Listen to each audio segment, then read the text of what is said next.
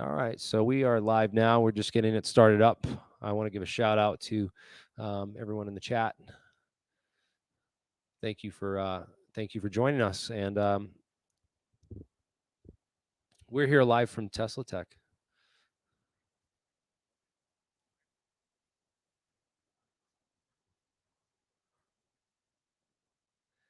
Yeah, so everyone who didn't catch this on the live stream, I just reiterated this to the group, but I don't know how do I center my it's showing you while I'm speaking on my thing, so I have to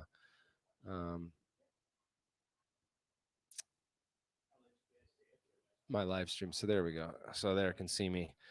So we're here live at Tesla Tech for everyone joining us live from YouTube right now, and we're going to be presenting some of our conference speakers here on our normal APEC conference. Our scheduled speakers, Steve Burns, will be coming on shortly to give his presentation, followed by who's coming after this. I had this in front of me.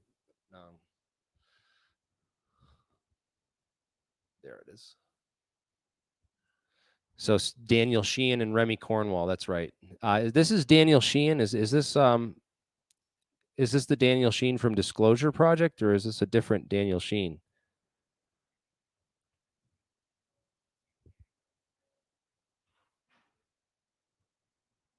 Interesting. Well, so he's coming on at my time zones are all messed up now because I'm out here. But he's coming on after at 2:00 p.m. Pacific time, and then at 4:30 Pacific time, which is 5:30 here in Albuquerque, or 3:30. 3:30 out in East Coast time. We'll be going live here from Tesla Tech. So I've invited a bunch of the speakers up from Tesla Tech to come and have like a little chat and discussion with us here with Mark and myself. So tune in for that after our first two speakers. But yeah, why don't I hand this over to Tim and let him wind this down. We got 2 minutes left till the exact go time on the conference. So, and, change my video up.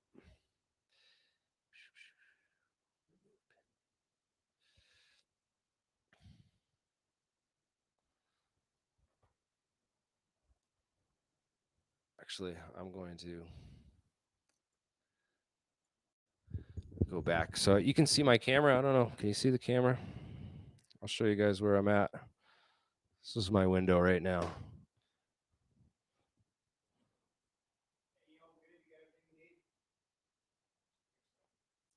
Yeah, we got food coming. We're in the executive suite up here, guys. This is our setup. We got a couch here, some chairs, bathroom, our own bathroom. We got a chess table, a TV, another TV in another room, 3 balconies, and a little area with a chilling cooler over there with for drinks and with a sink and stuff. So.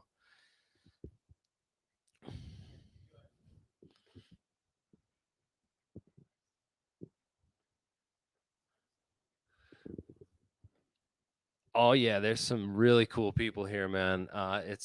There's not it's not it was way more people when I came in 2009. It's not a huge conference. They said because of COVID, their numbers are really not gotten the same turnout that they've gotten in years past.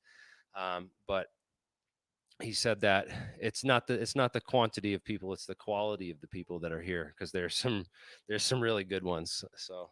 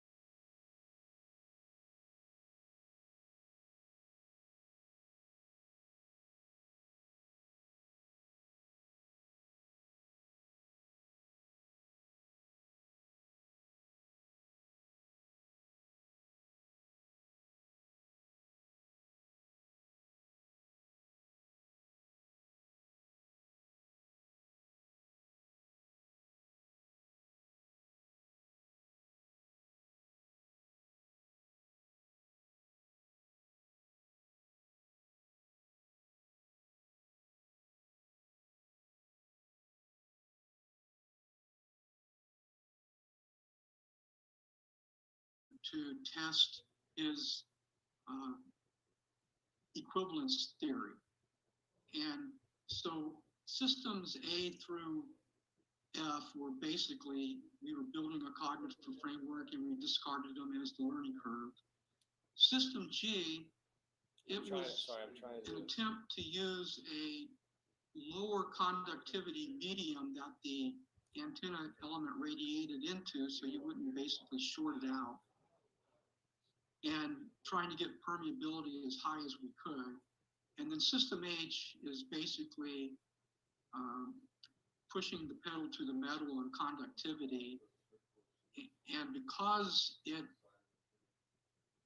is surrounding a radiating antenna, there's a question about how to interpret Maxwell's equations on this. And I personally think that it cannot be insulated. You cannot have an insulated layer there, because if you do, then the insulation becomes the medium and you end up with a coax cable. So the problem with system H is that it would basically just short out the antenna and just have a conductor. And that's why I keep claiming that you need really a superconducting antenna. And as we'll learn later on, the theory supports the fact that this is probably why tic-tacs and gimbals operate cold. So I just want to say something quickly about System G. I was involved in the conception of the concept, and I've looked at lots of concepts, and System G is just one of them for me. I was not involved directly with the experiment that was published. All I know about it was, other than the fact of participating in the conception of it, is that the university in Brazil so I was told they used a consulting firm in the Southwest US to design the antenna, which actually happened faster than I thought it should have, considering the consultants that I've worked with. I've made a living in electronics for 47 years, so I've seen everything 5 times. The other thing is that there's 3 red flags for me on that experiment. Number one is that I, or anyone else I know, has ever seen a photo of it. I've just seen paper drawings. Number 2, the data is really sparse. And number 3, last but not least, the transformer they used a solid iron rod for a high current transformer, and transformer engineers will tell you that it would be no time at all before, at the currents that they had, there'd be no time at all before you get inductive heating and that rod would blow red hot. So those are question marks I've always had about this. And so now you kind of know what I know about that experiment. I received an email from Aquino saying that he was successful. I still have it in the archives. But like I said, that's really all I know about it. So this discussion isn't about that experiment. As far as I know, it's never been replicated. So to me, it's just a data point somewhere that really isn't relevant at this point, and I've moved on beyond it. So I'm hoping that I don't get a lot of questions about it, because I really don't have a lot more to contribute about it other than what's already known. Nodin showed an interest in it. I communicated to him what we had learned from our modeling, and I have to say, Nodin picked it up really quickly, and he posted it on his website, and that's sort of been there for 20 years now. So this thing, to me, I kind of lost interest in it for several years. And I was researching something unrelated, and I stumbled onto Stratton Chew's research at MIT on prolate antennas during World War II for military radar. And it was a real aha moment for me. And I'll show you that as we get into this. But it was a turning point for me, and I just kept getting interested in it. And I don't really have a passionate interest in UFOs. I read a paperback when I was a teenager in the 60s. I discovered Hill's book in the 90s when I was scanning library shelves. And starting with Keen's documentary a decade ago or so, and then some half dozen or a dozen documentaries after that were actually tried to identify patterns and attributes. it kind of sparked an interest in me again on this because, quite frankly, the theory just gives good answers. And I'll show you why I think that as we get into it. And one other thing I just want to say about it is that I'm not an expert on UFOs. I know what I've seen on TV, and all I can tell you is what the theory says about them. So that's kind of the subject of where I'm going here. And Tim wanted to show a little bit about the experiment. So I made two really short videos, one of my setup and one of how I make experimental measurements to hopefully show you how I'm getting numbers. All you have to do is generate, according to my spreadsheet, 25 watts of radiated power at 0.5 hertz in a volume 1/8 of the size of a soda can. So that's easy, right? I mean, any electrical engineer would tell you that you'd have to be a stark raving mad lunatic to even try that. Well, I tried it, and I played around with it for years because I'm retired and too much time on my hands. So I'll show you what I've come up with, and you can make your own decisions about the relevance of it. And let's see what else I got here. Pretty well covers what I was going to say up front. So let me just dive into it here, and we'll go from there. And I've never used Zoom before, so I'm going to try to see if I can make this work. Can people see this? You should be looking at a PDF PowerPoint. Is this? Oh, and again, I think you have to click once more, Steve, to actually display it. It's going to take you to that pop-up and ask you what screen you want to display. Oh, yeah. Okay. Yeah, no worries. Let's try that. We're just going to get this one. We'll get it figured out here. Can you see that? There we go. Yeah, All and right. that's the same PDF you had up last time. Yeah, this is, years ago I had a job interview where I had to give a presentation. So I created this spreadsheet. So I just thought I would just give it here. Don't ask how that turned out. So this is about extremely low frequency electromagnetic gravity shield theory and experimental design. It's Aquino's theory, and I basically injected antenna theory into it, and we came up with a model. And other than his MG equation, it's just basically EM standard textbook equations that everybody would be familiar with in that field. So let's go here. I'm going to skip over a lot of this because I've got a lot of material to cover, and some of it's relevant, some of it isn't. So let me just say that I don't know of any reproduced gravity shield experiment in the literature. I'm going to give a historical account of how we did this, and I'm not going to dwell a lot on the equations. Like I said, they're standard equations, and you can look at this when you want. It's on my website. Google is discontinuing the site's platform in 2 weeks, and I don't have a plan to repost it anywhere. And it is downloadable, so if you want it, you just get on the site in the next 2 weeks and download it. So we're going to try to model an apparatus for theory validation, and then we're going to present experimental efforts to date. So it all started, at least for me, with a publication. It was back in the 80s where someone assumed from their quantum mechanics analysis that equivalence only holds at absolute zero. And sorry for the phone. And so if you increase temperature where you get thermal radiation, you can see a slight difference. And key word there is slight. If you don't get down in frequency, it's very, very slight.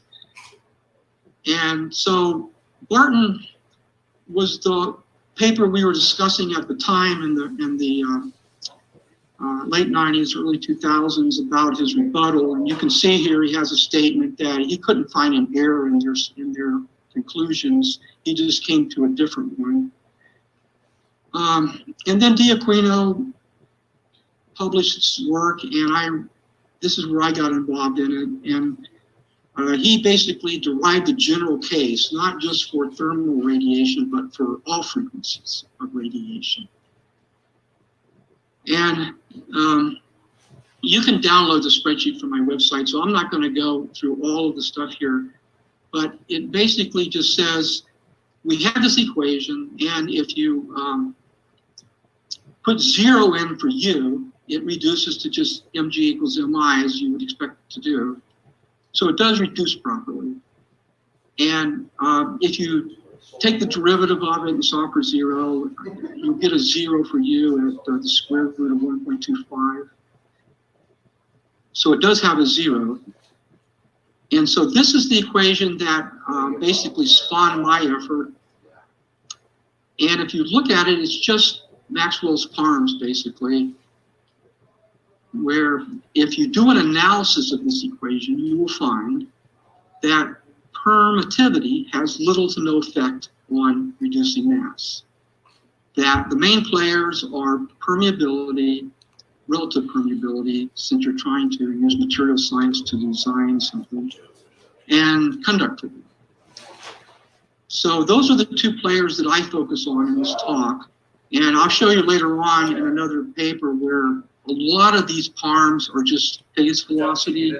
And if you reduce it and put phase velocity in here, the equation reduces to a much simpler form. Okay, this is stuff that we did way back where I discovered some data that the Navy took for underwater submarine antennas where they were trying to get them to work, where they measured the phase velocity for salt water. And so I tried to curve fit it to make sure that it was consistent with Maxwell's phase velocity equation, and it fits very well. And down here, I have this little insert on all the slides here to kind of remind us of what we're doing. We have antenna elements. This is a dipole. We have antenna elements where the lighter color here, and then it's surrounded by a medium, which is the gray, and then the outside you can see the shield that encompasses it. Here's the equation for phase velocity from Maxwell's equations.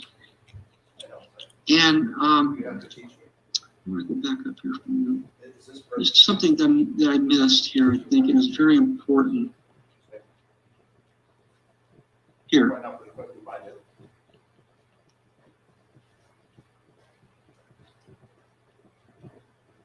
Nope, I haven't gotten to it yet. Okay, I apologize for rambling here. So what I contributed was I just took the equation of a monopole or a dipole, depending on the configuration of the experiment, and calculated the radiated power from it. And we determined the efficiency of the antenna based on the ohmic resistance of the antenna. And then we calculated the attenuation through the medium, since you're trying to eliminate the shield. And we ended up with a power density based on what basically is just standard E&M theory. And so now we have to illuminate atoms, and that's a little more difficult to analyze. So Aquino came up, this is what he sent me, came up with a number that I use in my spreadsheet. And again, you can look at this and decide what you think of it.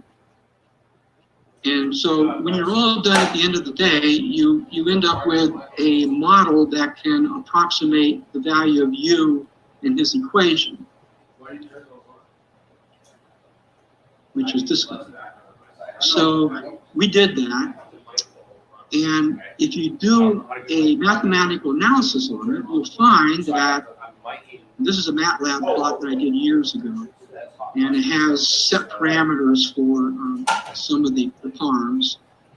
And frequency kind of goes from high to low here. And it starts off at 1 hertz, it goes down to 1/10 of a hertz. So you can see that you don't get a whole lot of effect. And if you take this out to even RF energies, visible light, it's just, the difference approaches Planck's constant. I mean, it's really small. And if you get everything just right, you can come in and you can actually see a null effect. Now, this is an inflection point, but mathematics says that is just as much of a zero as a null. So I'm just telling you what the model says here. And you get a very sharp mass cancellation. And that's why I say it would be very difficult to stumble onto this inadvertently, because it's just, even when you get things just right, it's hard to get it to zero.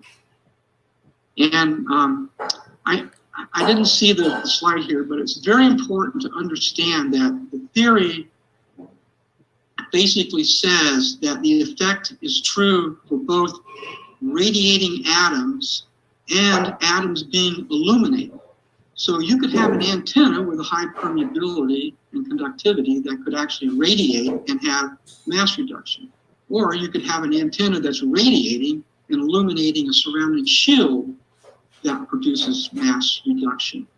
And later on, I'll show you why the model indicates that tic-tacs and gimbals are radiators and V's and triangles are shields. All right, so let's go on forward here. So we're giving a history here, and I'm showing you that superconducting antenna really helps out here. And if you do the math on a series resonance circuit at 1 hertz, you just get ridiculous numbers. You need 25 million henries of inductance to tune them a 1 nanofarad monopole. And if you're working with a loop antenna, inductive loop antenna, you need, depending on the inductance of the antenna, you certainly need at least more than 10 farads of capacitance. Spoiler alert, supercaps don't work, they're too leaky. All right, so showing you a gyrator here. If you look at it, the forte of an inductor is it resists changes to current. So if you put a step function in here and try to change the current through this resistor, this would be the series resistance of the inductor. For a step function, the capacitor basically passes it as a dead short. So the same input is put on both inputs of the op amp. So basically, you put an output equal to the input, and you have no voltage change across the resistor instantaneously, which means you have no current flow. It's resisting the current flow change. And then as the capacitor charges up, it allows current flow through the resistor. So it just mimics an inductor. And this shows you the size of the inductor. So if you do the math here, you'll find out that you need ridiculously large values of components to get down to 1 hertz. So I've had to come up with all kinds of innovative ways to trick it to get there. And this just briefly shows that Naudin's effort where he tried to do it, and then there was a French effort at the same time almost where they tried to do it. Both of them failed. And I just have some ideas here what to do next. And this is like 20 years old now. Okay, so let me go to another plot here, see what I can find.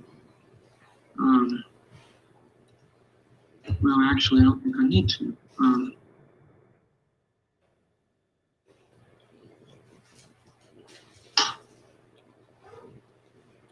My Zoom control is up with my paper, so I gotta minimize it here for a second. Okay, so this is a paper I wrote in 2005, right after I discovered Stratton and Chu's work at MIT. I wasn't looking for it. I really had lost interest in this, and I was scanning the library for another project, and I was looking at a book, and it had Stratton and Chu's results in it, and it was really a game changer for me. When I saw that, I just went, wow, this could actually explain tic-tacs and gimbals. So let's go through here. Again, this is all on my website, but it shows the derivation of it. And here's the same equation you saw before, only VP is replacing all the parms that you saw. So it's much easier just to understand it with this. This shows where the zero is, and then this shows what VP is, which is all the parms that made the equations more complicated. And so you can, read through this and see. And I actually took something from Stratton and Chu, and I actually tried to make a gimbal. So, and you'll see why later why I think gimbal is a saucer. I'll show you why the theory points to that. So at any rate, anyway, so a lot of this is just, I was thinking out loud, and it's just mental dribbles. You can digest it if you're in the mood. But we get down here to the part that I think is actually relevant, and it's showing you that for a prolate antenna, whether or not a sphere is stretched into a cigar or squashed into a saucer, they pretty much act the same according to data that was taken at MIT. And they have a natural resonance. And that means you don't have to tune it. So you don't have all the complications of these far out components that you can't realize. And the ratio turns out to be length to height of 7 and a length over lambda of about 0.5. And so I go through an example here where I start out with that, and then I go, and of course the radiation resistance of a resonant antenna you expect to be about 72 ohms, and that's what they measure. And so I go through a whole bunch of stuff here that says this is how you would make a tic-tac, excuse me, a gimbal, and then you would come up with this, and then I'm showing you how to use a capacitor multiplier to tune it if you turn out to be just a little bit off of resonance. And so it's all here if you want to dive through the details. And then at the end, I plot for that particular design what voltage would have to look like in order to tune it to zero mass. And so you see for this design, you need high voltage. And this is what the control curve would look like. Whereas over here, you're on the other side of the 0 point. And I'm not really sure what this is. So I'm going to leave it up to other people that are smarter than me to figure out what happens if you go through 0. And so this is just another gyrator. It has a buffer stage in here, which is what I use. And so then I go through an appendix and I show you textbook stuff that I probably should have left out. And I was just trying to derive some of the equations. So I'm just going to go down here and I'm going to show you Stratton and Chu's work, which I think is just amazingly significant. I don't know that I can zoom this, so I'm going to have to do it piecewise. Okay, they start with a sphere where D equals L. You either squash it into a saucer where L is the length of the saucer and D is the height, or you pull it into a cigar. And keep in mind the extreme cases of this is just a flat circular plate, and this is just a wire. So you're approaching that. So this is the feed resistance. I'm going to do this last. Let's look at the reactance curve. It says transaction from sphere to thin spiral wire dipole, resistance and reactance of spiral antenna fed at the center from Stratton and Chu.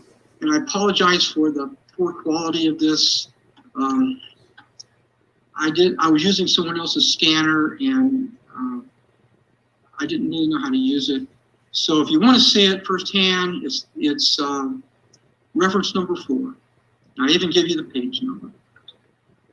All right, so let's go back down to the reactance plot. And let's take a look at it for a minute. So this is plotting L over lambda and reactance. So you can see you got a resonance. So let's see what that means. Well, this is L divided by D, and this is 7,070. This is 707. This is 7.07, and this is 7.05. So from here to here, you have hardly any change. So what I'm interested in is from here to here. So the larger the number, the less height you have in the device. So if you're going to have headroom, you're going to have it really long. So 7.07 kind of gives you the optimum value of giving you as much headroom as you can per lane, but you still end up with a 7 to 1 ratio of length to height. And if you can achieve that, it's saying you can get zero reactance if you have L over lambda equal to 0.5, which are the params I used in my design example. And if you come back up to the feed resistance chart, it shows you for 7.07, it's about 73 ohms. So it just seems to make sense. And these are what the curves you get for the larger ratios. And this is 7.05 again. So I adopted 7.07 for my standard ratio for what I talk about. But again, it doesn't have to be that. It can be larger. So that's basically what this paper says. So let me go forward here. And so which one do I want to do next? Do I want to try to convince you of what the glow is? No, let's do advanced first.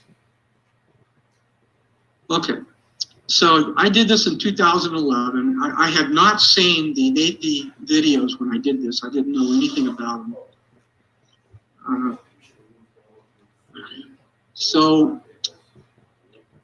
I went through and I analyzed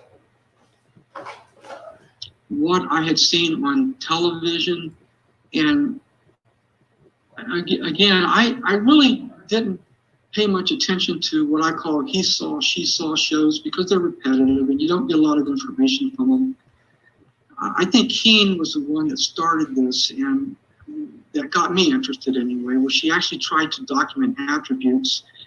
And so I started thinking about that, and I started trying to piece together what I thought this theory says. So you can come to your own conclusions. And if you look at Stratton and Chu's work, you'll find that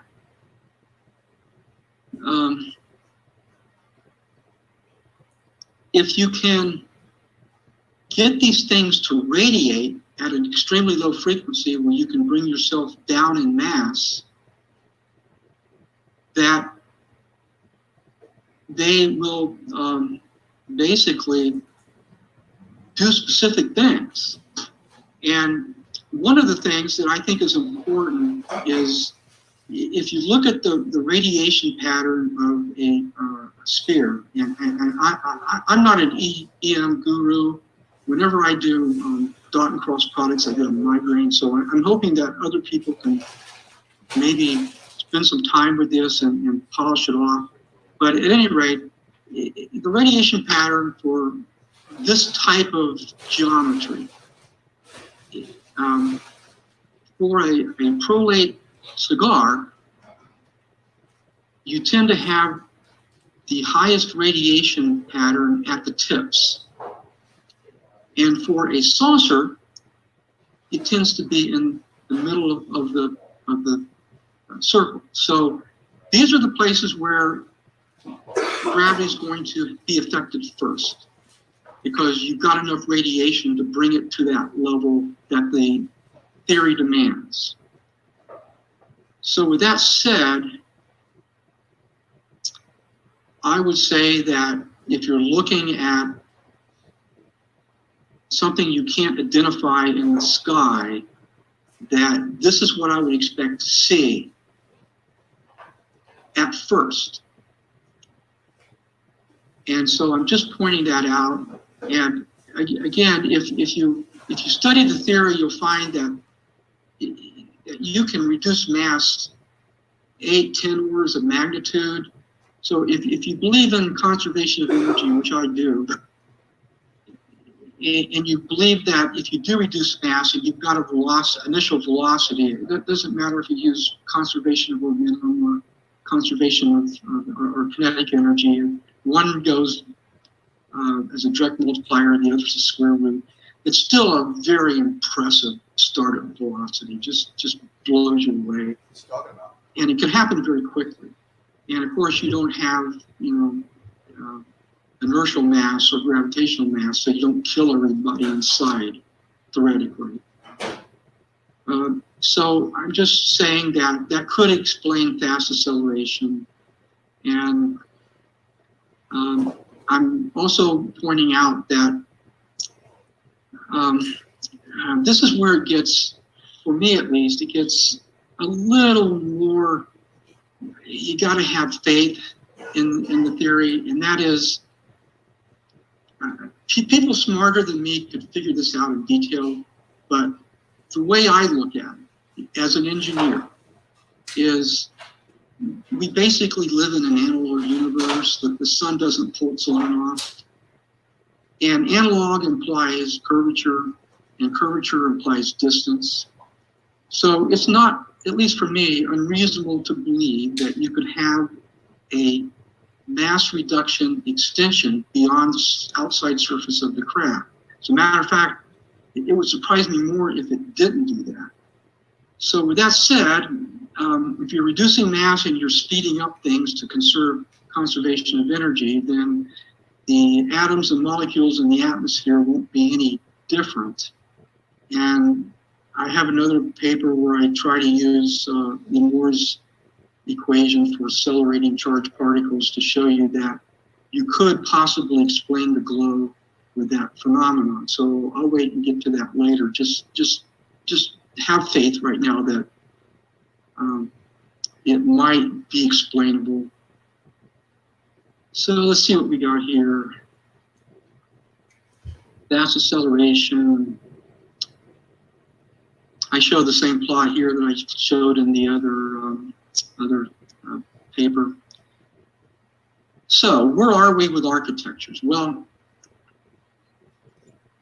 if you look at the different varieties of what I think of as the more credible observations, and you try to put them into patterns, I think you could say that a lot of them seem to be configurations of prolates.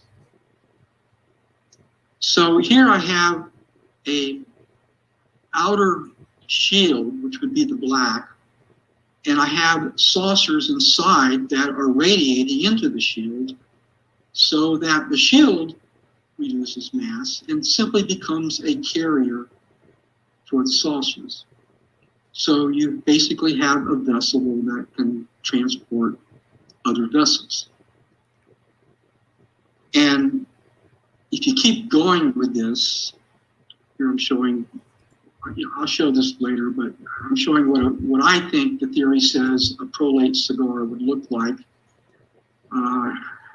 even though it doesn't show the structure of the radiation pattern, which I will try to convince you that gimbals and Tic Tacs have. All right, so we'll get to that in a minute. So, you could have a line craft with 3 Tic Tacs. Here's a drawing where I did with Visio, where it made the length of the height of the prolate 7.07, like Stratton choose work. It's all based on that. Here's the end view showing what it looked like from the end. Here's a V-craft, same concept. If I was writing science fiction, I would have the back ends of these things open up, and the saucer just stays stationary in the shield. And 12 Tic Tacs could just unload, go off, do their thing, come back, rendezvous, and then take off again. It's a thought, but at any rate, if you do the 7.07 for cigars and saucers, you get something that could actually be, in my opinion, presented as what was observed. And again, you can draw your own conclusion from this. This is not my theory. I've been interested in it because it just gives me interesting results, and you can draw your own conclusions from there. I'm not going to try to change your mind or anything. All right, so let's go down here. This is one I showed before, and then of course now this one I pulled from Keen's first television documentary. I actually froze it on the screen and did measurements. And I heard later on that it was a hoax. But I really don't keep up with UFOs, so I really don't know the story behind it. But I'll tell you, it fooled me. I thought that the plasma patterns underneath were reasonable. And so I wanted to see if the model would describe it. And even though the plasma location on the bottom of the craft was kind of in the wrong place for me, I just went with it and I didn't try to fudge it. I don't fudge anything. It's either it explains it or it doesn't. So this is a little off for me, and I really didn't understand that. But anyway, you could kind of get your head around how you could make a delta craft. But clearly a triangular craft makes more sense. And I think that's what could explain them. So they would be basically a 3 tic-tac carrier with a gimbal module that stays with the shield. And that's pretty much it for this. I try to give references where I got things from. The pointing vectors for the antenna pattern is here, if you want to look it up. So with that said, let me go out and really get into the iffy mode here and try to explain what I came up with to describe glow, what I call glow. At first, I tried to explain it with ionization radiation, and I really wasn't happy with anything that it said because I just couldn't believe it. And then I thought, well, gee, let's try a little more. And then it really started to make sense to me. And so again, you can read this, it's on my website. And I basically go through an analysis of what Lamore would say about this. And you can see his equation. It doesn't care about velocity, it only cares about acceleration. So if you reduce mass quickly and you accelerate quickly, something's going to radiate. And from linear accelerator measurements, it's been determined that the radiation comes from the accelerator power supply. There's no free energy. It's about a 15% overhead, and therefore I'm claiming that tic-tacs would use more power in atmosphere than in the vacuum of space because they have to have this overhead of below. And so I go through an explanation of why I think that it could change size and change color. And so I also believe that if it does accelerate and it gets to a fairly high velocity and it impacts the surface of the shield, which is most likely metal, then you would get soft X-rays out of it from Brimstone. It's the same concept as your dentist X-ray machine. And you could actually use the X-rays to characterize the constituents of the shield, which would tell you how they make it. So that's what that's about. And so here I have an artist's view, which actually made this with Visio, and showing you what it might look like according to this theory. And again, I stay interested in this theory because it just gives me interesting results, and I don't think that anybody could have discovered it inadvertently, because even when you know how to do it, you can't do it. So let's see what else I got here. So what I'm going to do is, now that I've said that, I'm going to try to change to different screen. Can everyone see this? Yep, looks like it worked perfect. All right, well, okay. Now, I'm not making this up. I did this morning. It's the first time I've ever done it. Last night I had the thought, well, I'm going to talk about, radiation profiles and patterns. Let me just take a quick look and see what gimbal and Tic Tac looks like. Go Fast is so small, it looks like a saucer, but I didn't include it because it's just really tiny. So what I did here was I just captured the Navy video. You can see the bars from the video over here. And I zoomed it up by 400% just so I could work with it.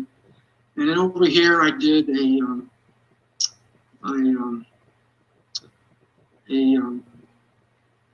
different picture enhancement effect so I could see the outline a little bit better. And here I used a different effect for a different image I captured in the same video. So I've got two images captured in the same video. And just looking at this, you can kind of see that the profile dips in the middle, sort of like what I was trying to show in that last, the PDF that I was showing earlier. So you have to remember that the prolates go down to a point here. So any large amount at the tips would kind of get averaged out with the higher radiation magnitudes at the top and bottom. But you can still see there is some kind of structure here where it says most of the radiation is coming off from the tips of the object. So I'm claiming that this theory says that this is a cigar. Now let's look at gimbal. Again, I did the same thing. I just took a snippet of just the part of the video that had the object, blew it up 400% just so I could work with it. And then I did an enhancement on it. It didn't change anything other than I just did a photo effect on it so I could see the outline better. And again, you see, as with the saucer, the radiation pattern is highest at the center, tops, and bottoms, just as the EM theory predicts it would be for a prolate saucer, and that the outline seems to indicate that that is the case. So I'm claiming that the theory says that gimbal is a saucer based on this profile of what I'm calling an extended mass reduction zone that goes slightly beyond the surface of the graph. So with that said, let me figure out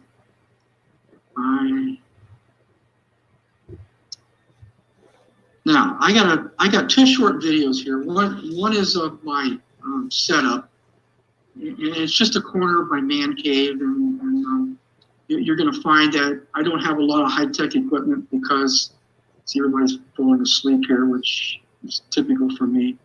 I don't have a lot of high-tech equipment, mainly because nothing works below a hertz. So I just use circuit theory to do most of it, and I explain to you how I do that. So let's see if I can actually get a video to work here.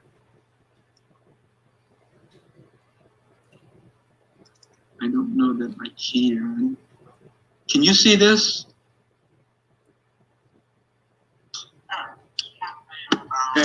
Steve, it's actually showing, let me see, gimbal.jpg. Is that the one you're trying to show? All right, well, it's not working then. All right, let me see if I can figure out how to do that. Movies, TV, let's try this. Did that work? Yeah, no, works perfect. Okay, I'm going to start it over. So you can see this, right? Yeah, and it looks like we can hear it a little bit, but it's not sharing the audio. It's just kind of a feedback on the audio. So sine wave generator, voltmeter. Sine wave generator goes down to millihertz. Gravitronic Tuner, which is a work in progress, and you can see it's experienced feature creep, and I don't polish things off, I just use them as they are. Power supply in the back where I can change for higher current. Terminal block where I make changes. Here's the capacitor I'm using for the demo for my capacitance multiplier. It's an inductive loop transistor, radiator. 4 half-ohm resistors that I can tap off of to make the ESR, the capacitor, what I want, and then 4 10th-ohm resistors that I can manipulate to make the ESR as low as I want. And if I get low enough, at some point, the electronic burst into flames, and I don't know exactly where that is yet.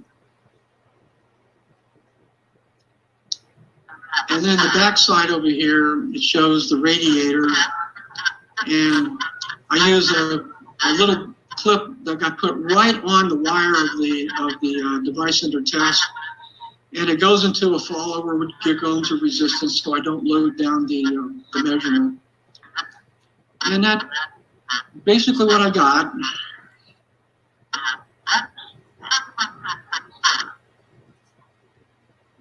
So let's see if I can figure out how to do the other video.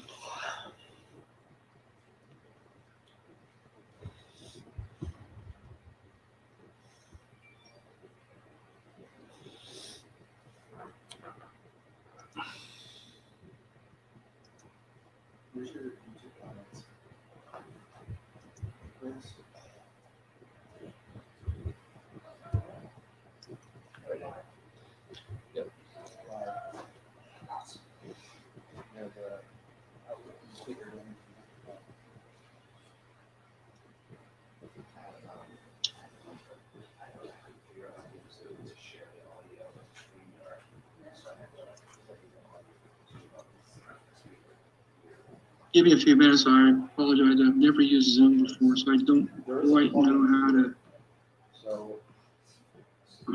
to. There we go. Looks like it's playing now. Can you see it? Yeah, yeah. Oh, good. Can you hear it? Not really. So it's kind of a Zoom bug, but the noise coming through your speakers comes back into your mic just a little bit, but not really enough to hear what's going on. It's not doing the actual direct sound from the video. It doesn't play that. Did it go away, the audio? Did the audio go away? Now it's still there a little bit. I tried muting it, but I muted myself here. It's just a scope. The left side's a oscilloscope, the right side's a spectrum analyzer. I have a frequency indicator down here, and voltage RMS is over here. And I'm going from 0 to 10 to 20. Let me just, you may have to minimize your Zoom screen here to see it. But what I'm going to do is I'm going to start at 20 hertz, and I already know that the resonance is just under 10 hertz. So I'm going to start at 20 hertz, I'm going to move down, I'm going to show you the resonance, and then I'm going to go down even further and show you that it is a resonance. And I'm going to go back to the resonance. And theory says at that point it is basically Ohm's law because you canceled the reactance. So then I'm going to do measurements on the device under test and calculate the radiated power on it. So here I'm powering up, and I always let it stabilize because I've got 2 high current amplifiers connected together across a small resistance. And so here I'm starting out at 20 hertz, about 20 hertz, and I'm going to move down in frequency.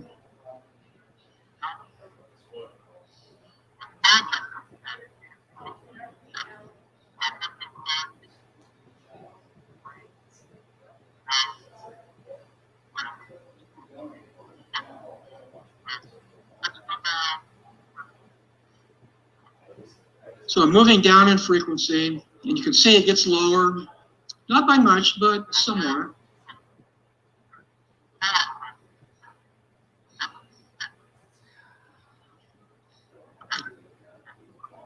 So I'm claiming 9.7 is about the middle of the resonance curve.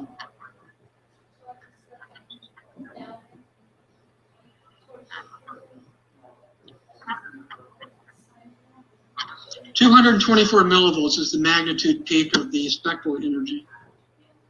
So now I'm going down in frequency again, and I'm hopefully showing you that it goes up again. So you'll believe that it's actually a resonance. So I'll go down back to the resonance and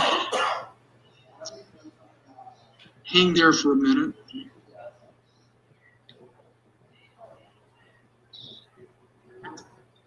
So now what I'm going to do is I'm going to go to the other side of the device under test, and I'm only going to measure the voltage drop across the capacitance multiplier. So if I subtract the two, I should just get the voltage across the inductive loop antenna. So that's where I'm headed here.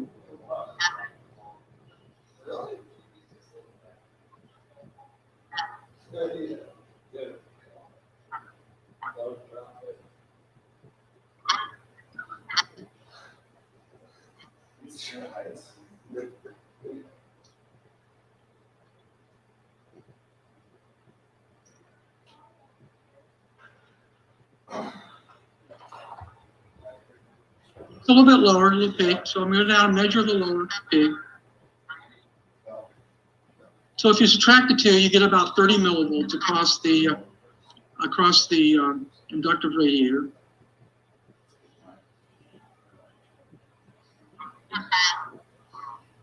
And I know that by design, I know that the ESR, the equivalent series resistance of my capacitance multiplier is 1 ohm, because I set it there because I wanted lower current to do this demo. And so for Ohm's law, you have 193 millivolts with 1 ohm, you get 193 milliamps. So that's how much is flowing through the series string at resonance. So now I know the current through the inductive radiator, and I know the voltage drop across it. I can calculate the radiation resistance. And I know that by measurement, that my 9 inches of 18 gauge wire has a ohmic resistance of about 150 microohms. So if you do the math for 200 milliamps, you'll find out that the voltage drop is negligible. So I'm claiming that the voltage drop I'm seeing is across the radiation resistance.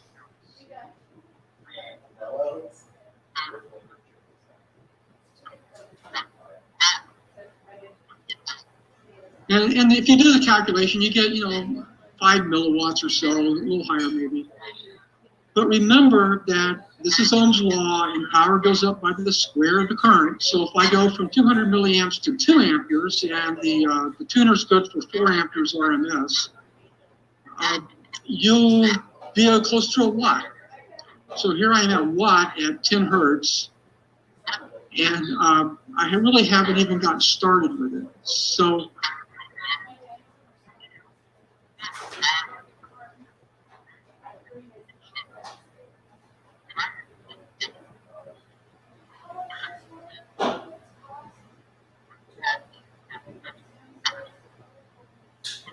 So what I'm saying is that the gain of the capacitance multiplier is set to unity. So I'm just reading the lowest value of capacitance, and I'm getting a 9 point something hertz resonance. So if keep in mind that the resonant frequency goes by the reciprocal of the square root of the capacitance. So if I increase the capacitance by a factor of 100, I can go down in frequency by a factor of 10. So now I'm down below a hertz. And if I increase my capacitance by a factor of 10, which I can do easily, that takes me down another factor of 3. So now I'm down below a half a hertz. So that's how I go down in frequency. And then it gives me just a little window where I have to search for the resonance rather than a whole wide range of frequencies. So this is the way I'm operating it right now. So that's pretty much it for the video.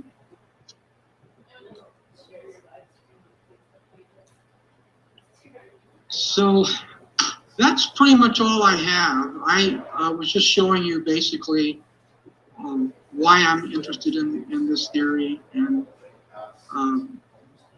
how I'm doing measurements to try to see if there's any way I can verify it. Quite frankly, I think that to do this without a superconducting antenna is a long shot, but I just want to see how far I can get with it. So that's basically where I'm at. What I would hope is that somebody out there has some kind of interest in it where they would pick it up and maybe try to contribute also. But that's all I really have, Tim. So you can take it away here. I'm willing to try to answer some questions. Like I said, I'm not a theorist. I'm an engineer by training. Nuclear engineering is exactly what it says. Engineering is we don't do quarks and muons. We're more about neutrons and gamma rays. And so while you guys are asking me questions, I'll give you a pop quiz. The center of the sun. Pardon me? Oh, wonderful. Well, Steve, let me do this then. The first thing I want to do here is I want to put this on gallery mode, and everyone please give an enormous applause to Steve Burns. Thank you very much. So, Steve, I cannot express how thankful I am that you were able to join us today and present about System H. And one of the reasons is, and this goes back to, I think, 2002, 2003, right? But in the news groups, this was all over the place. Everyone was talking about it. Naudan, as you showed, Naudan did a replication, and you really ended up kind of carrying the torch and becoming, I think, kind of the primary expert for this. You know, and so I can't thank you enough, because it's wonderful to have you present on this and where the work is going and how you've kind of continued the research. So if you are in fact open to it, I would love to go to questions. Let me see. I'm gonna allow participants to unmute themselves, and we have a bunch of chats here. Let me see. So who does anyone want to raise their hand for questions? Anyone want to start here? Sorry. I just upgraded my Zoom, and so some of the layouts are a little different. Okay.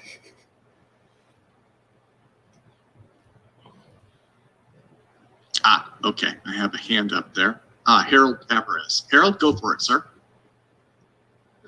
Yes, you mentioned something about gravity, and magnetic fields in there. How do you make it differentiate that you're producing either gravity or is a magnetic field effect, like two magnets attracting each other, a force of attraction instead of force of gravity? How do you make that differentiate between the two in your system? I could barely hear you, but I think I could make it out. I'll tell you my thoughts on it. Probably the best way to do that would be just talk about the STEP experiment, which was a satellite that was sent up to measure equivalence. They did it to like 10 to the 18th, which is pretty impressive for a space experiment. STEP basically used accelerometers operating at a very cold temperature, and they looked for quantum interference with squid devices, which is just an amazing concept. Hats off to them for that. And then they surrounded it with an electromagnetic shield so that we wouldn't get any interference. That's exactly the opposite of this experiment.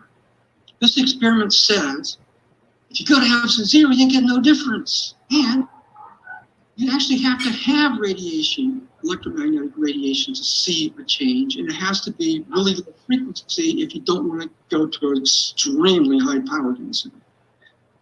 And so for me, this is different than magnets and accelerometers. They're more non-radiative type of devices that try to use what I think of as the antenna near field, the antenna electric magnet field to show things. This theory says that won't work. You've got to have radiation, and if you do experiments on permeability of materials, it's one of the problems I've had with this concept is that as much material science as it is electronics, and electronics guys don't like material science and vice versa. So nobody really is interested in it. But if you look at the permeability of materials as a function of the magnetic field, you'll find that it changes all over the map when the field changes. So it's really hard. I wish I could cancel out the near field. So this isn't about magnets, it's about radiation. And so that's what I see as the difference here. I'm hoping that that's what your question was.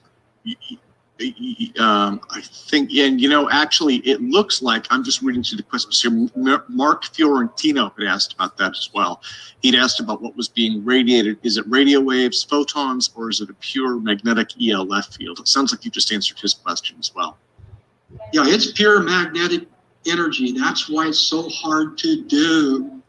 Because if you look at the electronics, and my cousin's the ham operator. He thinks I'm a stark radiant lunatic for even trying this. If you look at antenna theory, it says for 1 hertz antenna, you needed thousands of miles long. So what I try to do is I try to slow phase velocity. And quite frankly, with the measurements that I'm coming up with, I have it down to about 25 meters a second. And so by doing that, you make the electrical length of the antenna look much, much longer than the physical length. And therefore, you can radiate with higher efficiencies because you're squeezing the wavelength so small. And so that's the trick we're trying to do here.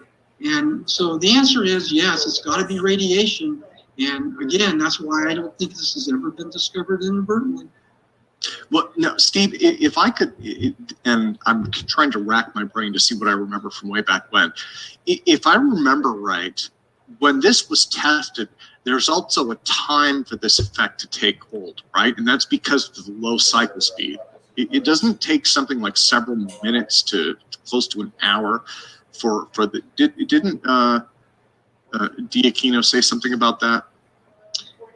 Well, again, a lot of this is abstract, and we even struggled.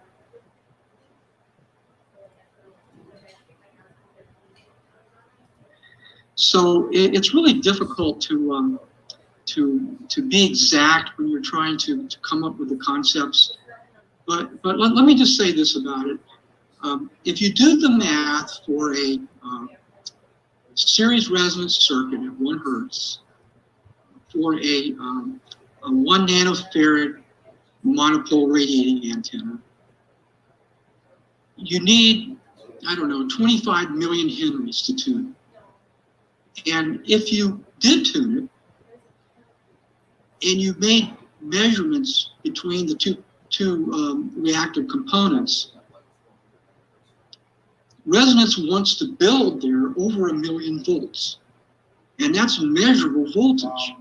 So I can't do that. So what I've done is I put in 1 cycle per second, and I actually posted this on the propulsion list as one of the videos that I posted on there. I used 1 cycle a second, and I used 1 volt peak to peak, and I just sat there and I watched it build. And I max out at just over 50 volts. So I can watch it go up 1 volt at a time, all the way up to 50 volts. And I was claiming that could be a reason why Tic Tacs seem to charge up before they take off. I think they need to build resonant voltage to get the radiation high enough to give them the mass reduction for their shields or their radiators. So that's all I can say about it. Well, I will say one other thing, and that is, in order for me to try to do it, I have to go way, way down in frequency, like 0.3 of a hertz. But if these things could work maybe between 1 and 2 hertz even, they could build 10 times faster than I can. So they would be like jet fighter aircraft. I would be like, slow prop plane. And, they could take off much faster than I could because they could build faster. So if you look at it that way, that's what the theory says about how fast you can take off.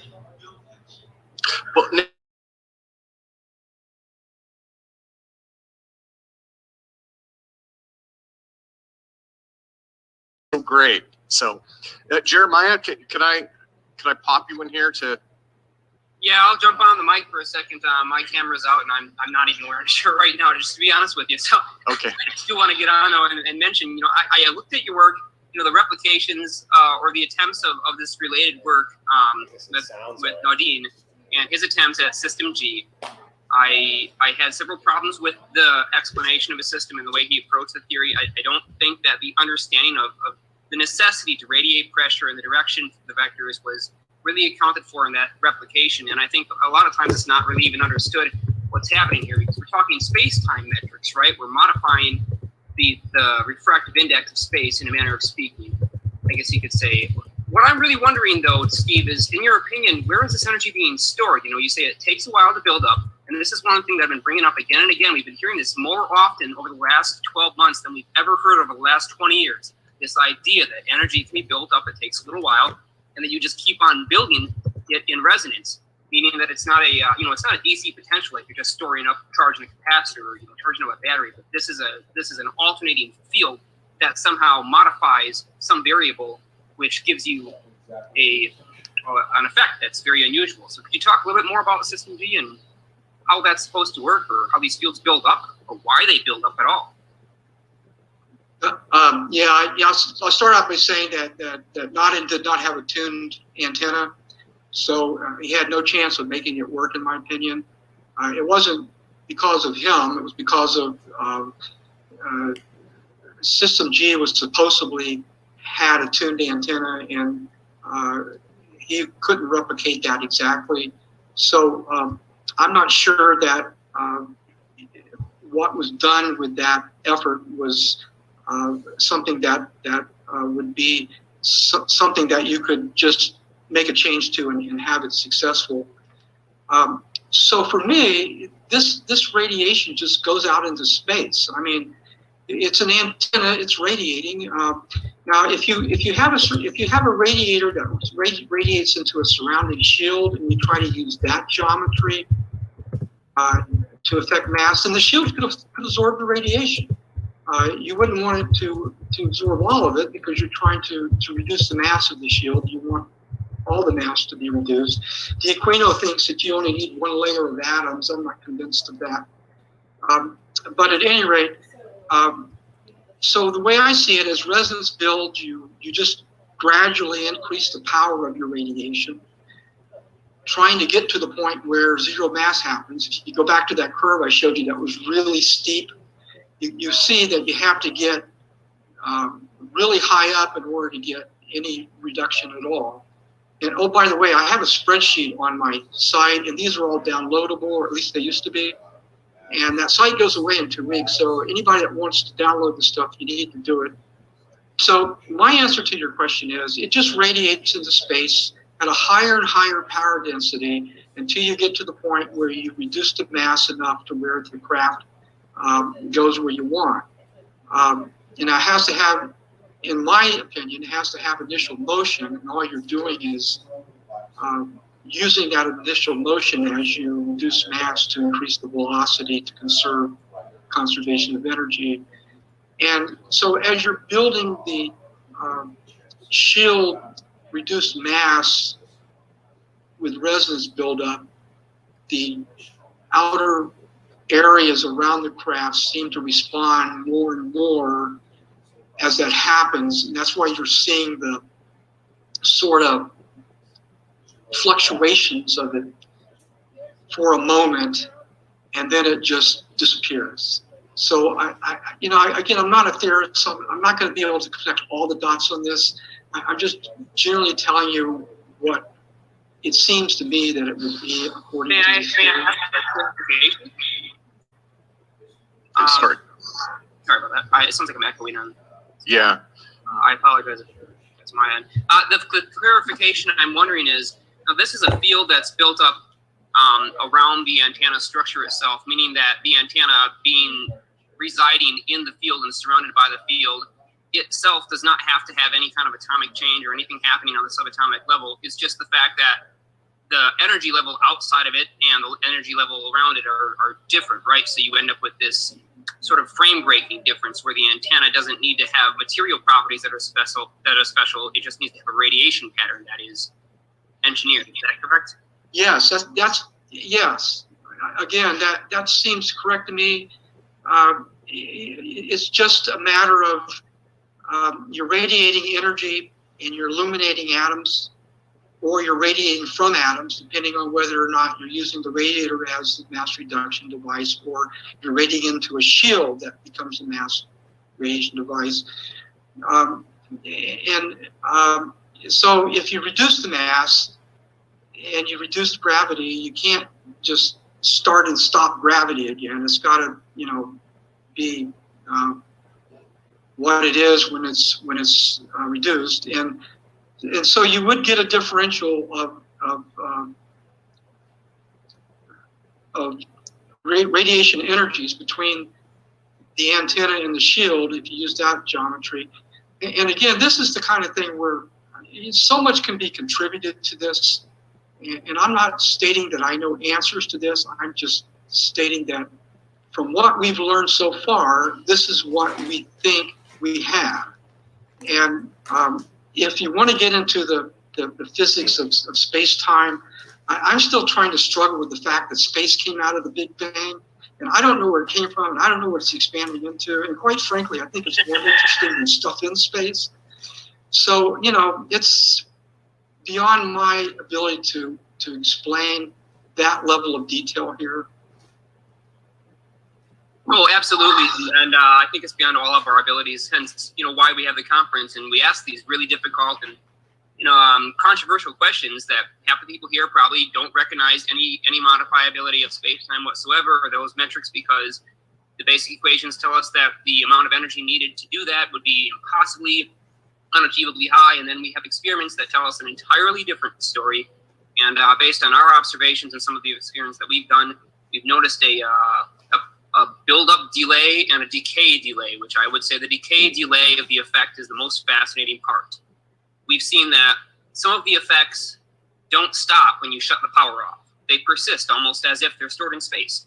And we think this is really interesting and something that needs to be investigated deeply, because it might very well be the thing that's the difference between making a very small force that never builds up and is always impossibly small into a very large force that builds up over time and becomes actually useful. That's interesting. Yeah. This is unexplored territory. In my own opinion, if there's a way to minimize mass, there's probably going to be only one way to do it. And if you can't do it, then maybe the universe is fundamentally designed to keep life local. So it wouldn't surprise me to find out in the long term that a lot of different ideas come together and connect and start to make sense as a whole. I'm just not prepared to comment on the stuff that you are certainly well educated about. I appreciate what you've said, though. Thank you so much for sharing what you have. It's been incredible just to finally see, after all this time, nobody has said a thing about this. You're the first person on APEC to even mention System G. So thank you. Thank you so much for finally bringing that back into the public light. Yeah, yes, thank you very much. Okay, Jeremiah, so he's muted out. I do want to reinforce one thing too before I go to our next question. What Jeremiah said about the decay effect is very interesting. That kind of came out of the blue. I don't think I've ever talked about that with him before. That's something when we were experimenting with the lifters, we saw that a lot, and not just in things that were relating to voltage, right? Because you can almost make the case that ions are bound or trapped locally, and so that's why these effects take time to dissipate. I had noticed several different effects. That was one of those little things that you make, you're like, I want to make a note of this, let her remember it for the future. And one of those was that not all effects seem to disappear when you turn off the power, which it just kind of stuck with me. I was like, remember this for the future. So to hear him say that, I'm like, yeah, that's. But so let me go to William Schramm next, because he was asking about materials in the antenna. He was asking about superconducting materials. William? And if I could I get you to turn your camera on, William? Yeah, let me try.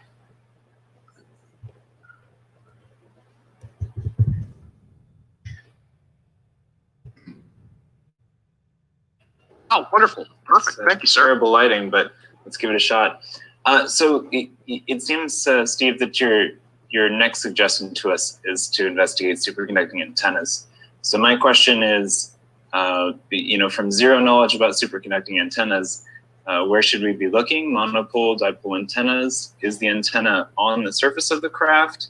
And what materials should we be looking at? I could talk hours on that.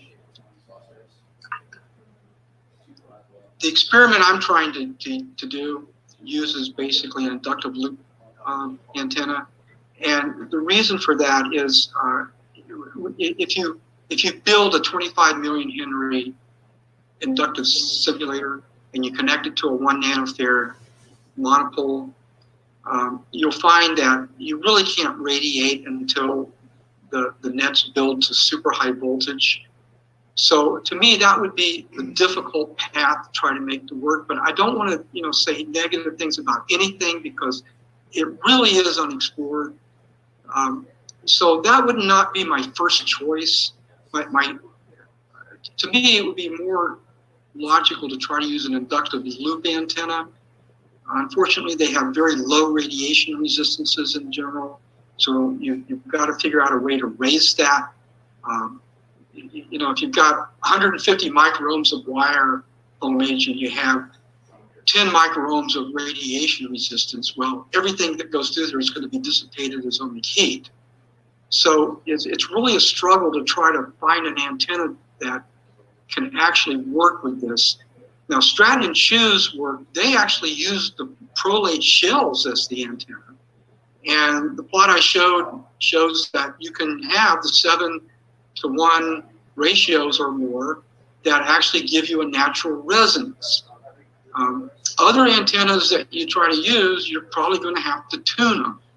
And if you use an inductive loop antenna, if you try to increase the inductance so that you don't need a super high value of capacitance, you'll find that the permeability of the core will decrease dramatically as the near field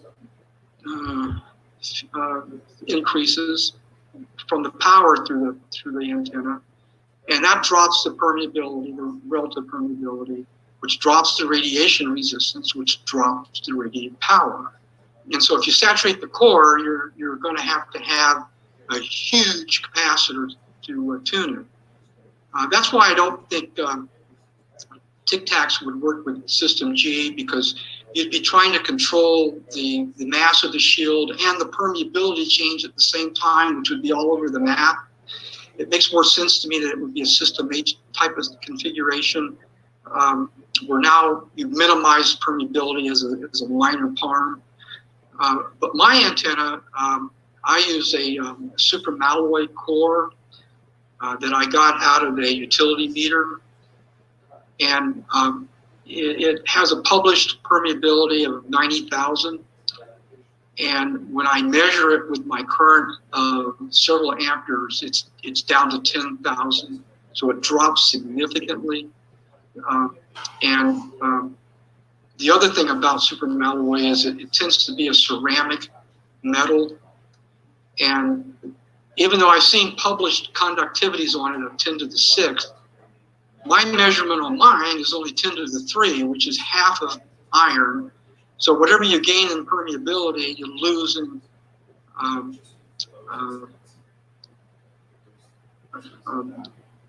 but so you basically, whatever you gain in permeability, you lose it. With higher current, with higher radiation current, and so you have to start thinking about, gee, how can I supplement a high permeability material with a high conductive material and make the geometries so that they seem one and the same. So like I said, it becomes a material science project as much as an electronics project. And so what I would say is that the best chance I think that anyone would have, unless they can build a Prolate antenna 30 feet by 5 feet, is try to use an inductive loop antenna, try to get the inductive as high as you can. My capacitive multiplier, if I gang the multipliers, I can probably get up to 4,000 farads. That's with an ESR less than 1/10 of an ohm, and you can deliver 10 amperes. So it's doable. Technology allows you to do it. But you're right, the construction of the antenna is what it's all about. And so those are just my thoughts on how one might be able to do it. I know there's a lot of different antenna types out there, cross-field antennas. A lot of them are cutting-edge stuff. I tend to back away from that when I'm trying to do something for the first time because I don't want to mix problems. But that doesn't mean that that's the right choice. And again, I would just encourage people to just follow their own thoughts on this, because you're probably going to be as knowledgeable as anyone else on it. So those are just some thoughts on what an antenna would be on this, to try to do it experimentally.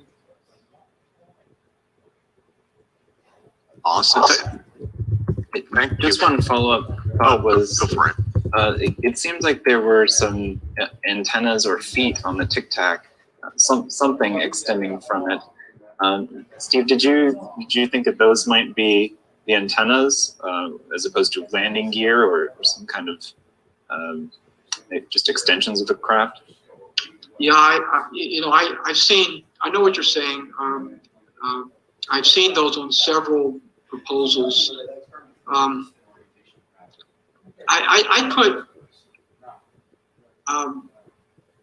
put observations into two categories: the ones that fit the theory well and the ones that don't. I really can't explain the ones that don't. It seems to me that if you have a protrusion above the craft, that it would be a problem. But again, I don't understand their technology. I don't have a technical manual for these things, and I've really never even seen one. So, and my wife keeps explaining to me that they don't exist. So, I don't know how to answer that question other than the fact that if you look at antennas today for radio frequencies, there's just so many types, and if you look at the varieties of them, some of them don't even look similar. So it's hard for me to say that can't work, because I really don't know. But it is problematic for me, and I don't quite know how to explain that, other than the fact that somehow they could include that in the mass reduction, but I don't know how to explain that yet. So the answer is I don't know. Okay, thank you. Yeah, and thank you as well, William. Okay, so let me go to Michael Boyd next, who has been patiently waiting. Hey, Steve. So okay. I got a question about do you think you're talking about you had to tune in the resonance of this thing to get it to work? I heard these talkings about that, and I'm curious if you think this is some kind of phase conjugate device. You know what I mean? Basically you were talking about adjusting the phase to get resonance, correct? Yes. Yeah. Well, the way I make measurements, I don't have a lot of equipment, so I start with a capacitor. I let it charge up to a known resistance, and then I can calculate the capacitance to a fairly accurate degree. So now I know a capacitor, and then I can use, for the geometry I have, I can use a known capacitance to calculate the relative permeability. And then from that, I can calculate the inductance of the antenna that I'm using. And I come up, for my geometry, about 40 millihenries. So if you do resonance at 1 hertz for 40 millihenries, you need, maybe 20 farads of capacitors. It's not that high of capacitance. So what I do is I use a capacitance multiplier, and I start off with a 22,000 farad capacitor, 50 volts. The higher the working voltage, the less leakage. So that's what you want to try to achieve. And then you put it through a multiplier with a gain of 100, and you can get it up, you know, to 2 farads, 20 farads. So that's, you know, my strategy. And then I just use the standard resonant frequency to figure out what that would be. And then I just see if I can tune it to that and see it experimentally. And I actually find that it actually does track the theory when I move parameters around. Now, as far as phase is concerned, that's one thing on my list that I want to explore. And I'm getting phase differences on this that you keep in mind, I'm trying to slow down phase velocity. So you're going to get a phase difference on this just from that. And so one thing that I'm looking into right now is trying to dissect the phases and try to figure out what is coming from. And in theory, if you're at resonance, you have 0 phase. So that's what I'm trying to achieve. And then it may be that if I have any phase left over, that's the reduction of phase velocity. I haven't explored that in detail. I don't know if that answers your question, but I'm just taking a series resonance circuit. I'm calculating what the resonance is, and I'm trying to see it experimentally with sine wave energy. And then I play around with it to see that it moves around the way that the theory predicts, so that I convince myself I really am looking at a resonance. And so I try to just use Ohm's law at that point to try to understand the rest of the circuit. That's basically my approach here with phases. So what resonance frequencies were you finding? What was it was real low frequency stuff, correct? Like below hertz? Well, the theory says, the spreadsheet that I'm working with right now says I have to generate 23 watts. I'm assuming it's RMS at about 0.5 hertz to see any reduction in mass. And I'm at 0.5 hertz at about 2.5 watts. So I'm about a factor 10 away, so close and yet so far away. And getting that last factor 10, I really don't even know how I'm going to do it right now, because I've really pushed everything to the limit. So I have a suggestion. Yeah. You've heard of the Schumann resonance? Say that again. I can barely hear you. You've heard of the Schumann resonance? Can you spell that? SCH Schumann resonance. It's I have. Oh, the Schumann resonance. The 7 hertz of the Earth.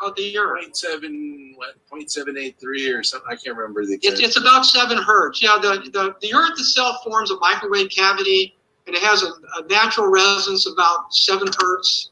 And you can actually see that if you make measurements. People usually use a floating JFET input for super high impedance. And you can actually see things on the net where people actually measured it. I've never tried to do that. Well, it's actually a lot lower than that. I'm getting the number right now. Where's Schumann resonance? So it's 7.83 hertz. Yeah, you were close. So yeah, the reason I bring it up is because there's going to be what do you call it? Harmonics, sub-frequencies. You know what I mean by a harmonic? Like first. I do. Yeah, I'm familiar with Fourier transform. Yeah, harmonics usually go higher in frequency. As a matter of fact, I'm the other way too. Oh, it does go the other way. Okay. Sure. Well, you know more than I do. You might be able to find a quarter wavelength or something like that where you can get resonance too. That's my point. Well, that's interesting. I've never thought about that. Schumann resonance devices, they usually use an antenna connected to a really high input impedance device as a receiver. Resonator. You can buy the resonator online. They're not that expensive. They're like $20 or something. Oh, really? Okay. Yeah, well, I'll explore. You might want to check that out. That's all my point is. Yeah, I'll definitely check that out because it's in the range of where where I'm interested in, and I really don't know that much about it. I haven't really spent time exploring it. So I appreciate you letting me know about that. There's a lot of free energy there. That's my point. Well, I don't doubt that there's a lot to be discovered in subhertz engineering. If you research it, you won't find anything on it because it's basically unexplored. Yeah. Okay. Well, thanks for answering my questions. Yep.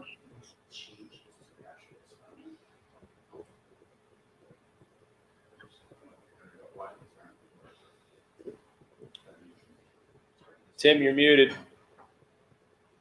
I'm sorry about that. Okay. Yeah, I was going to say, let me go to Jeremy Reese, who's had his hand up for a while. So, all right, cool. So, hey, Steve, thank you. That was a great presentation. I have a couple questions from the live chat and live stream over here. One question was about the size and the scale of the antennas that you're using. Are they nanoscale? Also, have you looked into fractal antennas and using some of the new research that's come out on what's it called, structures, using structured antennas? So either fractal antennas or structured antennas, which could be built down to the nanoscale.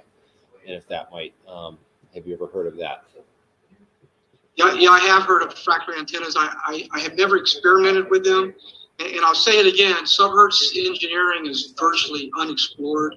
And I wouldn't close the door on anything. And I would encourage anybody that wants to have an interest in this to just go for it, because you never know. You're in a field now where it's basically just non-existent. So you're on the ground floor of anything you do. And I would encourage you to try anything that you think is useful.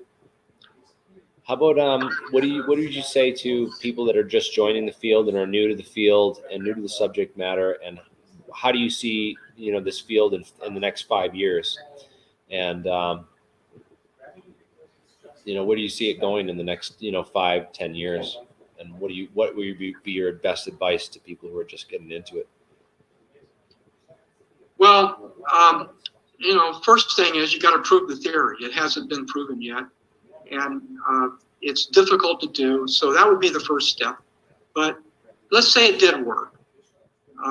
Well, gee, what could you do with this? Well, one thing that I would consider doing that is pretty simple to do is just make an anti-gravity chamber where you could grow crystals and things like that.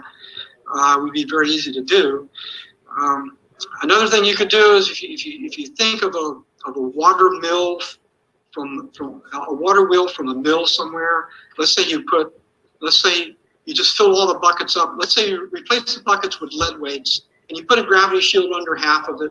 Well, the wheel will rotate. So now you have a motor. That's one of the arguments. And so you can hopefully make a tic tac at some point. Even though my observation of these things they're really advanced. So, the field could deliver stuff that's actually useful to society very quickly. So if someone was able to do this, you could basically change the world.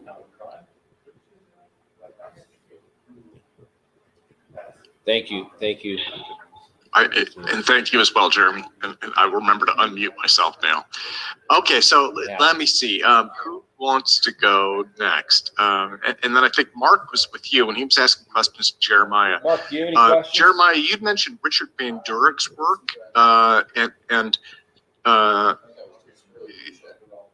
not sure. Do you have any thought? I can answer that real quick.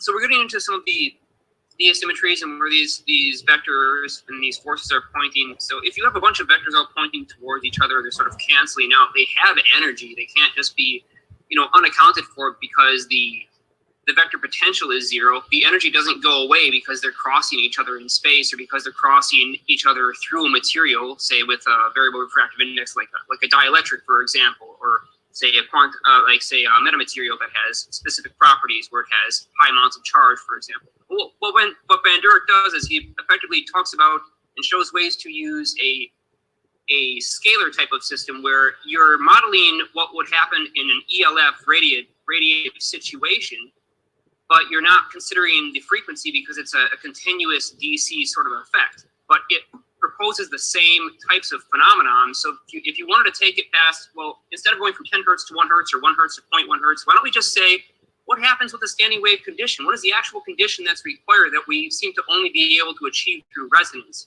If we could not use resonance, but if we could do it directly, you know, what kind of forces will we be looking at? And that's where I reference Van Durek's work, because he has systems which don't require resonance or alternating currents or radiated fields outside the system, but within the internal interactions of isolated and separate frames of reference that are all enclosed in the same box, you could say the same system, you end up with an asymmetry of forces and a directional vector that pushes the entire machine. So understanding that and how the differential in the velocity and acceleration fields, specifically the acceleration fields produced by the movement of electric charges, adds to the total effect, that's where the big key here is the acceleration fields, because the fields are separate from the charges. Once they leave the charges, you know, the charges stay in place. The fields continue on moving through space. They don't just go away. And so how do you use that phenomenon, knowing that it takes a period of time to move from A to B through space? There's a propagation delay. Yeah, I don't know the answer to that. I've always looked at this as maybe you're just generating a resonance with space and you just cancel out the curvature. That's a very simplistic way to see it. But I think you're right. Whatever you radiate out of this, the energies are there and they don't just go away. I've always looked at it just as an antenna, and I haven't really thought a lot about the space interaction with it, and I'm really not the right guy. So I think that, again, I'll say, if you're interested in this, you really should try to do something with it, because it is probably the best chance we have to make something that is useful in the fact that we're not just restricted to the planet. And I think that the physics of the space interaction is just fresh territory, and I think that anybody that has any ideas on it is welcome to do whatever they think is possible. But again, I'm not the right guy to get into. You're talking to Wolowitz basically, and you're more like a Cooper to me. So I'm just sitting here trying to answer it the best way I can. So that's really all I know. I just don't know enough to comment on all the details that you're knowledgeable about.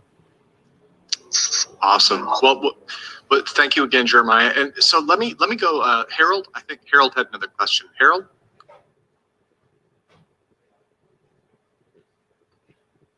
Okay. Yes. There we go. Yes. I lost part of your answer before, so I need to ask that question again. As a proportional system, your antenna, now consider that you're radiating energy, and if that is the energy of reaction, what is left is a proportion force in your antenna. So how do you distinguish, for example, in which you're producing a proportion force and the other part is that you're not producing an anti-gravity force or more gravity? For example, when you measure with a scale that your antenna, your device will get heavier or lighter. How do you make that distinction in your experiments? Yeah, I mean, you're right. I don't know how. The way that I've always looked at this is that if you reduce mass by conservation of energy, you've got increased velocity if you've got initial velocity. But when you think about the details about, gee, you know, what's the relative weight compared to your measurement system, I really just don't understand that level of thought, and so I'm not the right person to talk to you about that level of physics. For me, it's more about just there's a theory. There's mathematics that explain what the theory is doing, and the theory basically says to me that if I radiate energy from atoms, or if I illuminate atoms with energy, with a certain frequency according to the equations and a certain power density according to the equations, that the mass will decrease. Now, as far as referencing that to other frames of references and things like that, I really haven't even explored that. I just right now, I'm just trying to get something to work. And so to me, it's just, you want to maintain conservation of energy. If you reduce mass, you've got to change something else to keep it constant, or else you have a violation. And so this is the kind of the premises that I've just been working with. And when you look at all the energies in the frames, it gets kind of to the point where I really get lost with it myself. And so I'm really not able to, answer what you're asking me, other than to say that, again, if people really are interested in this, they should really explore it, because there's lots of places where you can contribute, and it could make a big difference. So that's just the best I can do with your question. I mean, you guys are very smart people, and I'm doing something here that is controversial at best, and so I've been involved with it, and I haven't been involved with it, and I've been thinking about it off and on for 20 years. And quite frankly, when I first started out with this, I thought, gee, it's a resonance with space, and you cancel out the ripples. And then I started thinking, well, I can't really defend any of that. And so I don't really want to, get into that level of discussion. But it's all there, and people could, pin it down and connect the dots on it. It's just that I just don't know enough about it yet to really know what to say about it. Yeah. Well, now, Steve, if it's okay, let me jump in really quick. So I kind of here. I'll mute Harold out for just a second. We have some background noise. So I have kind of an odd question, I guess. This is something I noticed when I was thinking about it. When you get into, like you've said, this is definitely unexplored territory. When you get into sub-hertz engineering, right? I've always had this kind of question in my head: what makes this different than DC? Like for instance, and like at half a hertz, that kind of makes sense. But you can go further down from that, right? And so, like, I mean, I don't know, just as a crazy thought example, if I have a standard DC circuit and I turn it off and I walk away, like a light switch, right? I come back and I turn that off. A DC light bulb. I come back and turn that's a sub hertz AC, right? To some degree. So what? I don't know. Does it? I mean, for me at least, it kind of hurts my brain when I start to think about these really low frequencies. I don't know. Have you had any insights on that? Well, I can tell you what antenna theory says about that. Antenna theory says in order to radiate, you have to have an oscillating current. And the oscillating current is what causes the radiation. DC doesn't have that. It just has a current that flows in one direction all the time. And if the parameters don't change, it's always the same. So you just have EM fields around the radiator that are static. So that's not going to radiate. So you need oscillation to radiate. So the question becomes, how low can you go? I don't know the answer to that either. Some of the models I've worked with, you need like, 10 millihertz. That just seems just hardly doable to me. But again, the theory says if it's oscillating, it'll radiate. I think the answer that I would say to that is you need a current that actually changes direction to get the dipole set up to get the radiation to happen. And DC does not give you that, even though one could argue that half a hertz hardly gives it to you, but it's still changing. So in theory, it shouldn't be any different as long as you have a long enough antenna to set up the oscillation. Yeah, but the antenna is actually what the weight loss, because then when you mentioned thousands of mile long antenna, my first thought was, well, what if you tried this with like railroad tracks? But the antenna is what would have the effect. So, good luck with that, I guess. Well, the theory says you need a certain power density to radiate atoms. So if you do a large antenna, if you have an atom somewhere around, it's not going to get a whole lot of power density from that antenna. So that's why I'm saying you need to get this into a really small volume, which is exactly what you don't want for an ELF antenna. And that gives you a high enough power density to actually maybe see the effect. So if this is going to work, you need an antenna that is a pretty high power density, considering the frequency that you're trying to radiate from. And if you look at something like a Tic Tac, my guess is their power densities are pretty high, higher than I can do.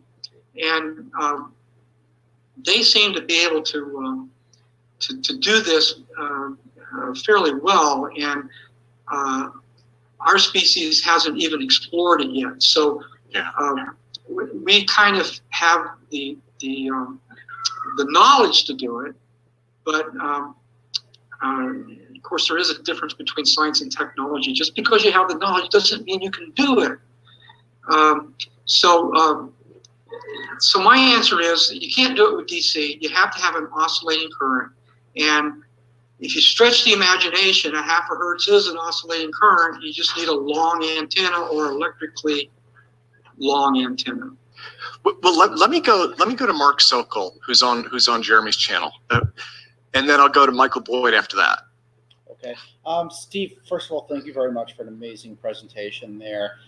We actually had an idea of using around 400 to 1,000 megahertz to oscillate a disk, creating a standing wave on it and try to pull off of that.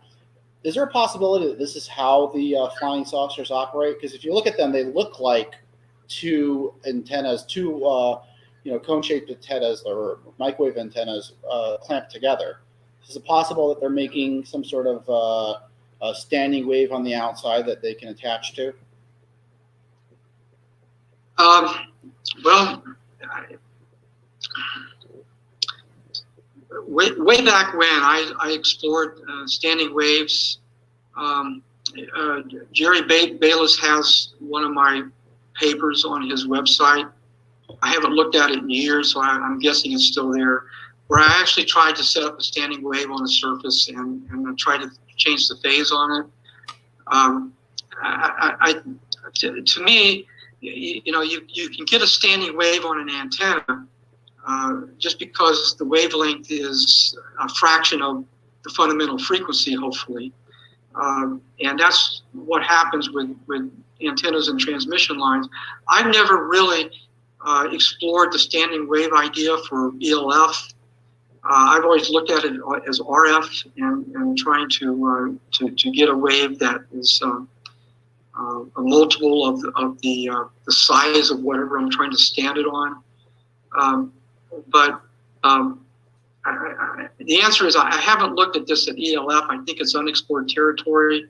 If you want to see what I've done on standing waves and also on let's say changing the environment of space, on my website I have a cron cube which I basically swapped the resistors and capacitors, the inductors and capacitors on to make it look like the reverse of the transmission line. And then if you excite it, you go to the math, you can actually get negative mass with it. So that would be a standing wave that is, and you have to go really low frequency to see a magnitude of mass that you could actually measure. So that would be one standing wave device that I had experience with. The other one was on Bayless's website. It was a double pyramid device that I showed that you can keep the transmission line consistent with the expanding sides of the pyramids and make it understandable characteristic impedance that you can propagate waves down, and you can actually stand waves on it. And actually, if you do quadrature feed, you can actually make them go around in a circle. So there's a lot that can be done in this, and I think that this is one of the best areas that people could actually come up with stuff. And so I would encourage you to do standing wave work anywhere you can on this subject. Oh, we're definitely going to put that to these ideas to great use. One other thing I want to mention, in the Alexei Chekhov gravity flyer device, he both has a standing wave electromagnetic for the disk, also has a sound standing wave, which is in the ultrasound range for that same disk. So do you think there would be any advantage to combining sound waves, standing waves, with electromagnetic standing waves? I do. Boy, my wife's going to hear this. She's not going to let me do this anymore. I believe that one reason Tic Tacs are interested in seismic activity is they create gravity waves, and it mucks up their tuning. So they, of course, are going to want to see what that is, and then, of course, if you generate low frequency waves that are non-random, they're probably going to want to know what that is if it's in their frequency range. So anyway, so with sound waves, you can make gravity waves, and so I would think that possibly sound waves could make a contribution to anti-gravity. I just don't know how to do that. Awesome. Okay, thank you. Well, let me go to Michael Boyd real quick, because we're almost at the top of the hour. We're almost out of time. But Michael, go for it, sir. Okay, so I have this idea for you for a high power near DC oscillator. It's a have you ever did work with lead acid batteries? You ever charged up a lead acid battery? Oh yeah.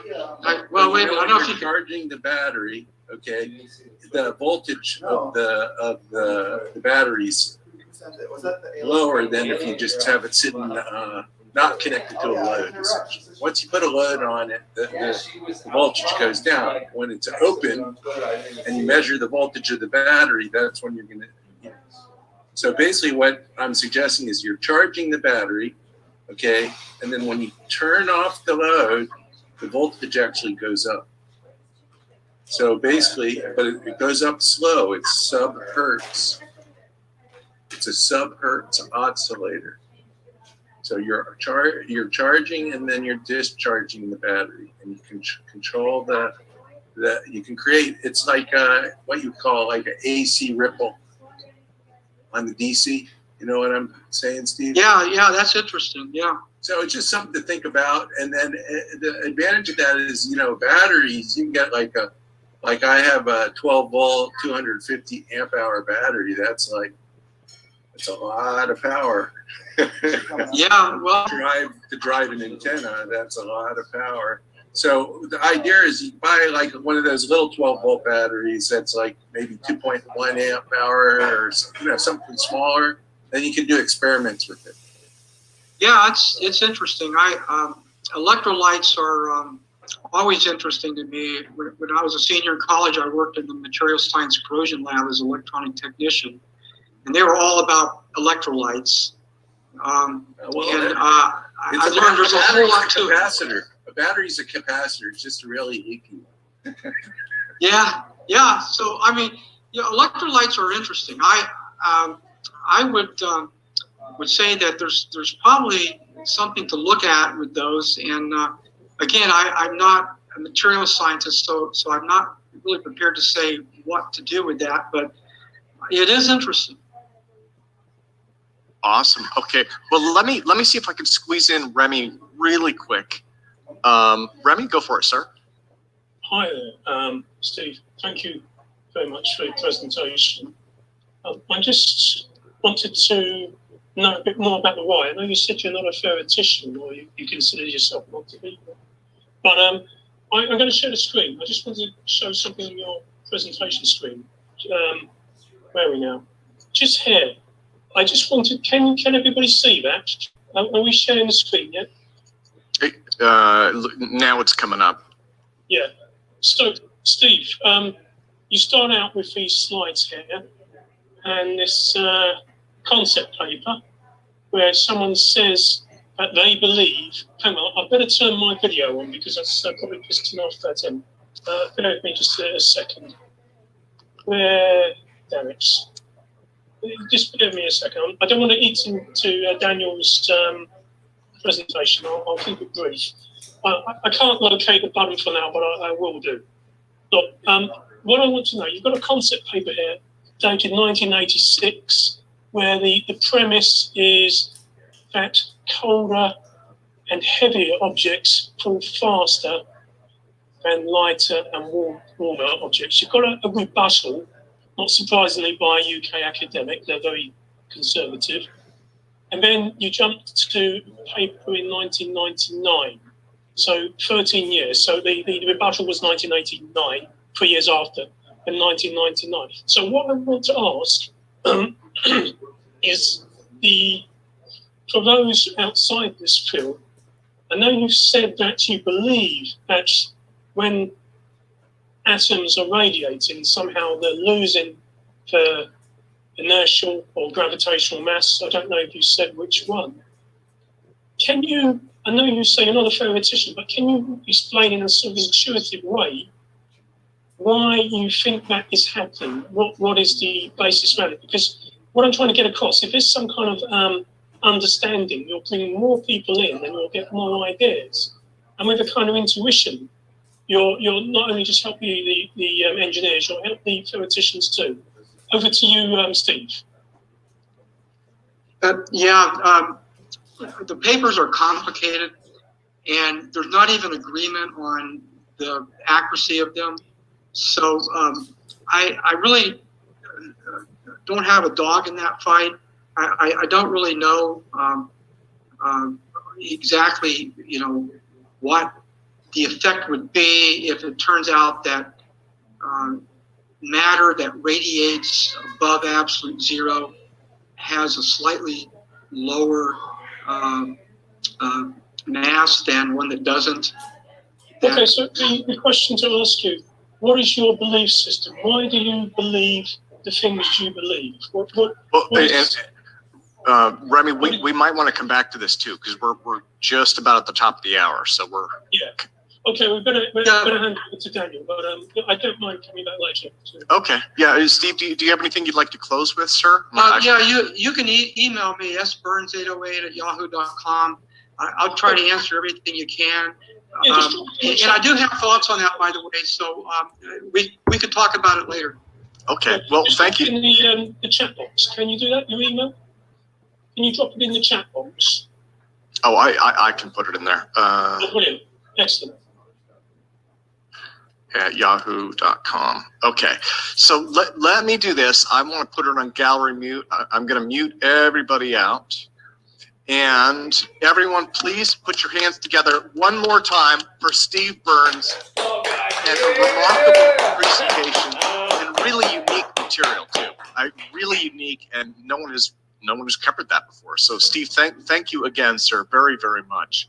Okay, so I want to go now to Professor Daniel Sheehan, who's going to be joining us along with Remi Cornwall in a joint discussion. They have a few different things they're going to be covering, of the limitations of the second law of thermodynamics, along with new research that defies standard thinking about heat engines, may offer a path to a new kind of energy generation.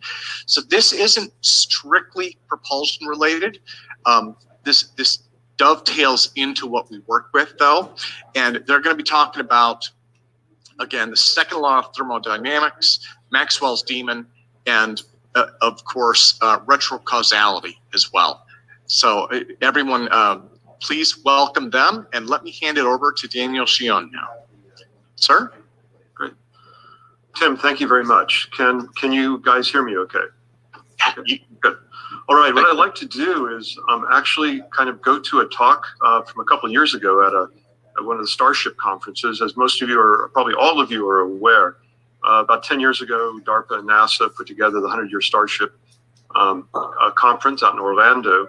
And I was invited to that by Chris McKay at NASA Ames because we knew each other and he was aware of some of the work I was doing associated with thermodynamics. And it turns out that some of these ideas probably pertain certainly to any kind of interstellar travel, but also as kind of a case study in science, which is many people consider heretical, but at the same time has good standing at this point. So let me share a screen of and kind of look at a talk. Can you see an outline in front of you? Yeah, it looks great. Thank you. Okay, good. So what I'd like to do is talk about two kinds of starships, one which people normally envision and one which we live on, and then talk about the energy requirements for a mission, at least in kind of broad sense, and then discuss thermal energy, which is something that most people kind of take for granted, but in fact is probably the primary energy source on Earth. At least that might be accessible. And then talk about the second law, which of course has a great mystique around it, which actually forbids many scientists from actually discussing it in a serious way. Then I'd like to discuss heat recyclers, which are devices which take heat and should be able to turn it back into work, and discuss a couple of examples from work done here at the University of San Diego. We've investigated, the teams here, roughly about a dozen different types. Most theoretical, actually not most. Most started theoretical. Some have actually been demonstrated or have substantiation in the laboratory. Finally, some applications and some conclusions. So first of all, if you look at the standard conception of a starship, if you look at the time in years that it takes to travel to a distance in light years, you just divide by velocity divided by the speed of light, the beta number from special relativity, and that'll tell you how long it'll take to go. Traveling at the speed of light for a distance of 10 light years, of course, is 10 years. But if you're only going at a tenth the speed of light, it'll take you 100 years. The second starship is the one we live on, and it's been around for 4.5 billion years, and will be around for probably at least that amount of time, one way or the other. Whether we're with it or not is another matter, until the sun goes into the red giant phase and subsumes the Earth. Now, the necessities for a starship, if you wanted to boil it down to three things, you certainly need matter to get there. You need energy to propel it. And of course, there's no point in going if there's no humanity behind it. What I'll be discussing is simply the energy aspect. Now, this first type of starship, well, there are two kinds of energy you'd want to consider. One is propulsion. Another one is operation and life support. Okay, again, these are rather broad categories. Now, for propulsion, let's say you're aiming for a velocity of about a tenth the speed of light. And let's say your spacecraft is maybe a small generational one, 1,000 tons, which would be kind of maybe on the light side, I don't know, 10 to the 6 kilograms. Kinetic energy at a tenth the speed of light, 5, 10 to the 20th joules, which is roughly the energy used by civilization over a year's period. So to get up to a small object to even a tenth the speed of light would be prohibitive, at least currently.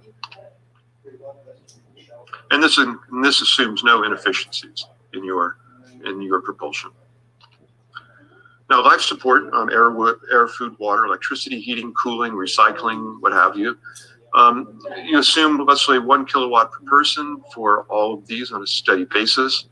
That would be 10 to the 10th joules per person per year. So roughly 1,000 kilograms of chemical fuel per person per year. And if you want to have a distance of 10 light years at a tenth the speed of light, that would take 100 years. For a 100-person crew, that would be 10 to the 5th kilograms per person in chemical fuel, 10 to the 7th kilograms for the crew. And the kinetic energy associated with bringing that up to the speed of light, 10 times the world's energy used for a year. So again, prohibitive. Again, no inefficiencies are assumed here. So chemical fuels are probably not going to get you where you want to go. Alternatives. Well, if you look at some quantity E, change in energy over mc squared for fission, the efficiency there, so to speak, is 10 to the minus 3, 1/1000th of a mass of a large nucleus when it fissions, turns into energy. For fusion, you might do better, maybe 1/100th, 1%. Matter, antimatter, well, you could claim that's 1, but if you actually want to produce the antimatter, that's not very efficient by modern means. Let's say if you're using gamma rays to illuminate a metal to create electron-positron pairs and then separate them, or if you want to use lasers on a metal to create electron-positron pairs, the efficiency is quite low, 10 to the minus 6. And of course, if you're using anything like fission, fusion, matter, antimatter kinds of reactors, you'd have a good deal of radiation to deal with, shielding, infrastructure, and so on. Now I'd like to shift gears and look at something which is really prosaic and something most people don't even consider, which is just thermal energy. If you look at an air molecule, the root mean squared velocity of an air molecule is about 500 meters a second, which is really about twice the velocity of a typical jet airplane. So in this room, or in the room you're sitting in right now, the air molecules, oxygen, nitrogen, argon, water, whatever else, are bouncing off of you at twice the speed of a jet plane. But since they're all bouncing pretty much evenly across both sides of your body in all directions, the pressure is uniform, there's no problem. But if you look at it in terms of pure energy, in terms of kinetic energy only, not rest mass energy, but just thermal energy. In 1 cubic meter of air, the kinetic energy is roughly 150 kilojoules, which is equivalent to the explosive yield of 35 grams of TNT. And that's not just for air, that's for everything. Anything with a temperature above absolute zero has thermal energy. And so the air in the room you're in, probably right now, it's a typical office room, probably has the energy associated with, something like a half a box of dynamite, something like that. A glass of water has the equivalent energy of about 50 grams of TNT when you look at all of its energy associated with thermal energy, latent heat of fusion, and so on. If you were to look at the Earth's atmosphere, ocean, and upper crust, the total thermal energy of that is roughly 10,000 times the entire energy associated with known fossil fuel reserves. Virtually unlimited amounts of energy. And so thermal energy is clearly ubiquitous in any environment above absolute zero. It's plentiful, and it has a relatively high energy density. So is it ideal? Well, you may think so, but there's a sticking point which most people point to, which is known as the second law of thermodynamics. Now, if the second law could be bent or broken, then thermal energy would in fact become probably the most ubiquitous, plentiful, high energy density, recyclable, and inexhaustible energy source available around. Now, there are 4 laws of thermodynamics. There are the zeroth, first, second, and third. The zeroth and third, well, they're pretty much, how should I put it, definitional. They are not, well, the zeroth law was invented last. After they had the first, second, and third law, they realized they had forgotten the law, and so they backed up and put in the zeroth. If they find another one, they'll call it the negative first, I assume, but who knows. The zeroth law simply has to do with temperature and equilibrium, basically saying that thermometers exist, not too profound. The third talks about fiduciary entropies. Third law, in fact, can be claimed to have been broken by a number of different kinds of things, like superconducting currents and so on. And one of my friends, Marlon Scully, once said that the third law has all the weight of an Italian traffic advisory. It's the first and second law, which are the heart and soul, the meat and bones of the flesh and blood of thermodynamics. And these 2 laws are rather simple. I mean, the first law is conservation of energy.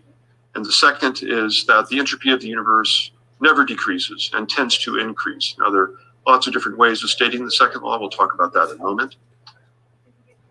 Excuse me, back up. But let's look at the first law, just as kind of a, how should I put it, a case of how laws actually develop. In 1800, the law of conservation of energy would apply to kinetic and potential energies, basically things you would find in a standard Lagrangian. Gravitational potential energy, rotational kinetic energy, and so on. In 1850, it was discovered that heat is a form of energy. And so that was thrown into the pot to keep conservation of energy intact. 1905, you have rest mass energy. 1940, roughly, you have 0-point energy. 1970, false vacuum energy. 1998, dark energy. Every time you find a way, a new form of energy that might break this law, you simply throw it into the pot, and suddenly conservation of energy holds true again.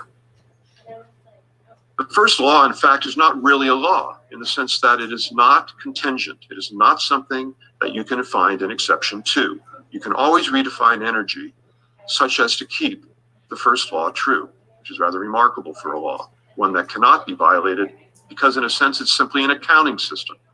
If you ever find something that looks like it violates it, simply throw in that new kind of energy and everything's fine. The second law is different though. This is a law that tells you what you can't do. And this law is one that in principle is violable. And there are lots of ways of stating it. Heat flows from hot to cold, masses expand to fill the space available in general. The only way to deal with a can of worms is to find a bigger can. You have Murphy's laws and corollaries. If anything can go wrong, it will. Situations tend to progress from bad to worse. Perpetual motion machines are impossible. Now, this is a nice one, because this one has a ring of shame to it, which is probably one of the principal ways in which you and I and other people who think work with ideas which are unpopular are held in place. And of course you have, we're all going to die. And that's probably the ultimate statement of the second law. But there are formal and technical forms of the second law which are worth looking at. My favorite and often considered the gold standard of second laws was developed in 1850 by Kelvin, also known as the Kelvin-Planck law, when it was finally put in place. No device operating in a cycle can produce the sole effect of extraction of a quantity of heat from a heat reservoir and the performance of an equal quantity of work. In other words, you can turn some heat into work, like in a heat engine, but you can't turn it all into work. You only can turn a fraction of it, and the best you can do for a heat engine would be the Carnot efficiency. Entropy of the universe is always, for any entropy change in the universe, for any natural process, will always be greater than or equal to 0. That means entropy changes for the universe or for a closed system less than 0 are not possible. Perfectly efficient heat engines are impossible, and by extension, perfectly efficient refrigerators are also impossible. And then, of course, perpetuum mobile of the second type are impossible. When Vlada Capek and I wrote the only text, apparently, in the scientific literature on challenges to the second law back in 2005, we collected 21 different formulations of the second law and 21 different formulations of entropy. Entropy is also a malleable quantity. The scientific historian in WAG, Clifford Truesdale, once said, every physicist knows what the first and second law are. The only problem is no two physicists have the same definitions. And you'll often find that to be the case when you speak to physicists and chemists about the second law. They have their own favorite version of it. And they ultimately all point in the same direction, but in subtle ways they are different. But in the second law is probably unique, maybe not unique, but certainly maybe at the top of the pile in terms of having a mystique. This is a kind of an imaginary shield around it, which makes it very difficult to discuss it in a rational way with scientists. And this mystique springs from imprimatures put on the second law by various renowned scientists over the years, from Einstein to Arthur Eddington, Enrico Fermi, and many others, who say things about the second law which make it so intimidating that people are afraid to approach it. And as a result, well, there's no progress. The law that entropy always increases, the second law of thermodynamics holds, I think, the supreme position among the laws of nature. Well, and then it goes on to say, if your theory goes against the second law, I can give you no hope. There's nothing but to collapse and deepest humiliation. This old chestnut is trotted out on a regular basis to try to keep people, I think, bucked up to believe the second law is still in great shape and will go on forever. The history of the second law, up to about 30 years ago, might have borne that out, but not really anymore. History of the second law, you can trace back almost 200 years now to Sadi Carnot in looking at the heat efficiencies of heat engines. It really got on the map about 1850 when theoretical physicists started coming into play. Rudolf Clausius made maybe the first formal statement of the second law, Lord Kelvin. Then Rudolf Clausius again, defining entropy, 1867, the famous Maxwell demon thought experiment, which in fact was a straw man when it started and has remained a straw man for the last 150 years, and yet continues to attract attention largely as a whipping boy. 1872, Ludwig Boltzmann with the famous H theorem, which of course is a theorem which is based on a faulty assumption, the Stochel Ansatz. 1890, Willard Gibbs, Foundation of Statistical Mechanics, Max Planck, beginning of quantum mechanics, which actually arose from considerations of thermodynamics. 1910, pretty much all the major statements of the second law have been stated by then. It's been over 100 years now, and not much new has been said about statements of the second law. If there were to be a new 21st century formulation, it should be something like this, in my opinion. For any spontaneous process in the universe, the entropy never decreases, except when it does. Now, when it comes to second law challenges, we're in a golden age right now. Since 1995, roughly about 25 years ago, there have been actually closer to 4 dozen challenges entered into the refereed scientific literature. More than 80 articles have been published, maybe closer to 100 now, I'm not sure. There have been 4 international conferences. These have been held at the University of San Diego starting in 2002, and with conference proceedings from the American Institute of Physics. The technical monograph I referred to earlier by APEC and me, and really an untold number of patents, probably in the US and world patent literature. It's really unclear to me how many patents actually deal with the second law. These are crypto patents in a way. These are ones which actually deal with second law violators, but are not phrased in that sense because they probably wouldn't have gotten through the patent offices otherwise. I know of at least a couple. Now, what does it mean to violate the second law? Well, in the Kelvin-Planck sense, this would correspond to what is called a heat recycler. So you would have some thermodynamic system right here, which does some work for you, and then has some waste heat as a result. That waste heat goes to the heat recycler. That heat recycler turns that heat back into work, which goes back into the system. And in principle then, you should be able to create a feedback system, enclosed both the system and the heat recycler, in which useful things get done in the system, which generate waste heat, and that waste heat gets recycled by the heat recycler back into work to keep the system running. This is why it would be called a perpetual motion machine. So, would such things be possible? Well, we've investigated a number of them at the University of San Diego over the last 3 decades or more, and I'm only going to talk about a couple of them, ones that are currently under study, some of the ones that have been finished, have been put aside, but this is a general idea which pertains to a number of them, which is born upon the idea of what is called epicatalysis. And this is what is called an epicatalytic thermal diode. Epicatalytic refers to the type of catalysis that undergoes, and diode because it has a one-way direction for heat. So an epicatalytic thermal diode would work in a following way. Imagine that you have a molecule, A2, so it's a diatomic. Let's say it's homonuclear, something like oxygen, nitrogen, or hydrogen, something with the same molecule, same atom making up the molecule, which can dissociate into 2 atoms. And this would occur on surface 1. Now, this molecule is formed as a molecule because that's a more stable energetic configuration of the 2 atoms. So if you break it into two atoms, you have to supply energy there, which means that this surface will give up thermal energy into this molecule to break it up.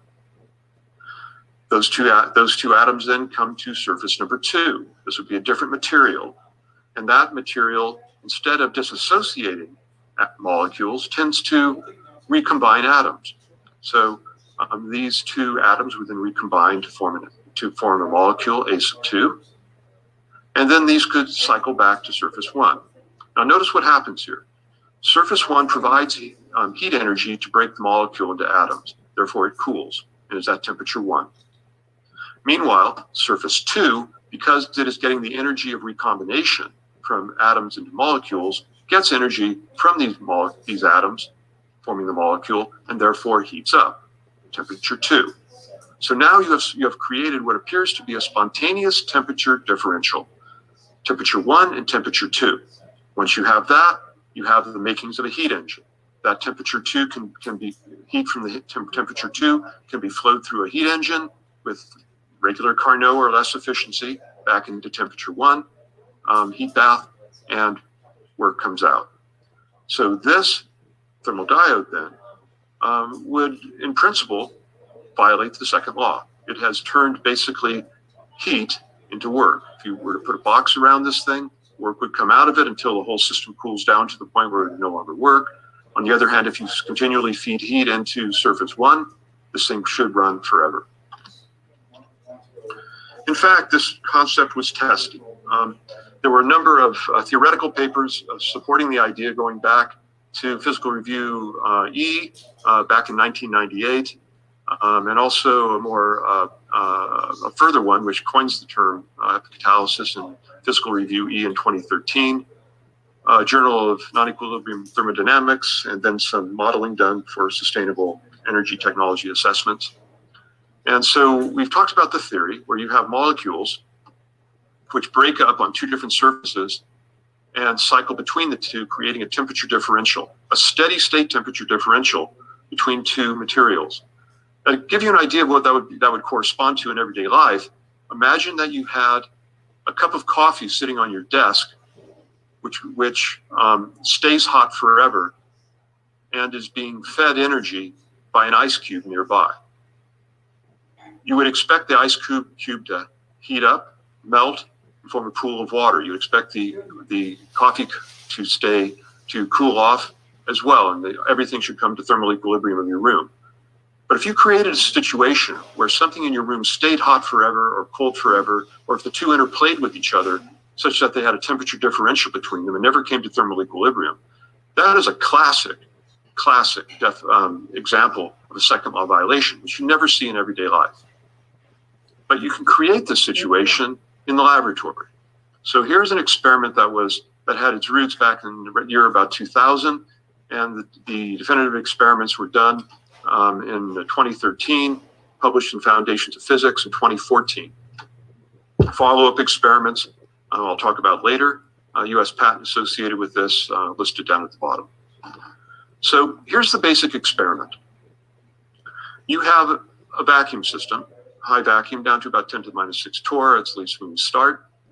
And you have a black body cavity. This black body cavity is enlarged over here. And the black body cavity has current passing through the outer envelope of the cavity such that it heats up ohmically to a temperature of anywhere from room temperature up to about 2,000 degrees.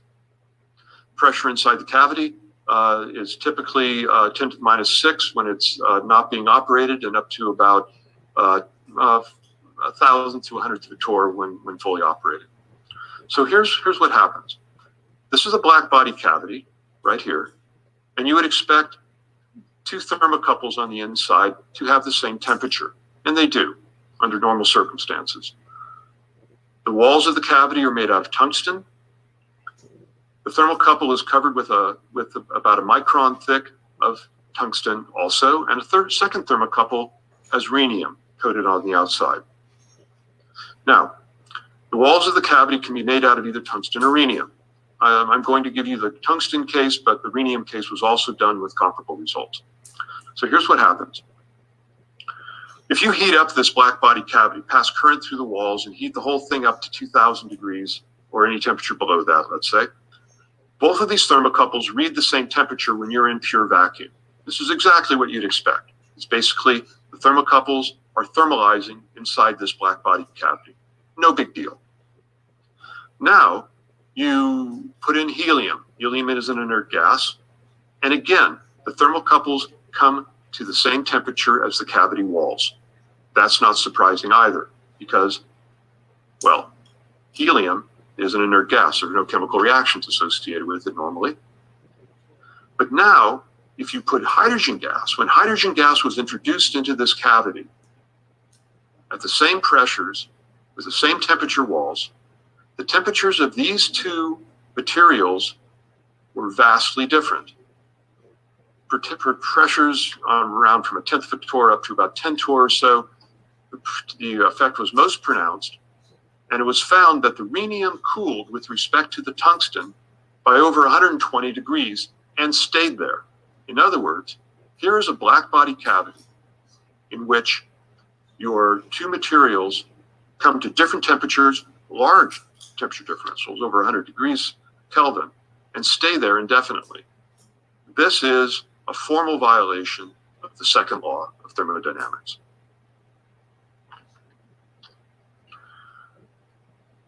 A second idea, another idea associated with breaking the second law, plays with the statistics of thermodynamics. Most of you are probably aware that of something called the Boltzmann exponential. That's e to the power minus energy divided by kT, which is the energy of a molecular or atomic state divided by the thermal energy. And if you wanted to look at the relative populations of, let's say, two energy levels in a thermodynamic system, the way you would express it normally is to say, well, the difference in population or the ratio of populations of the higher state to the lower state is simply e to the minus delta E between the two states divided by the thermal energy, Boltzmann constants times the absolute temperature. This is standard fare, basically the foundations of statistical mechanics. But there's another term associated with these two states, which are usually overlooked. And this is known as the degeneracy factor. It's not only what determines the relative populations of these two states, it's not simply the energy difference between them, but it's the number of states that are at each energy level. You may have 2 down here, you may have 5 up here. But it turns out that that affects the population statistics. That folds in as well. So it turns out, coming to this diagram, if you had a physical system in which your energy states were in such a way that you have a ground state with let's say just 1 in the population, 1 state there, second one would have 2 or 4, 8, 16, 32, 64, and so on. If the degeneracy of these states increases sufficiently rapidly, then it becomes favorable for a particle at the lowest state to wander up and make thermal jumps up to the highest energy state available if the superdegeneracy criterion is met, such that it can get not just a thermal energy jump when it's all done, but many thermal energy jumps at once if it were to fall down by this route. This drop from here could be 10 kT, which would be what's called superthermal, or energy enough to do work. This principle of superdegeneracy was worked out by Larry Schumann and I, and published back in 2019, and we've done some other work on it since then. So how might this work? Let's consider something like a superdegenerate thermal photovoltaic. Now, all of you are probably familiar with how a regular photovoltaic works. Here we have a p-doped semiconductor over here, and over here we have an n-doped semiconductor. Between an n-doped and p-doped semiconductor and a diode, you have what's called the depletion region, where you have an electric field and a potential drop called the built-in potential. The way normal photovoltaics work is the following. A photon, given by this red squiggly line, comes into the semiconductor and ejects a photon from the valence band of the semiconductor up into the conduction band. That electron then can wander around, but when it reaches the region over here of the depletion region, the electric field here sweeps it into the N region. And so you have electrons building up over here on this side of your semiconductor, and on the other side where your hole has been created over here, that ends up being a positive charge, and as a result you have a positive and negative charge. And from that you create electricity through a load, and everyone's happy about this. This is called a regular photovoltaic. It uses a high energy photon with energy greater than the band gap energy in order to work. This has no violation of the second law associated with it whatsoever. But if you were to build a number of what's called a superdegenerate ladder in the band gap here by putting in dopants of correct type and quantity, such as to create a superdegeneracy ladder where the number of possible states at each level is greater than the previous one, satisfying the superdegeneracy condition. In principle, then, purely thermal photons could go from the valence band, hopping by thermal energy jumps, up through the conduction band, up through the forbidden band, up into the conduction band, and then act like a regular electron and a regular hole, and you would have been using thermal energy to do it. This was a superdegenerate thermal photovoltaic. This is a theoretical construct right now. We are still working on the experiments associated with it, but this itself would be basically a photovoltaic that works at room temperature or anywhere else around room temperature without any light available except regular infrared associated with the environment. If you got electricity out of this system, this would be a violation of the second law as well. So, what could you do with heat recyclers? Well, pretty much anything you could do with anything else that produces work: heating, cooling, refrigeration, electricity. The power densities associated with some of these are actually quite large. For things like the APEC catalytic thermodiode, power densities per unit area are something on the order of 10 to the 5th watts per square meter or higher. They can be quite large. And if you were to have a closed environment like a starship, you could recycle your energy around, not simply making it reusable, but really recyclable. And so thermal energy, if it becomes recyclable, with good thermal insulation, it is essentially you've created a nearly inexhaustible energy supply. So what does this mean for the second starship Earth? Well, this is what keeps many of us in the game here. Energy makes the world go round. That's pretty clear. Energy is the currency of change. Nothing changes in the world or in nature whatsoever without an energy exchange of some sort. In the humanistic sense, the energy making the world go round doesn't just mean the rotation of the Earth or the orbiting of the Earth around the sun. Energy makes the world go round chemically, thermodynamically, economically, politically, geopolitically, militarily. We do virtually everything for energy's sake. Worldwide use is roughly power use is roughly 18 terawatts, and energy itself and the energy and the industry around it probably corresponds to 10 to 20% of the world's economy, depending on how you count it. Of course, there are finite supplies of most of the energies we're interested in that aren't renewables. Oil, maybe we may have 40 years left, gas 70, coal 250.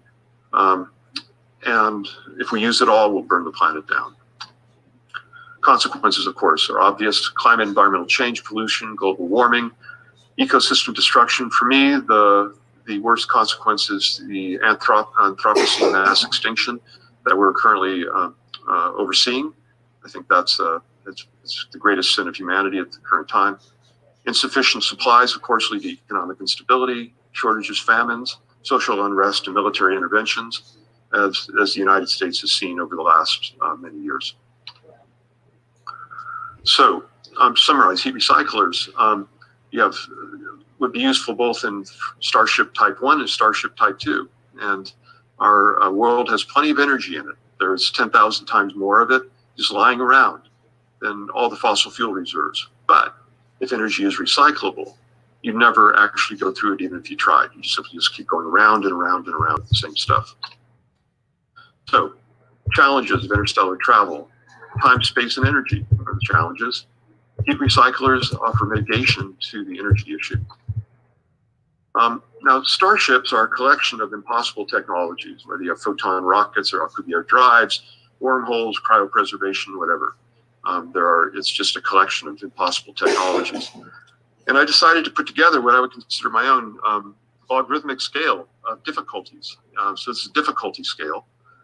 And at the top, I think for humanity, I think an interstellar mission is probably just about at the top of the difficulty scale. So APEC is considering things which are certainly near the top or at the top.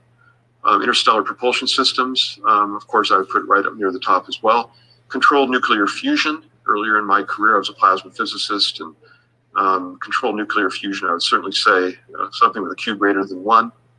Certainly one that is, let's say, commercial, is tremendously difficult and probably will not be seen in our lifetime, at least if we go along the route of the tokamak. Apollo moon mission I'd put up near the top. Earth's orbit, breaking the sound barrier was pretty tough. Breaking the second law is really not that hard. It just takes a little bit of imagination and the ability to go against the grain. Wright brothers airplanes, tough. Hang gliding is not so bad. Flying a kite's fun. Crashing a plane is trivial. But on this difficulty scale, I'd put one above all the rest, and that's getting human beings to believe something that they don't want to believe. And I think that's something all of you and the audience probably have faced one time or another, and certainly I have as well. And this is something we all have to contend with. So, summary.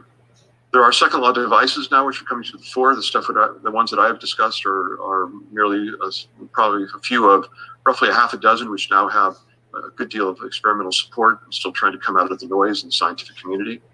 But the implications of it, I think, for starships and maybe for powering starships in the sense of making more efficient, let's say, positron production and so on, could be quite sizable.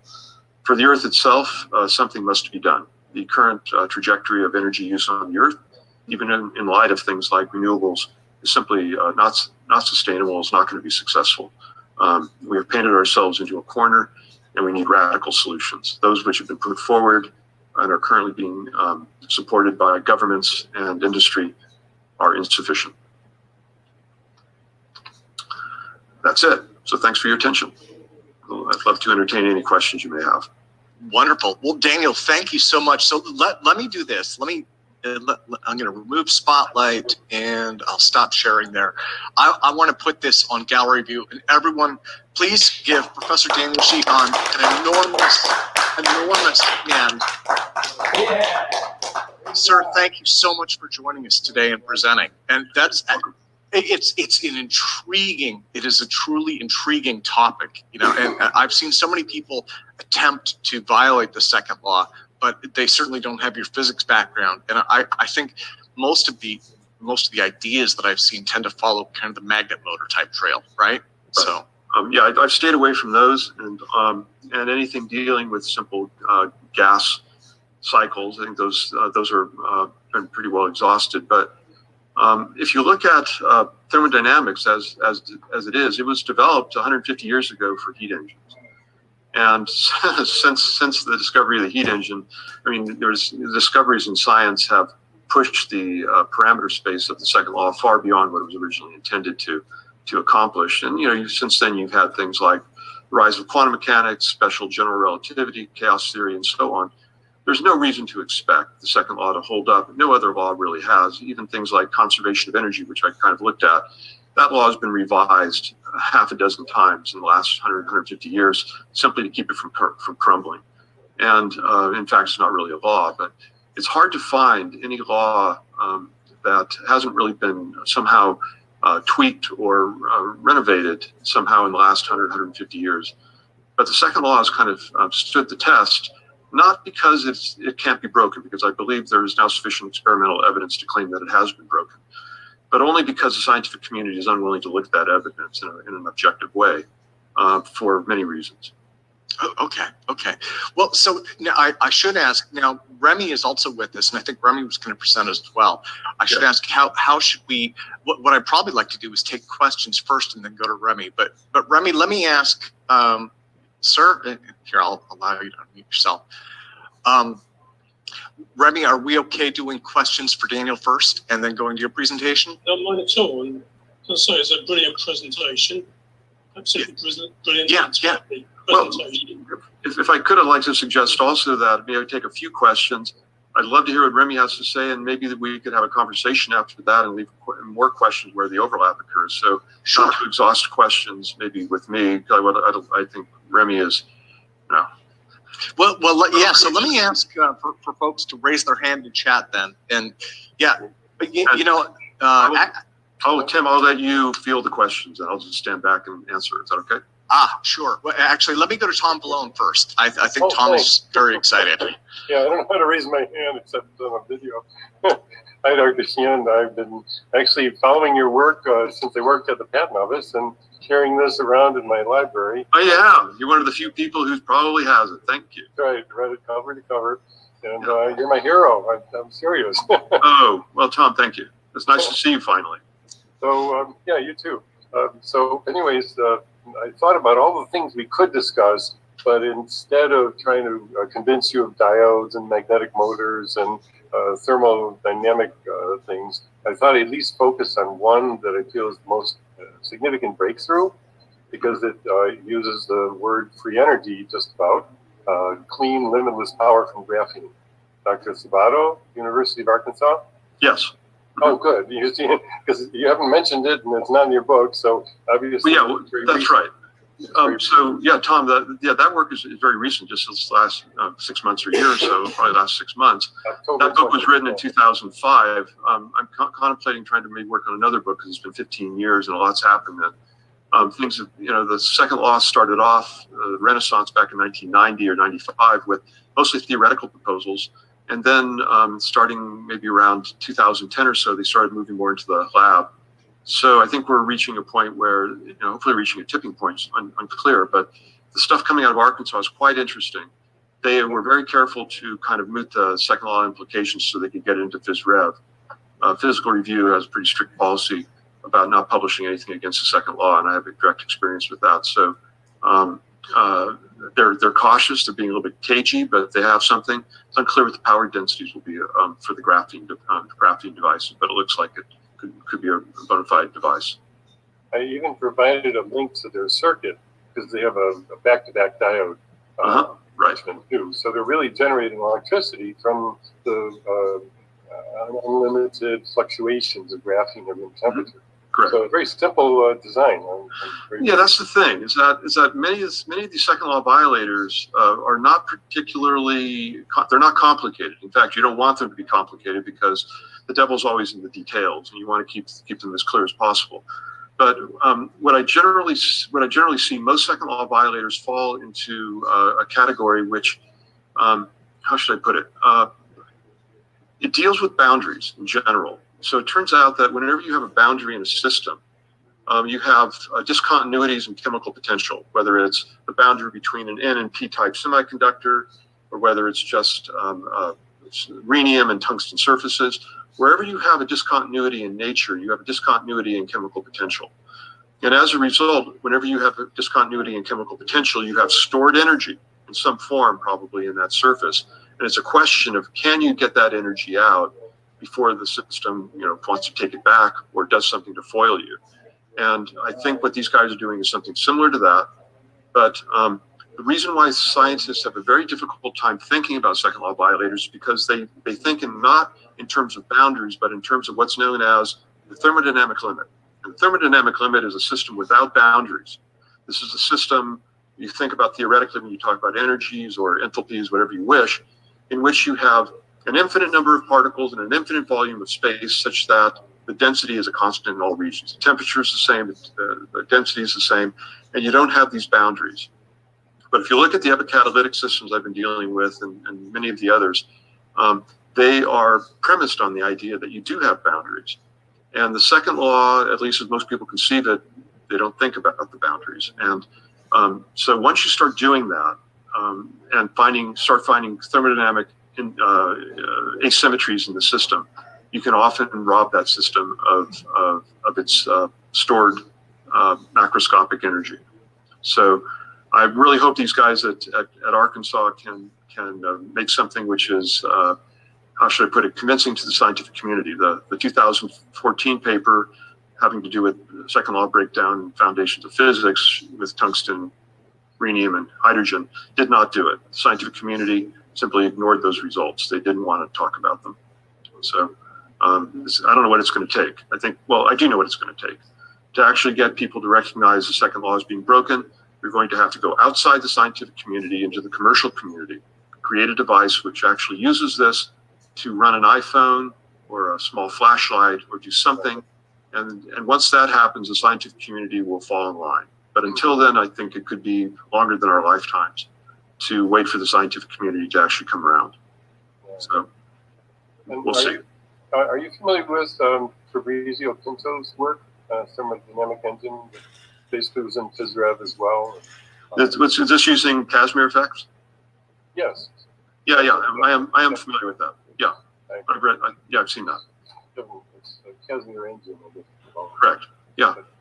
So theoretically sound, and PhysRev published it, but right. Everything yet. Well, yeah, and people typically fall into two categories when it comes to the Casimir effect. One is that the 0-point energy is something you can exploit and keep pulling energy out of. I'm afraid I don't fall into that group. I mean, I believe the Casimir force is conservative, which means that if you have two surfaces, you can get energy out once by having the surfaces pull together.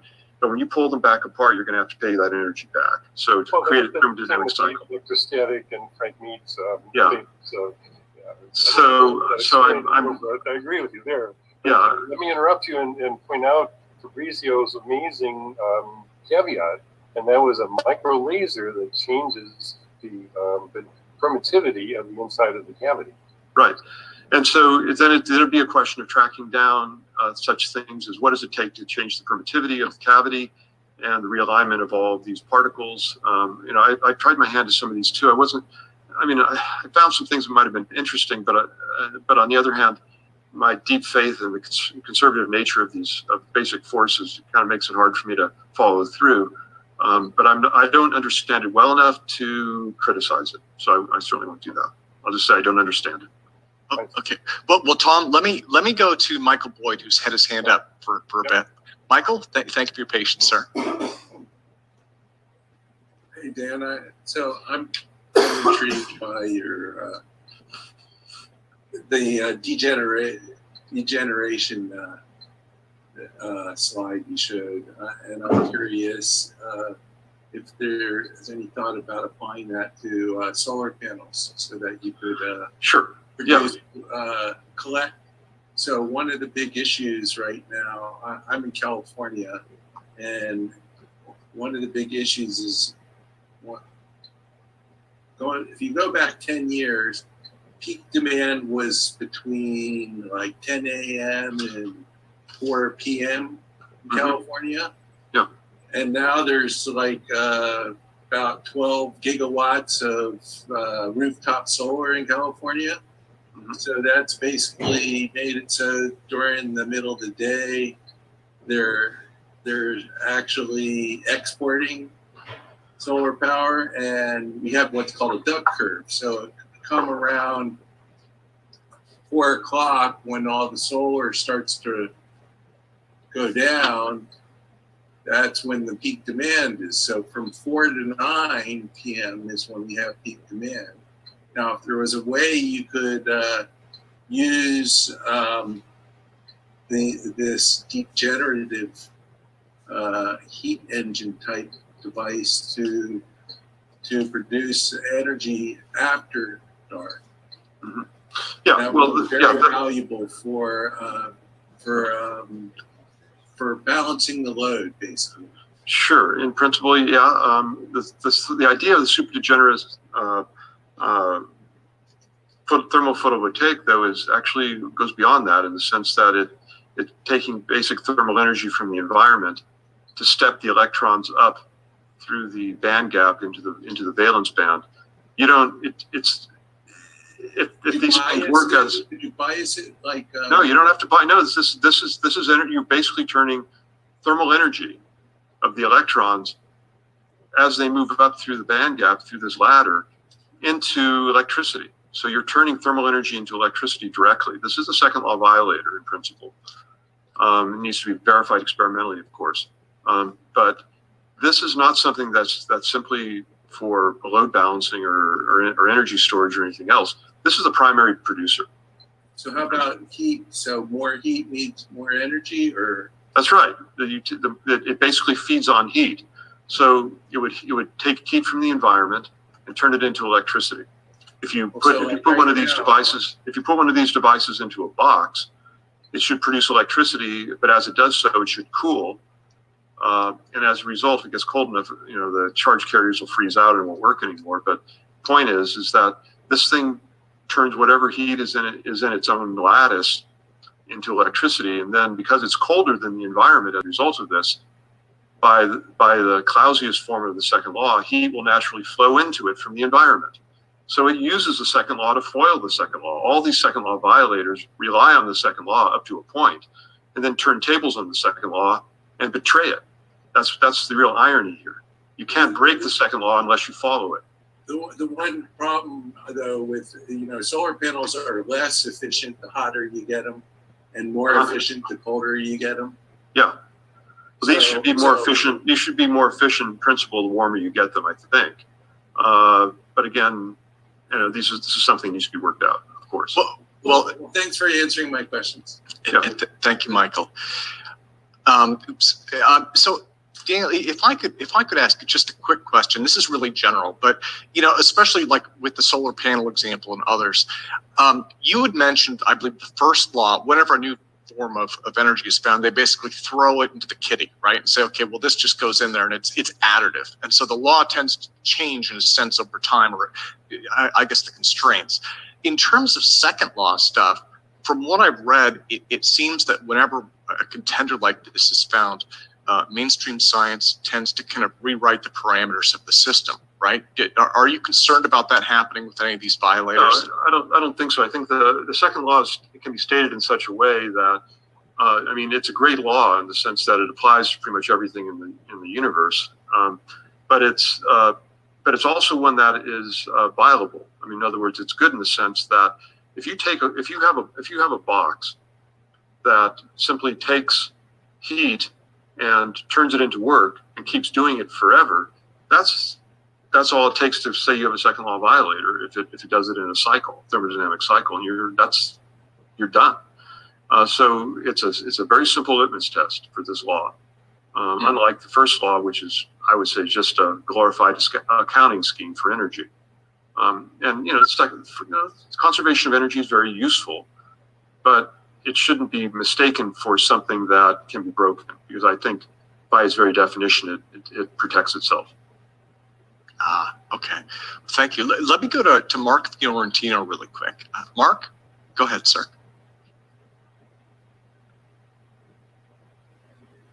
And Mark, could you turn on your video, please? Sure. Thank you, sir. Hello. I was just wondering if you were familiar with the electric or magnetic Wankel motor. No, I'm not. Oh, no. Oh, God. I was really hoping for your opinion on that. It's a spiral type motor that was invented back at the first time we had an energy crisis. And basically it's, you kind of avoid these. You said you avoided these types of magnetic motors that spin perpetually. The reason why I do is because I don't understand them, and my training as a physicist doesn't really admit to allowing them, in the sense that it's not a thermodynamic, as far as I understand them. And again, so just correct me. These don't seem to be based on a thermodynamic asymmetry that I'm aware of. No, it's a repulsive force that drives the magnet, the rotor, around, and then at the top part, there's it hits as the rotor gets there. It provides a pulse to push it back into the spiral, so then it gets a free ride all the way through the spiral back up to that point. Then a pulse pushes it back into the spiral. It goes again round and round. And theoretically, as I remember reading, at about 1500 RPM, it becomes the inertia of the rotor spinning around drives it through without the pulse anymore. Okay, but you're claiming then that you can pull energy out of this system, and it'll keep running. Once you get to that point, it will continue to go on its own, and probably increases in speed. You almost have to put a load on it to keep it from going, going too fast. Apart. Yeah. Okay. So even though I'm going after the laws of thermodynamics, one of them, I still believe in those laws when analyzing systems. And so the first test I would say is, okay, fine. If you're pulling work out of this system, where is that energy coming from? Is it coming from mechanical energy? Is it coming from some sort of nuclear energy? Is it coming from the thermal energy? It has to be coming somewhere because conservation of energy is rather strict. So if you can identify where the energy in this system is coming from. Coming from the magnetic force, which is coming from the motion of electrons inside of magnets that are perpetual. Okay. That is established as perpetual motion. Okay. So in that case, if that's happening, then if you're getting work out of this system, given the fact that you're talking about atoms and molecules and so on, the only source of energy that I can see, and maybe there's another one, the only source of energy, ultimately, when you put a box around this and you have a work coming out of it, it has to be coming from thermal energy somehow. So this system should cool down. Has that been noted by anybody? This system, you know, it's not really has much to do with thermal energies at all, other than maybe friction around where the rotor is or whatever. Yeah, I'm not. I'll ignore that. Yeah. But again, I would really focus on trying to find, you know, even if you're talking about the motions of atoms and molecules and electrons and orbits and so on, energy is energy. You need to identify where this energy is coming from that you're getting your work out from. That seems to be for me. That would be the key question. Yeah, in my mind, it's resolved in the fact that you have the perpetual motion of the electrons cycling around in magnets that create the magnetic domains, which then create the force of magnetism, which provides the, well, it's a force, not quite an energy. So the force is what's going to do the work in providing the mechanical energy transfer, I guess, kinetically into the motion needed to drive the yeah. Well, Mark, if it's okay, we're at the top of the hour now. If it's okay, I'd like to go to Remi, if that works, and that way that makes it a little easier for me to do editing later. But okay, I have one question, but Remi can talk first. Oh, okay. Well, let's go to Remi then. So I'm gonna put it back on mute. Remi, would you like to go ahead, sir? He just disappeared. There he is. Once again, I'd like to thank Daniel Sheehan. Came at a very important point in my life when I was doing my PhD. My friend linked me up with Daniel, and his publications with APEC and others confirmed what I've been thinking for a number of years. Okay, I initially started out just working in an engineering inventor mindset, looking at water desalination, and the problem started looking at figures of merit, and that got me awfully suspicious, and then one thing led to another. Can I also say as well, as you do new science, this is why what I was trying to say to Steve originally, why do we believe the things that we believe? If you have an understanding, and it doesn't have to be in a super high technical level, physics review level, but if you have some mechanism, some belief, you can communicate it to others, and you can get others to join you. Because you need to get rid of nebulous thinking and start dealing in concrete principles. Yes? Because in the real world, you have to interface with a conservative establishment. You have to link with people who are enthralled to this conservative establishment, so investors, venture capitalists. So it's very important to be able to say why you believe the things you believe, and if you can quantify it, if you can mathematicize it somehow. And it doesn't mean necessarily you'll find engineers and physicists, there's a blurring of lines. Okay, so I'm going to move on to my presentation. I better share the screen. Done it again, not thinking ahead. Share the screen. Let's move this over here. And let's go here. Sure. Are you seeing my second screen? Are you seeing ASSS conferences, second law challenges? Are you seeing that? Hello? Yes, I'm sorry about that. Yeah. Yeah, good. Okay, you'll have to excuse me. I've been off this for about 5 years. I attended the same conference as Daniel set up. I have a paper and a slide. They're in kind of reverse order to one another. The slideshow is more concerned with coming to the chase, how to go about things. The paper, which I intended for AAAS and really just for my own sort of lack of tenacity, I didn't push through enough to get into the proceedings, deals with more the why of things, and then it gets onto how I might do something. So if I walk you through the paper, what I'm trying to do, I'm trying to find a principle behind all of this. So I'm talking about heat engines of extraordinary efficiency. And I believe there's a sliding scale from Carnot to Maxwell Demon or Maxwell Zombie engines, as Daniel Sheehan calls them. Now, bear with me, I've been off this some time. Let me cut to the chase with what I'm saying here with this figure 1. So on the left-hand side, let's look at the axes. The y-axis is not doing anything. It's really the x-axis that's just showing the efficiency. And I'm categorizing things as I move from left to right. So on the left-hand side, we have the Carnot engine.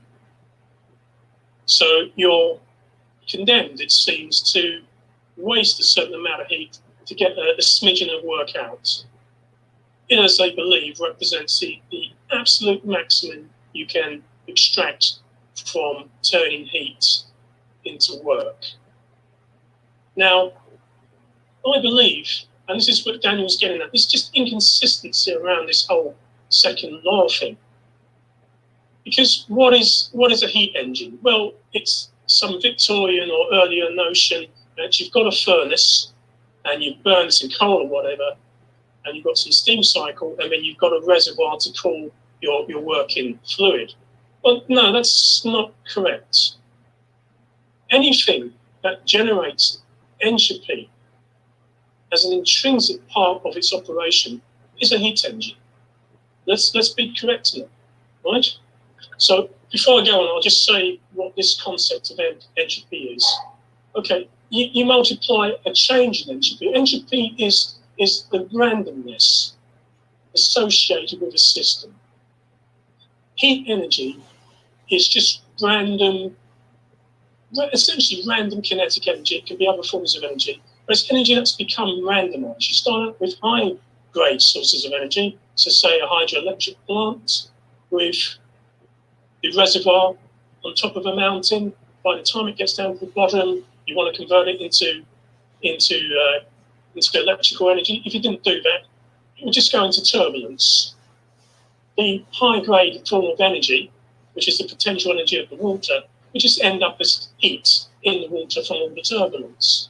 So what entropy is saying, the concept invented by Clausius, and the technical manifestation of this is to say he introduced an integrating factor in the thermodynamic identity. That's all the technical garb about it. And what it amounts to is saying that systems become randomized over time.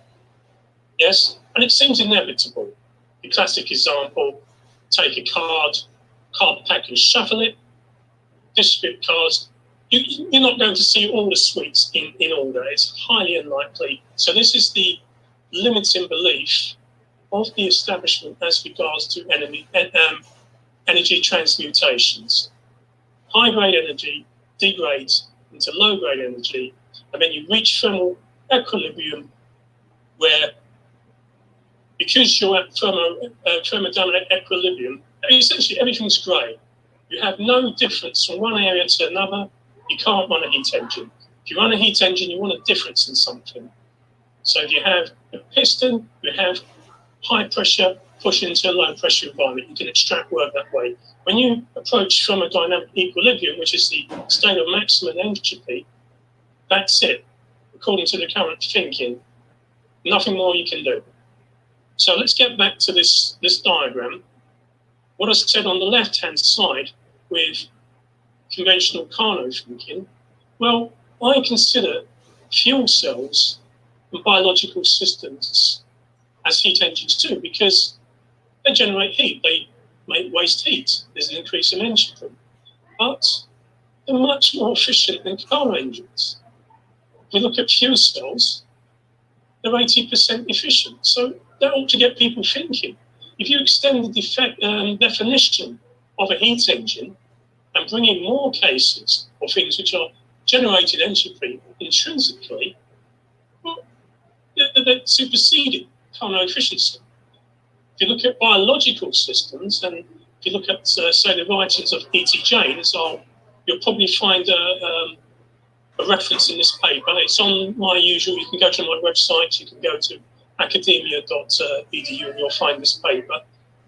E.T. James said that for the human body to do what it does, for muscles to do what it does, you'd be operating at 6,000 Kelvin. So obviously the body is operating at much higher efficiency. It's doing things that conventional thermodynamics says that you can't. So we start to move over to the right sector. So if we look at the middle diagram, so we've shown a flow of heat energy in, is work out, and some heat energy going to the environment. It's better than the left-hand case. The efficiency is higher, so we define the efficiency as the work out divided by the amount of heat put in. We go to the right sector and start heading towards over unity. What we've done here is that if you look, the arrow is in the reverse direction. Instead of rejecting heat to the environment, you're taking heat from the environment and converting it into work, converting it back into high-grade energy. So the efficiency could go off to infinity. Okay, so that's what I call the continuum of heat engines. Now, reiterating what Dan has said about this ought to be telling people, they should be getting suspicious now. But the thing is so nebulously defined that there's got to be loopholes. If you look at, say, just 3 definitions of the second law that Dan has pulled out, the Carnot theorem, saying that there's no engine that can operate between 2 reservoirs at greater efficiency than the Carnot engine. That's a statement of the second law. Or is that the Kelvin Planck? Sorry, I haven't done this for a number of years. Kelvin Planck, no device operating in a cycle can produce the sole effect of extraction of a quantity of heat from a reservoir and the performance of an equal quantity of work. Then you've got the Clapeyron's definition. No process is possible for which the sole effect is that heat flows from a reservoir at a given temperature to a reservoir at a higher temperature.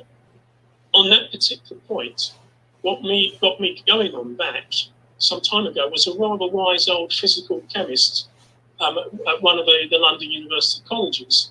And he got me thinking. He said, Remi, did you know about steam injectors in the old locomotives? He said, heat flows uphill. Did you know that? And the reason why is when you re-inject the heat, the steam, back into the boiler, it's a constant temperature process from the latent heat, and heat energy is able to flow uphill, even though the boiler may be, say, at 120 degrees centigrade. That's just an aside. That's one of the early things that got me thinking about this. So I'm looking for the general principle behind how you can have heat engines of extraordinary efficiency. I mean, what is going on? What's my thinking? And how does my thinking lead me on to, say, physical devices? Let's take thermodynamic equilibrium and fluctuations. At thermodynamic equilibrium, everything is not settable. Obviously, you have these random movements of atoms and molecules, and there's fluctuations. If you consider things like this in a quirky way of 2 systems, so one system is momentarily hotter than an adjacent system, yes? It can transfer heat energy and do work on the other system at 0 temperature, and vice versa. So if you were to consider a gas and all the fluctuation going on and break those down into little subsystems, you've got all this transfer of heat and work going on, yes, at 0 degrees Celsius, sorry, at a 0 temperature difference, or tending to zero temperature difference, right? So this led me to believe that you can have a constant temperature microscopic work theorem. At constant temperature, microscopic heat and work are available, and they can partition across the phase boundary. So if I move on to my next idea, if you have a phase, what is a phase? A phase of a material is something with defined chemical and physical properties. So you could say have water, ice. So ice would be in one phase, and water would be in the other, and the ice is melting or in equilibrium with the water at 0 degrees centigrade. So you've got one aspect of the system which is macroscopic, two aspects, the liquid and the solid. And they would be called different phases. So this is all hinting to me that there's some underlying principle going on why you can perhaps build macroscopic heat engines. And we're not talking about now just the microscopic aspects of heat engines where you've got this continual flow in thermodynamic fluctuation of heat being turned into work and back and forth again. Can you do that macroscopically? And this is what dawned on me as the sort of general principle. So first I'll just run you through the limiting belief of Carnot cycle. It's the usual thing on the PV diagram or temperature entropy diagram. You've got adiabatics, the steeper lines, alternating with isothermals. And the idea is that by, say, having a gas, your working fluid it's called, operating between two reservoirs, a hot and a cold, you can get it to go through a sequence of expansion and contraction to get it to perform that work. So you do alternating isothermals with adiabatics. The adiabatics are steeper, yes. Adiabatics are what they call an isentropic process. There's no heat flow. So typically what you do, you take the gas, you put it in contact with the hot reservoir, it expands, do work from that, and then, so it expands on 2 and 3, the section 2 and 3, it's an isentropic process, there's no flow of heat because you've taken it away from the reservoir. And then to complete your cycle, you put it in contact with the lower reservoir to reject heat, and then that will cause it to contract and you can go around your cycle again. The area would be the work. On the temperature entropy diagram, it's a similar concept.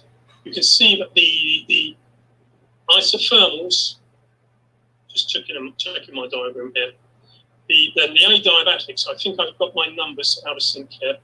But anyway, the isothermals would be the vertical parts. The adiabatics, sorry, got it round the wrong way, sorry. The isothermals would incur changes in entropy. There's a flow of heat. The adiabatics are the vertical segments. And once again, the area is the work. The two diagrams are synonymous. So I got to thinking, what it comes down to, you want to carve out an area in PV space or temperature entropy space. So what would happen if you just had one substance? You can only really just go up and down one line. It's either an isothermal or an adiabatic. You can't carve out an area. And the way around this, if you could somehow jump off these isothermals and these adiabatics by getting the material to behave almost like a different material, you would carve out this area. And it dawned on me that was a phase change. Yes? So So when you start looking at things, you're thinking, what is special about phase changes? How are they able to somehow gather microscopic work and turn it into macroscopic work? Well, I remember this from my old school days. You know, the chemistry master or the physics master, they're talking about evaporation. Take a first order phase transition, ice to water, water to steam. You know, when you draw the Maxwell-Boltzmann distribution, you have an energy barrier. So what happens, you don't just have the molecules and the atoms at one set temperature, they have a statistical spread given by the Boltzmann function. So when you're dealing with things like evaporation, you're finding that the more energetic members are surmounting this energy barrier, and then they're going into the higher phase. Well, that looks like a sorting process to me. Yeah. Something's happened, so I just had a bleep. Yeah. So that's a sorting process. That's the first order. Now, there are things called second order transitions, which are more gradual. They're called order disorder transitions. I'll give an example. One of those is with just a common or garden Indian rubber band.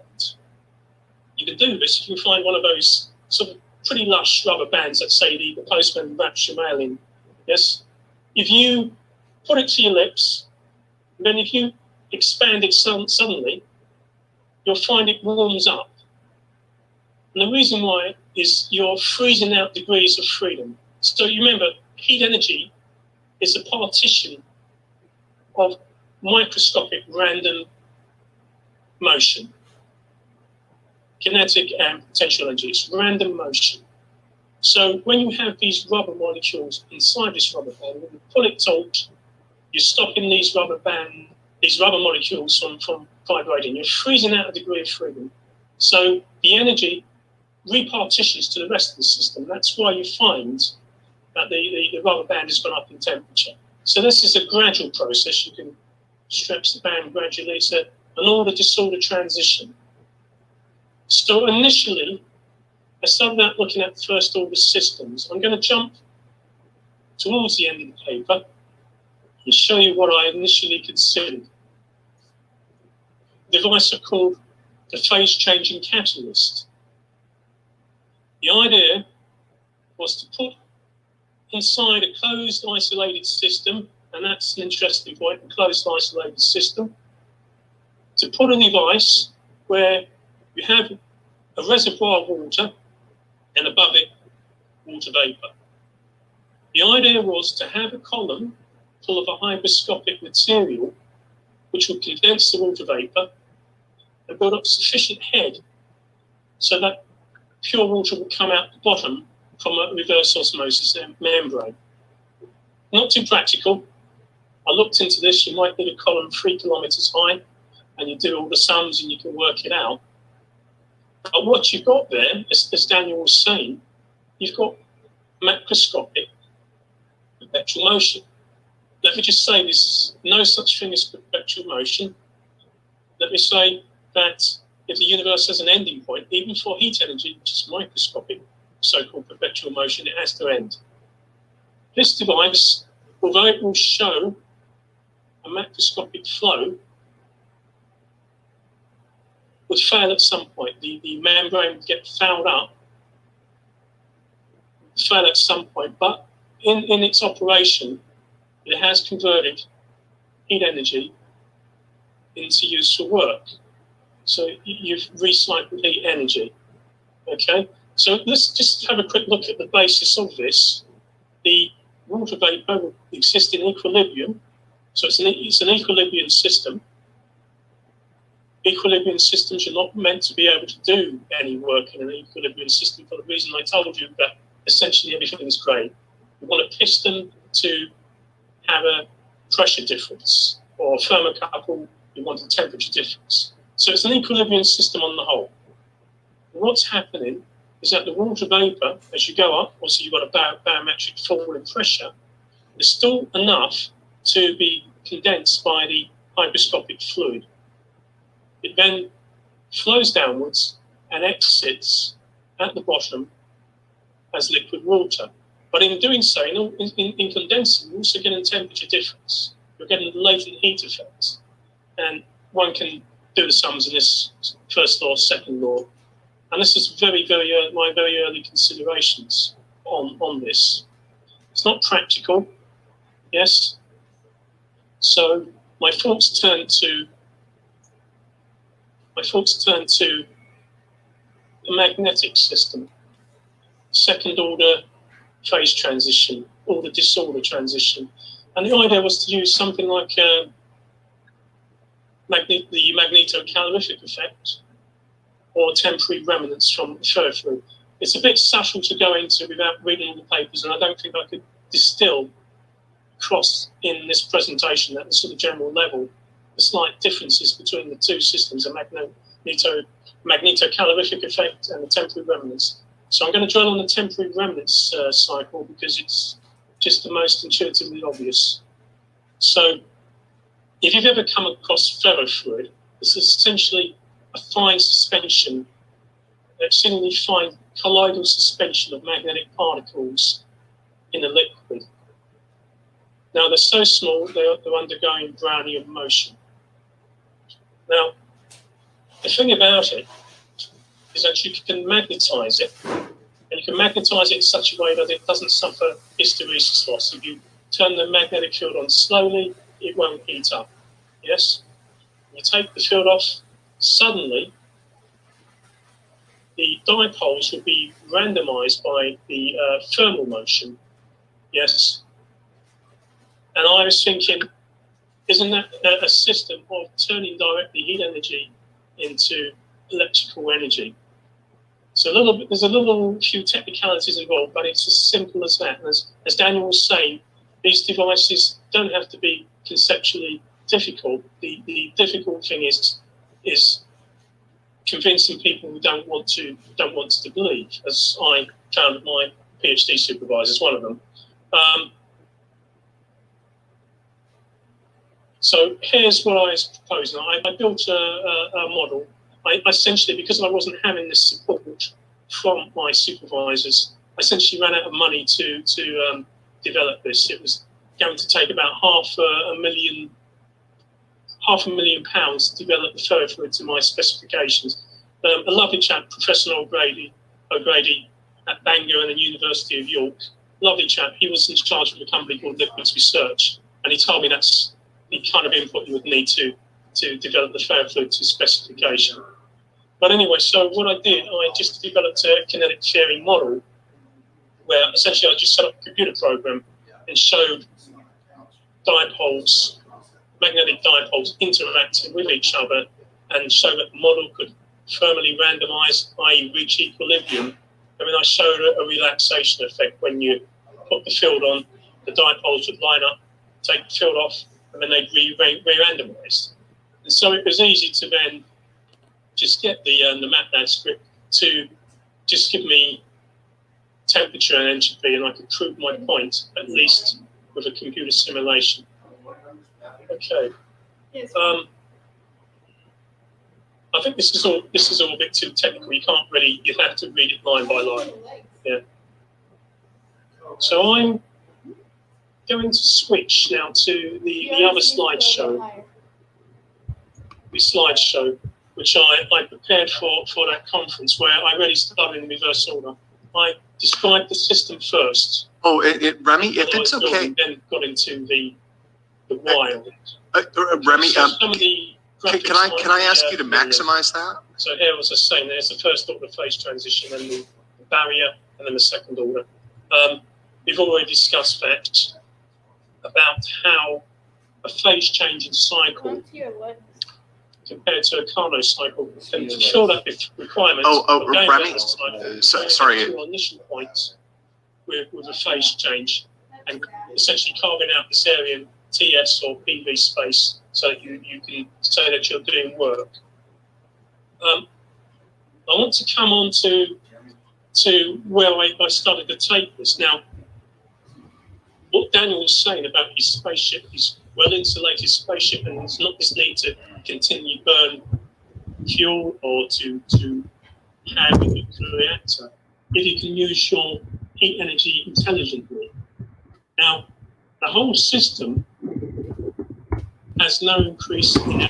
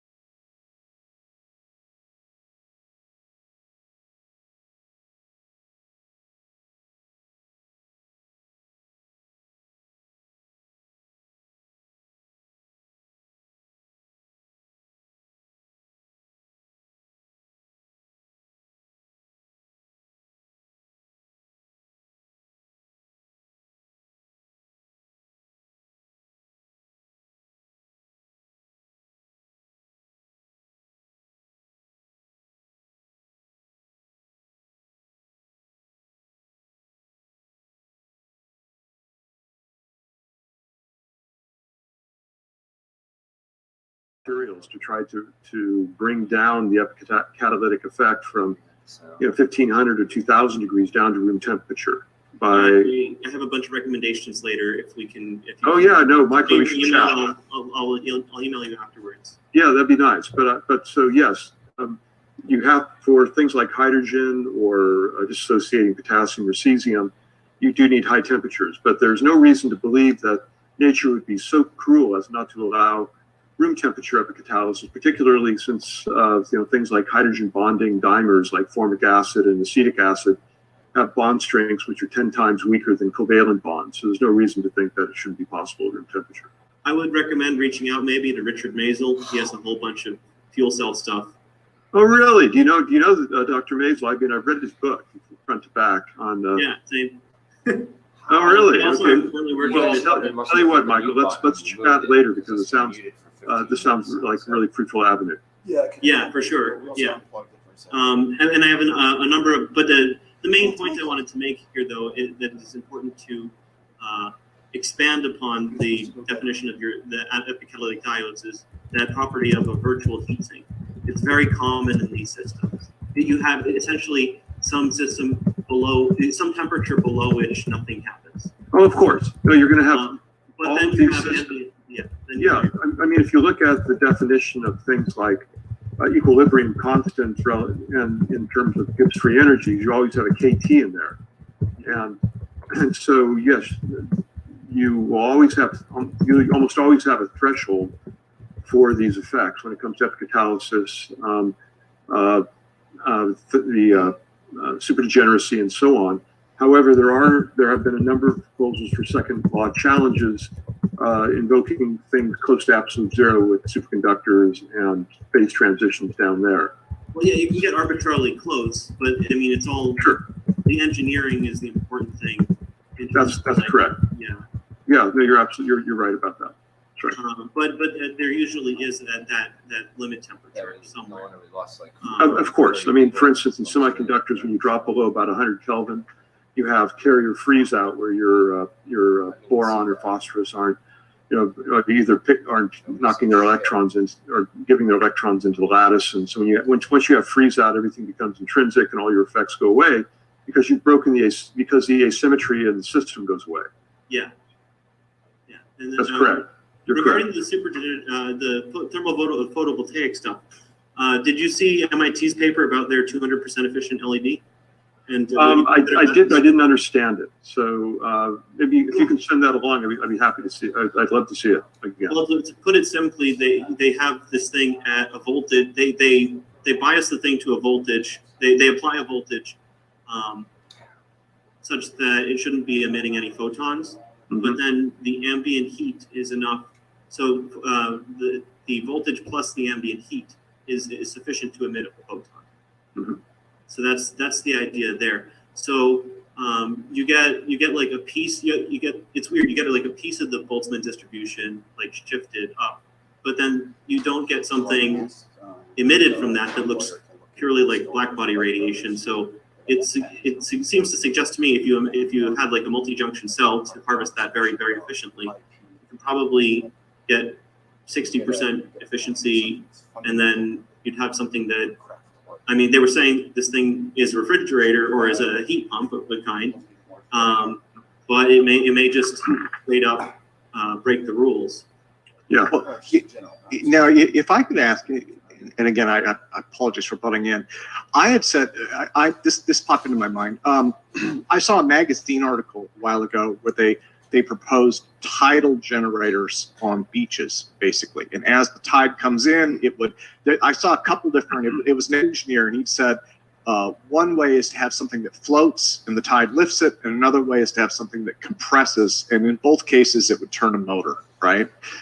But in a case like that, I guess they were, I think presumably gravity would be the driver, not ambient heat. Oh yeah, no, those are not second law violators by a long shot. No, those are being driven by, well, whatever your tides are being driven by, either by gravitational effects or wind or whatever happens to be the case. But no. Yeah. No, I'm just coming there. Those tidal generators, they would be driven by the decay of the moon's orbit around the Earth. Yeah. That would make sense. Yeah. That's what generates the tides. Yeah, in fact, I just read that would actually make perfect sense. I just read an article saying that there's a Chinese lake they created for a dam, and apparently this artificial lake is large enough that it actually slows the Earth's spin by like a millionth of a second or something. So, yeah. Okay. Well, let me have some more questions and comments. So let's see. So yeah, I mentioned the thermionic emission system, which there was a paper about that, and I saw you guys, I think, collaborated with them. But anyway, what else? There was a fellow by the name of Patrick Kelly who unfortunately died a little while ago, I think, and he had a bunch of stuff up on YouTube.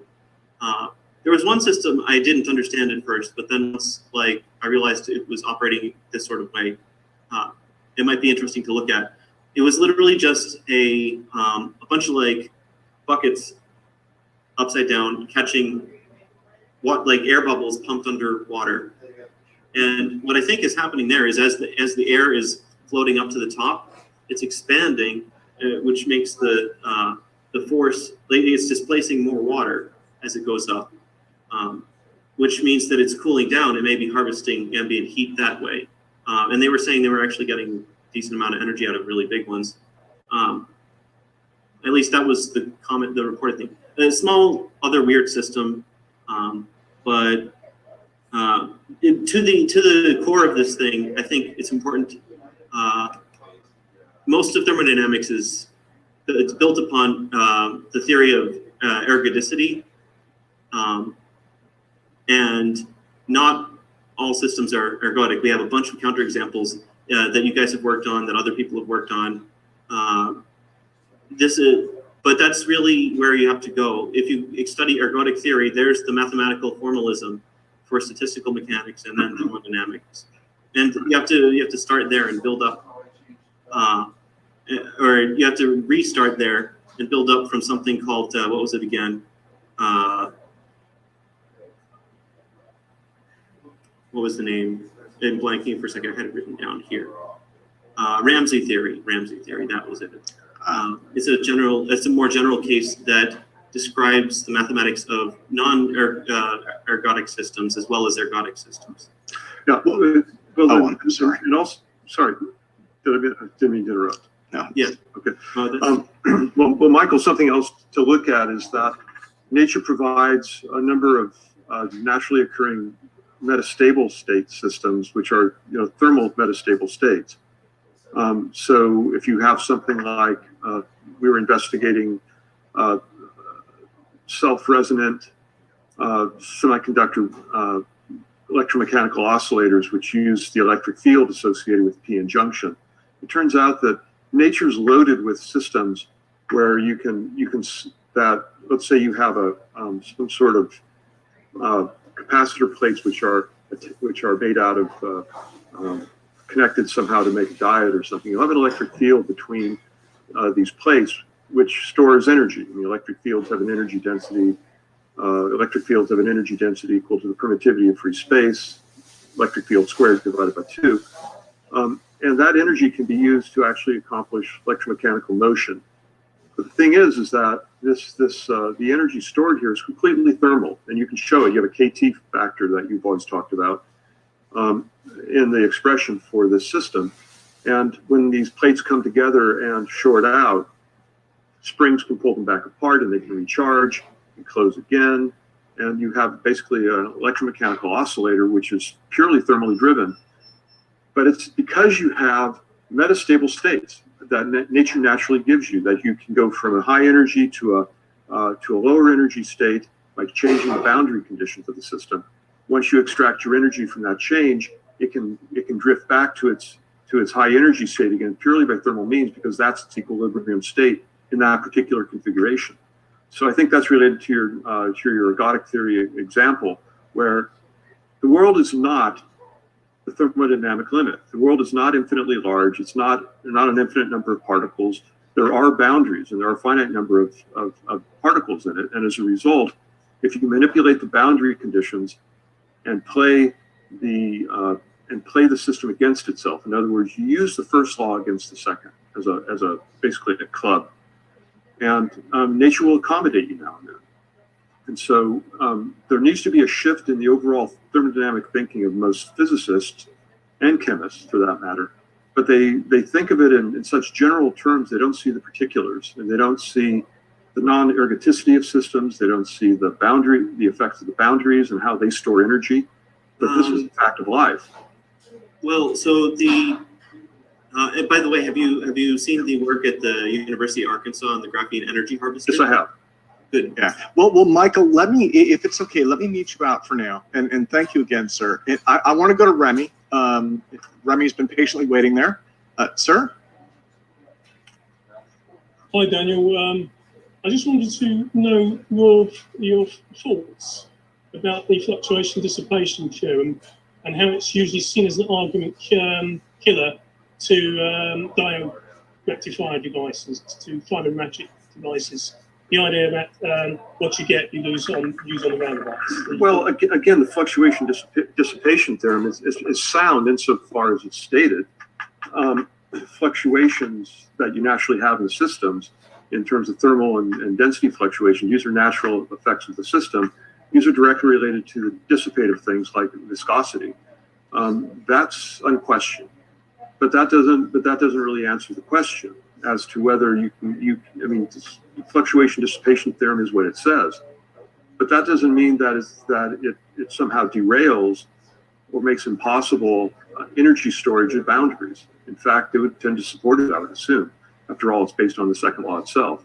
So too much of I mean, I call this the ideal gas syndrome, and that is most physicists go to the ideal gas and say, look, you can prove the second law for the ideal gas. That's not hard to do. You simply follow a bunch of particles around inside a chamber, and you can show that PV equals NKT.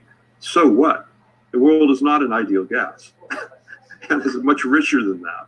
And so when people say that second law has been proven, that's nonsense. It's nonsense on multiple levels. First of all, the second law is only true can only be proven for a limited number of systems. Number two, it's epistemologically unsound to claim the second law is not violable, because the second law has to be violable if it's a true law. Laws are axioms of nature. That's what a law is. It cannot be proven. That's what it means to be a law. It's like trying to prove the axioms associated with Euclidean geometry. You don't prove these things, you assume these things. And the reason why the second law is assumed to be true is because it's seen to be true in all systems up to the present. But the thing is, it's not true. That's not true either. There are systems now which indicate, like the Arkansas group, like the epicatalysis experiments, some of the stuff by Jerry Pellegrini, some of the work now by Garrett Nadell, indicate the second law is not absolute. All you need is one counterexample to it to show that it's not an absolute law. But the scientists tend to go back to the ideal gas law and presume that that it works for ideal gases, it works for everything. But it's not true. What they're saying is that they're basically setting up a bit of a straw man, and the fluctuation dissipation argument is a bit of a straw man. It's saying that with no measures, you put a diode on a tabletop, it's not spontaneously going to get hot at one end, cold at the other. Well, precisely because you're not doing anything to it. It will, once you design it to do so, it's a straw man argument, isn't it? It's trivially true. That's right. And it's going to be, when I say trivially true, I'm not saying that it's not useful. I mean, it's true. It's true in general, but for whatever system you want, up to a point, but not for every system. Not for every system. And another great example of that kind of thinking is the Maxwell demon, which was invented by Maxwell as kind of as a thought argument that he posted in a paper to a guy named Tate in a letter to him. And that thing has lived on and on and on.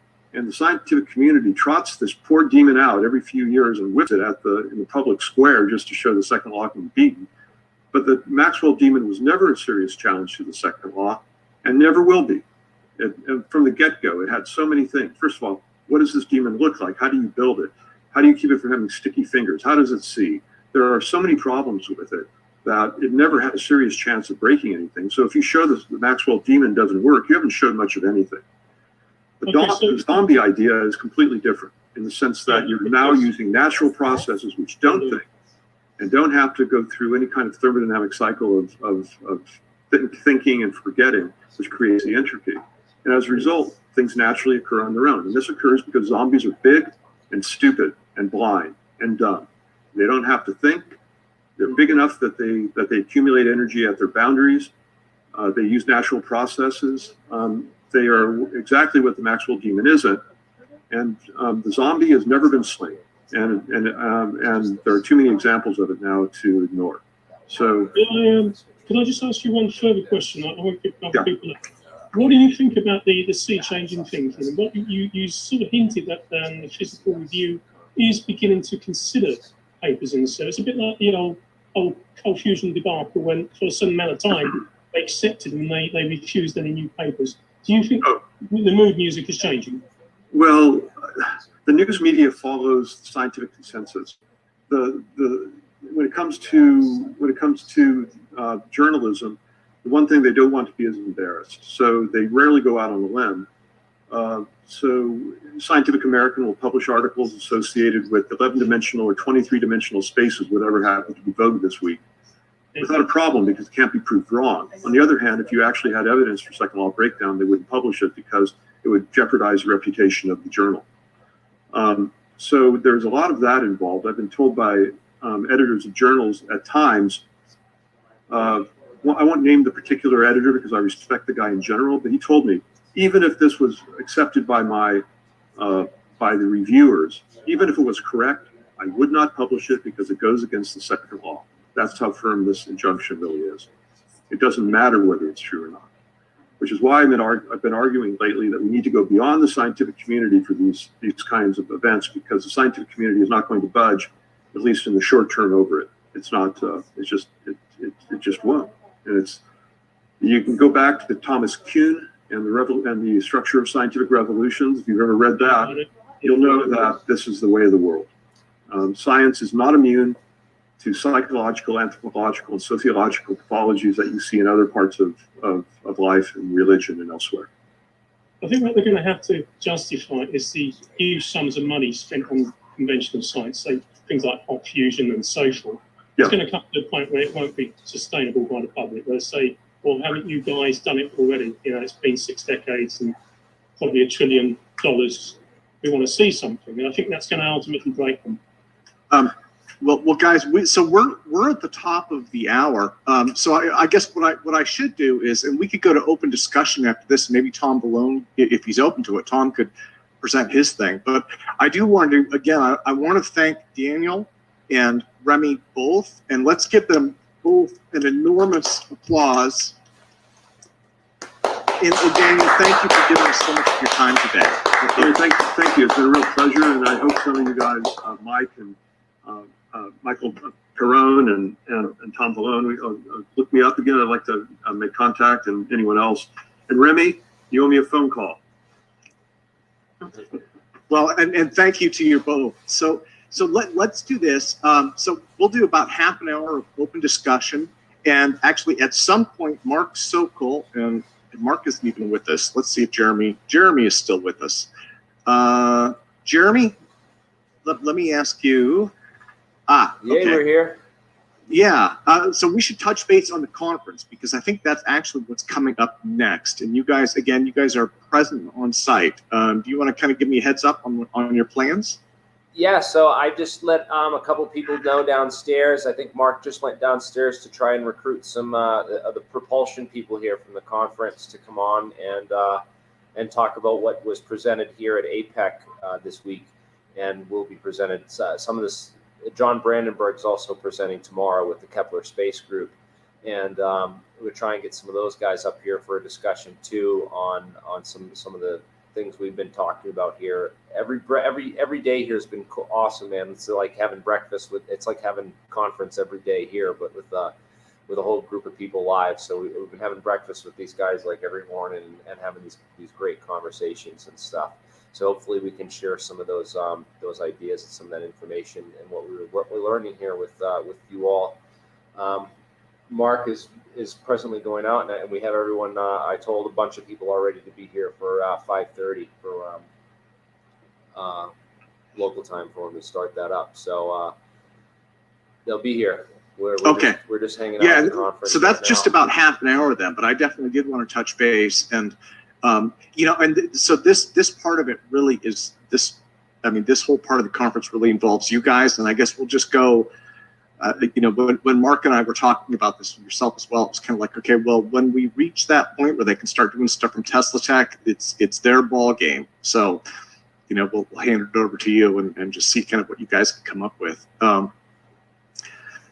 So I guess, and we can continue to do kind of open discussion for the next, half an hour or so. As I understand things, their presentations let out right around now. And so people are coming out of conference sessions at Tesla Tech.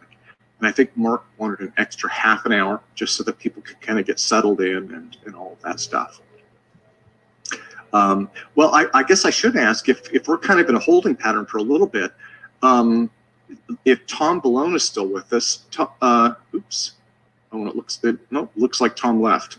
Oh no, there he is. Tom, did you want to demonstrate the motor that you had earlier, the spiral Wankel motor? Tom may have stepped away. It looks like he's muted and his camera is off. But okay, and I should ask. So in terms of yeah, okay, sorry, kind of stalled out here. In terms of open discussion, does anybody have anything they would like to share? I guess. I still had a few more things. Okay, yeah, go for it. Yeah, I just don't want to. I don't want to take any more of Daniel's time unless he's. Okay, I mean we can correspond via email anyways, but just generally for the group, I wanted to go over ergodicity in a little more concrete terms. So ergodicity, for those who are not familiar, is the assumption that all the states in a system have roughly an equal probability of being reached. So imagine if you imagine a matrix multiplication, all of the rows and columns all add up to 1, and like the vector that you'd multiply by, or the was it? No, wait, I don't know. This is kind of off the cuff, so I'll that's okay. Get it wrong. But what was so Michael, why don't in terms of ergodicity, let's just say you have a blank room. Well, you're wandering around in different, because we can describe it in physical analogies, but I want to for more mathematical folks, I'm trying to put it in terms of matrices. Because the more ways you can describe it, the clearer it will be for people. That's the idea at least. Isn't it easier to describe it in phase space? The idea that you have trajectories which will then spread. So you line up enough exponents. For some people, but the largest sort of audience of people who can actually do something with this information is probably college level. So I'm going with matrices. That's okay. But I mean, if you imagine there's an object called a Markov chain. It's a matrix that you multiply by itself many times, and it has this property that all the rows and columns add up to 1, which means that if you sum everything, it's a conserved quantity. So when you multiply it by itself, it will either oscillate or stay random, or it will converge to a single state. And in the state where it converges to a single state, it's called an absorbing Markov chain. Or you can also kind of think of it in terms of Lagrangians or whatever. It minimizes the action and energy and whatever. Action, I think. Anyway, if there's a state in that system that just eventually catches all of the energy or number or whatever term you're talking about, then that is called the absorbing Markov chain. Specifically, ergodic systems are systems that do not converge to, are not absorbing Markov chains, to put it very concretely. And also, I think they're not oscillatory systems, but that's a slightly higher level thing to talk about. So you can just show this very, very simply. If you have maybe a wind turbine and a battery, if you harvest some wind, put it into the battery, the probability that that energy will just come out of the battery and go back into the rest of the system is much lower than the probability that the wind turbine will capture that energy and put it in the battery. That's kind of why the whole thing is practical from an engineering perspective. But I mean, it's not a perfect example, but it puts it in very simple terms. Like that's not an ergodic system because the probability of going back from the battery into the wind is lower. I mean, depending on how you engineer the thing, you could just run the generator backwards and produce wind. But depending on how you engineer the thing, the probability is lower that it would go back into the rest of the system, and therefore it is an absorbing system, in a sense. Well, but Tom, that's Michael. That's also a driven system. Okay. Yes. So it's not a great. Yeah, driven systems can do what they want. Yeah. So if you have a closed system that's ergodic, the analogy I was trying to make is, let's say you have a closed room and you have a person walking around the room. If they wander randomly around the room, they're going to get arbitrarily close to any point in that room on the floor eventually, and they will come arbitrarily close to any point you choose. And so ergodicity theory predicts such things that if the systems are ergodic, it will come into the vicinity of any phase space point that you wish in a sufficient amount of time. Yeah. But the thing is that if you've been wandering around this room all day long and have basically touched every single square inch of that room, that's fine and good. But what if somebody opens a door that you hadn't seen before in the next room? Then you can start wandering that room again. You'll be stuck there for a while, but then you'll come back to the first room, back and forth, by simply shifting the boundary conditions slightly. In other words, turning a knob on a room, on a door of a room, you can change the behavior of that system enormously. And even at equilibrium, you can do that.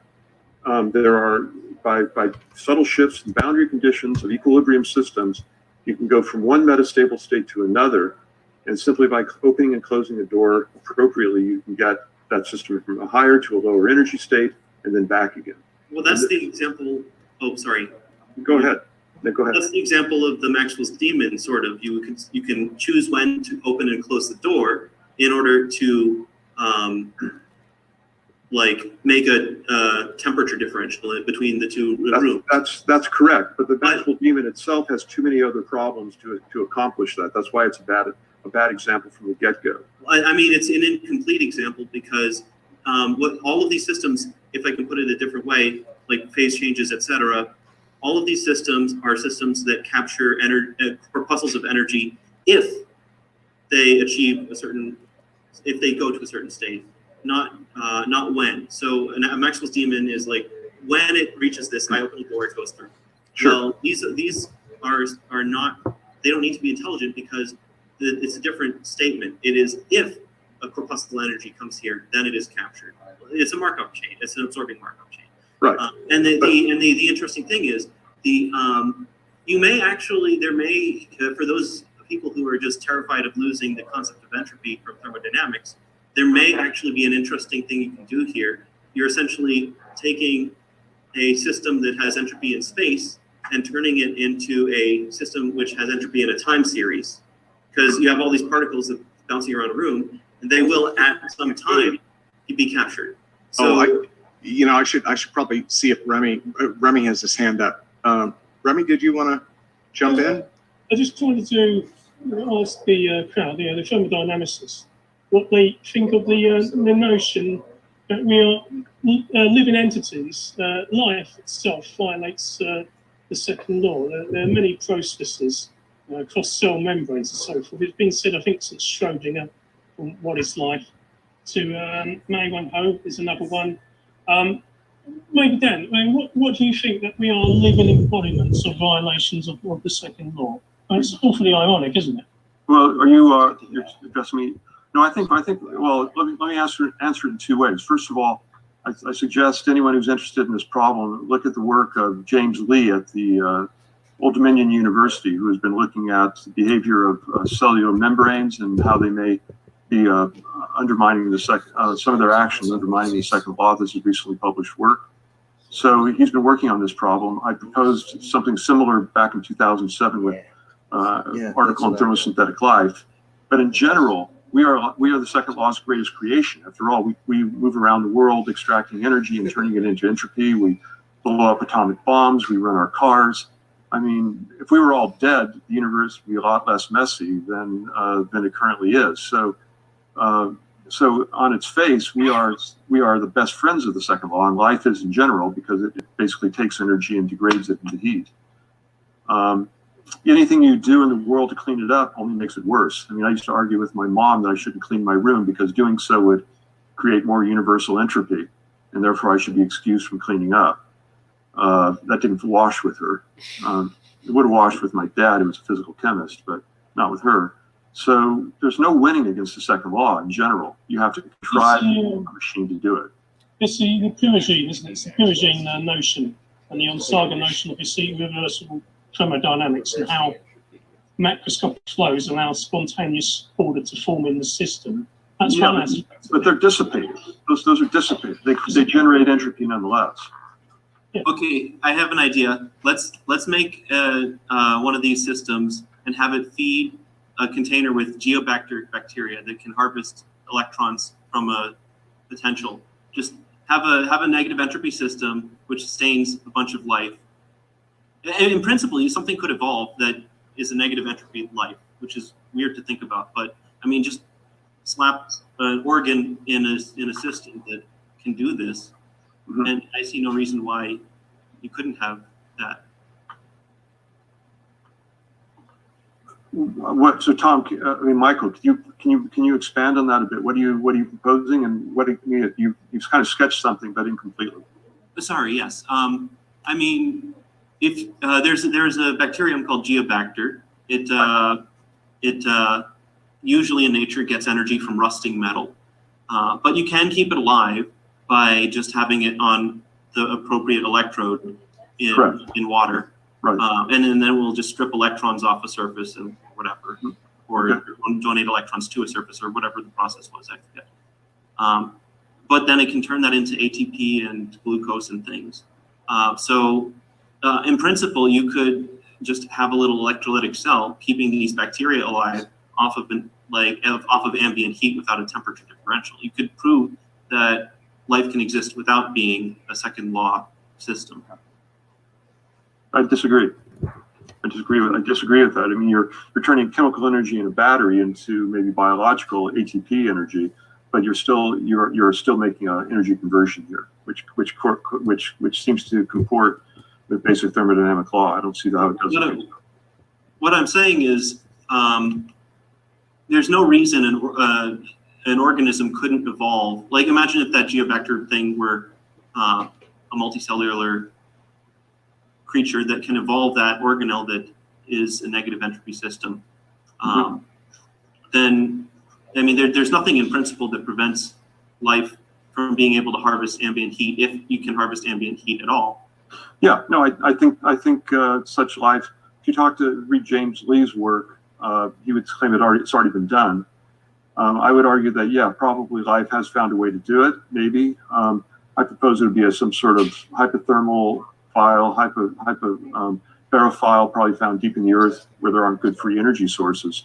There are so many free energy sources where we are right now. Plenty of rusty nails, plenty of hydrothermal vents, plenty of sunlight. There's plenty of free energy sources that trying to live off the scraps, which would be thermal energy, would be a mug's game, and probably would not be favored for natural selection, by natural selection. But I see no reason it couldn't be done.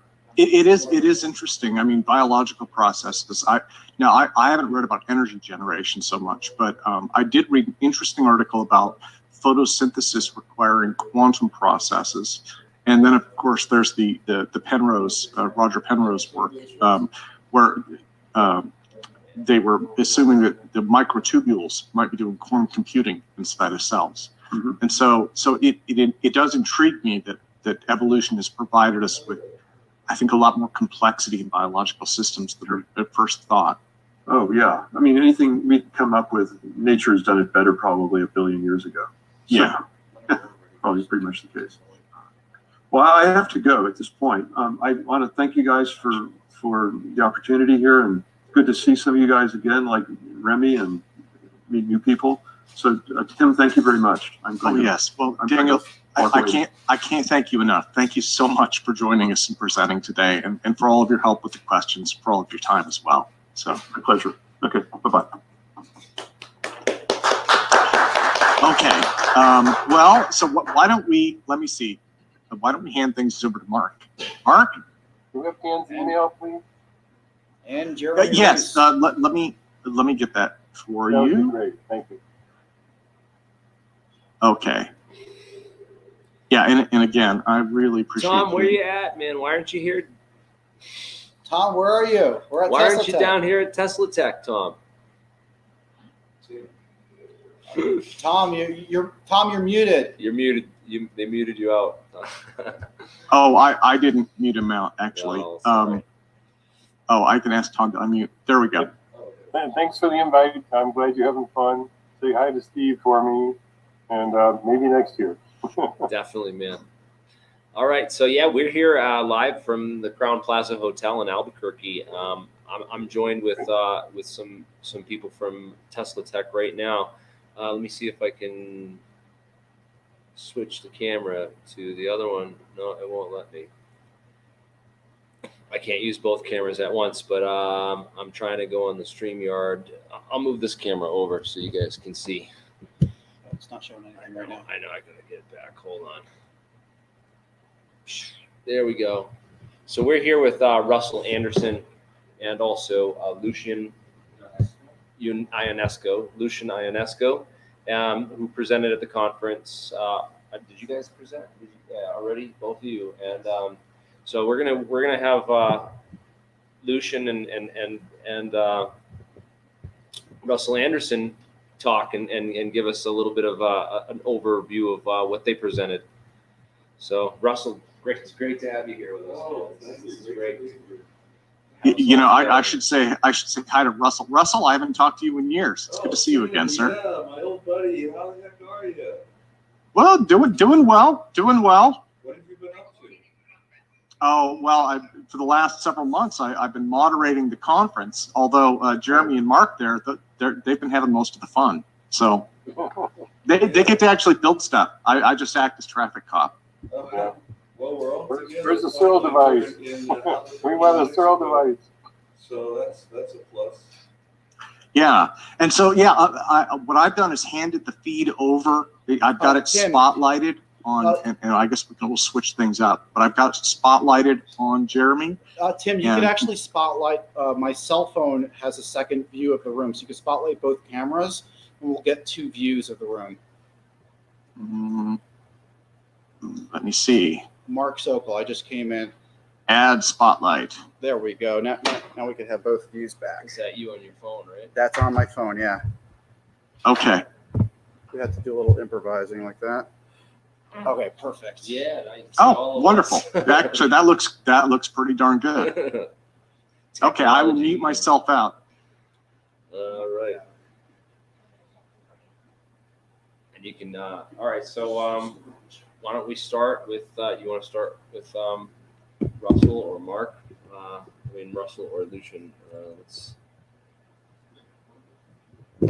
Yes, so I'm here with some contributions to gravity theory and experiments. And I must say from the beginning that there are many contributions from various angles to a modern view of what gravity is. And definitely it's not a Einstein traditional ideas of picture.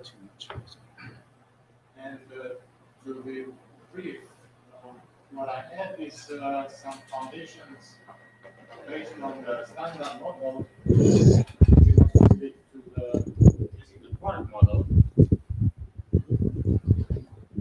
Using the quark model and the structure of the electric charge, which gives a slight correction to what electromagnetism would give.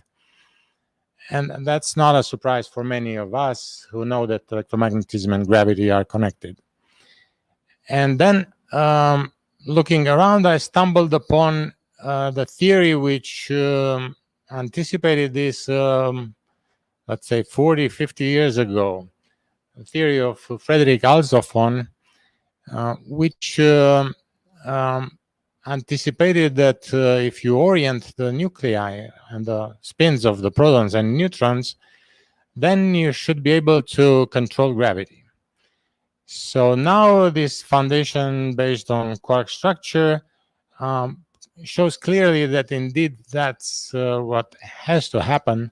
So in some sense, we expect the experiments did by Alsophon to really lead to a control of gravity. So to make things simpler, the main point is people should know that gravity is not a fundamental force. It's derived from what I can refer to electroweak theory. But to just put it simply, gravity is not a fundamental force. It can be controlled. So people should start contribute to this amazing research, both theoretical and experimental, if they want to see in the next 10 years, say, Star Trek news at 10 instead of just the show. So that's very interesting. You mentioned quarks. How does that play into the? I was saying it's very interesting that you're mentioning quarks and really going down to the fundamentals of what's inside the atom, what's inside matter. How does that relate to the Alsophon experiment and theory? Yes, that's the key of, let's say, my contribution to his theory. So let's take a neutron. A neutron is theoretically neutral from an electric point of view if you view it as a pointwise charge. But the moment you look at the structure of a neutron built out of 3 quarks, down, down, up, with a negative 1/3, negative 1/3, and plus 2/3, which give a total of 0 electric charge. But the moment you look at this structure, and then you take 2 neutrons with some spin orientations, then there is a rather a tensorial force acting between the two, which in first approximation is 0. So in first approximation, it looks like they are neutral, but the correction, which is a tiny, tiny contribution, depends on the orientation of the 2 neutrons. And naturally, they will orient towards minimizing the energy, and that gives a tiny attraction, which justifies and is the candidate for gravity.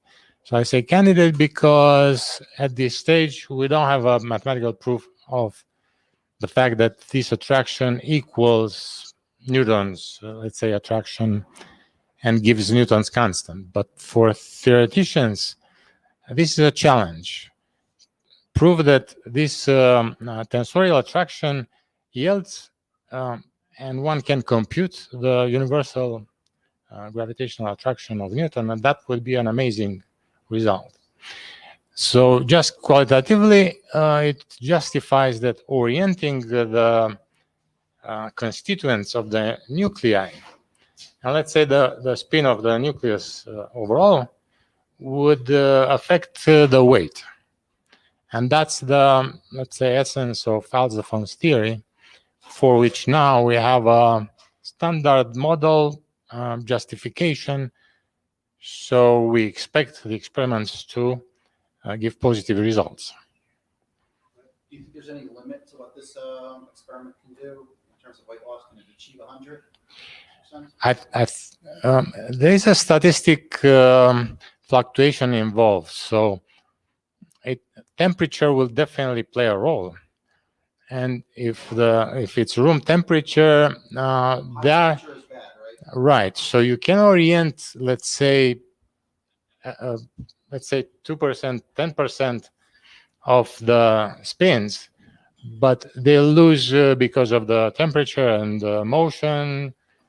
They'll lose the orientation. So temperature will go against this coherent process of orienting the nuclei. But otherwise, if you could lower the temperature as much as you want, then theoretically you could shoot for 99% of weight loss. I'm shooting for 100. If you make it weightless, then it becomes equivalent to nothing, and nothing can travel faster. 100 plus. Can travel faster than Right. So I mean at lower temperatures, like superconductive temperatures, we know that there is a locking mechanism of the in magnetic field. So probably there will be like a possibility to lock to 100% loss of gravity. And amazingly, if we believe in Einstein's, and we all do, that mass, inertial mass equals gravitational mass as a charge, then it means we're nullifying the inertial mass too. Then there is no obstacle towards zigzagging whatever you want with a spaceship based on this new technology, which we expect in the next, I would say, 10 years or so. We would expect to go to Alpha Centauri with such technology, right? Yes, but solar system would be for me. That's what. Yeah, you want to go on a day trip to Mars. And then here at News at 10 that some ambassador went to Jupiter to discuss some environmental laws. That's a great place to go check out the environment there on Jupiter. So we also have Russell Anderson over here. Russell's actually been working with us at Tesla Tech. Oh, are we going to Jeremiah first? Jeremiah's got to go and give a presentation, a live demonstration. So I wanted him to just talk real quick because he's got a live demonstration that's coming up. So I'm going to have him go. He's got to go downstairs and run. So we're going to have him go real quick. I'm sorry to cut you off, Russell, man. It's not an issue of importance or he's just, so we're here with, this is Jeremiah, but it's not Jeremiah Pop, obviously. It's Jeremiah, what's Ferwerda. Mm-hmm. Yep. And why don't you tell everyone where you're from and what you're working on here? I saw your demonstration. I'm from Idaho, and I'm working on the thermodynamic transformer by Nikola Tesla. It's his bladeless turbine. So came down here to Albuquerque, New Mexico to give a presentation because I was invited to the conference. To this conference. At my last conference, the people I was scheduled in before they knew that I would actually be there, and so I said yeah, and I didn't know I would make it. I said I probably can't make it, but if we had a truck, which we ended up having a truck, or we had a truck, but it could have broken down at any point on the journey down here. Oh, it sounds like one of those trucks. Yeah, and so I was like, I don't think I can make it because of the truck and because we don't have the gas money, and we kind of spent more money than we have to get down here in the first place. But somebody said, okay, you need a new truck. What does it do? What's its potential? The Tesla turbine patent on your it's basically everything. Yeah, it's basically everything that we've needed, that humanity has needed for the longest amount of time, because we have the technology to do what I'm doing right now, but it's extremely expensive. The turbines take advanced machines to build, and like CNC machines, advanced materials to build, and we're building, or we're using basic machinery, basic equipment to build it. So, and it'll also last a lot longer than the regular turbines because it works on the principle of viscosity instead of impact, viscosity, adhesion, and friction. And so we have a system, it's called the cryophorus, where you have a boiler on one side and a condenser on the other side. And all you do is you warm one side and you cool one side. You can use the earth to cool the condenser, and you can use ambient heat or groundwater heat pump. Yep. Yeah, we actually heard this device turning on at the conference. They'd turn around and sound like a air raid siren. Yeah. And then I'd go out there, and one of Jeremiah's helpers was getting electrocuted from the generator. What? They kept on playing with it. Yeah, he seemed to enjoy it. I think he's standing right here. Or no, it was the other guy, the one with the long hair. Yeah. Okay. Wait. So the generator was actually putting out it looked like more than 100 watts, right? Definitely more than 100 watts. I don't know what temperature. I wasn't there. The frequency of the AC was pretty high too. I know it's very high. Yeah, because our RPM is very high. We operate it. There's more power at higher RPM. So if you take 1 foot-pound of torque at 1 RPM, that same foot-pound of torque will give 20 times the power at 20 RPM. Okay, so you need like a gear. So, well, you normally would, but we use a generator attached directly to the turbine, and the generator, you can do this electrically without belts, pulleys, and gears, which normally kill your effects and rob power at super high RPMs because of friction. Yeah. So we don't have to worry about friction because of our electrical conversion of the energy. And some really good bearings, I guess. Yeah, and the bearings, they're $70 a piece, and they're rated at 150,000 RPM. So that's the most expensive part in our system. In fact, our magnet for our generator, which is just a single magnet, diametrically magnetized, that goes on the shaft of the turbine. It's extremely simple, and it's well balanced because it's circular and it goes right on the shaft. So the generator can operate at super high RPM, and because it operates at super high RPM, or because it can operate at super high RPM, it's got a big field, and the field, you have 2 coils, 1 on each side. So once you put that magnet on the shaft, then you just put 2 coils, 1 on each side of that magnet, and the field is so large that you don't need magnetic cores, or you don't need iron cores. Iron cores attract the magnetic field and then help you transfer that magnetic field into your coils. You're going straight to wire. We're going straight to wire. So it's like a axial flux generator, but instead of having 8 magnets and 16 coils, we have 1 magnet and 2 coils, and it goes straight on the shaft and is circular. And so we can operate at super high RPMs without the need for the complexity or iron cores.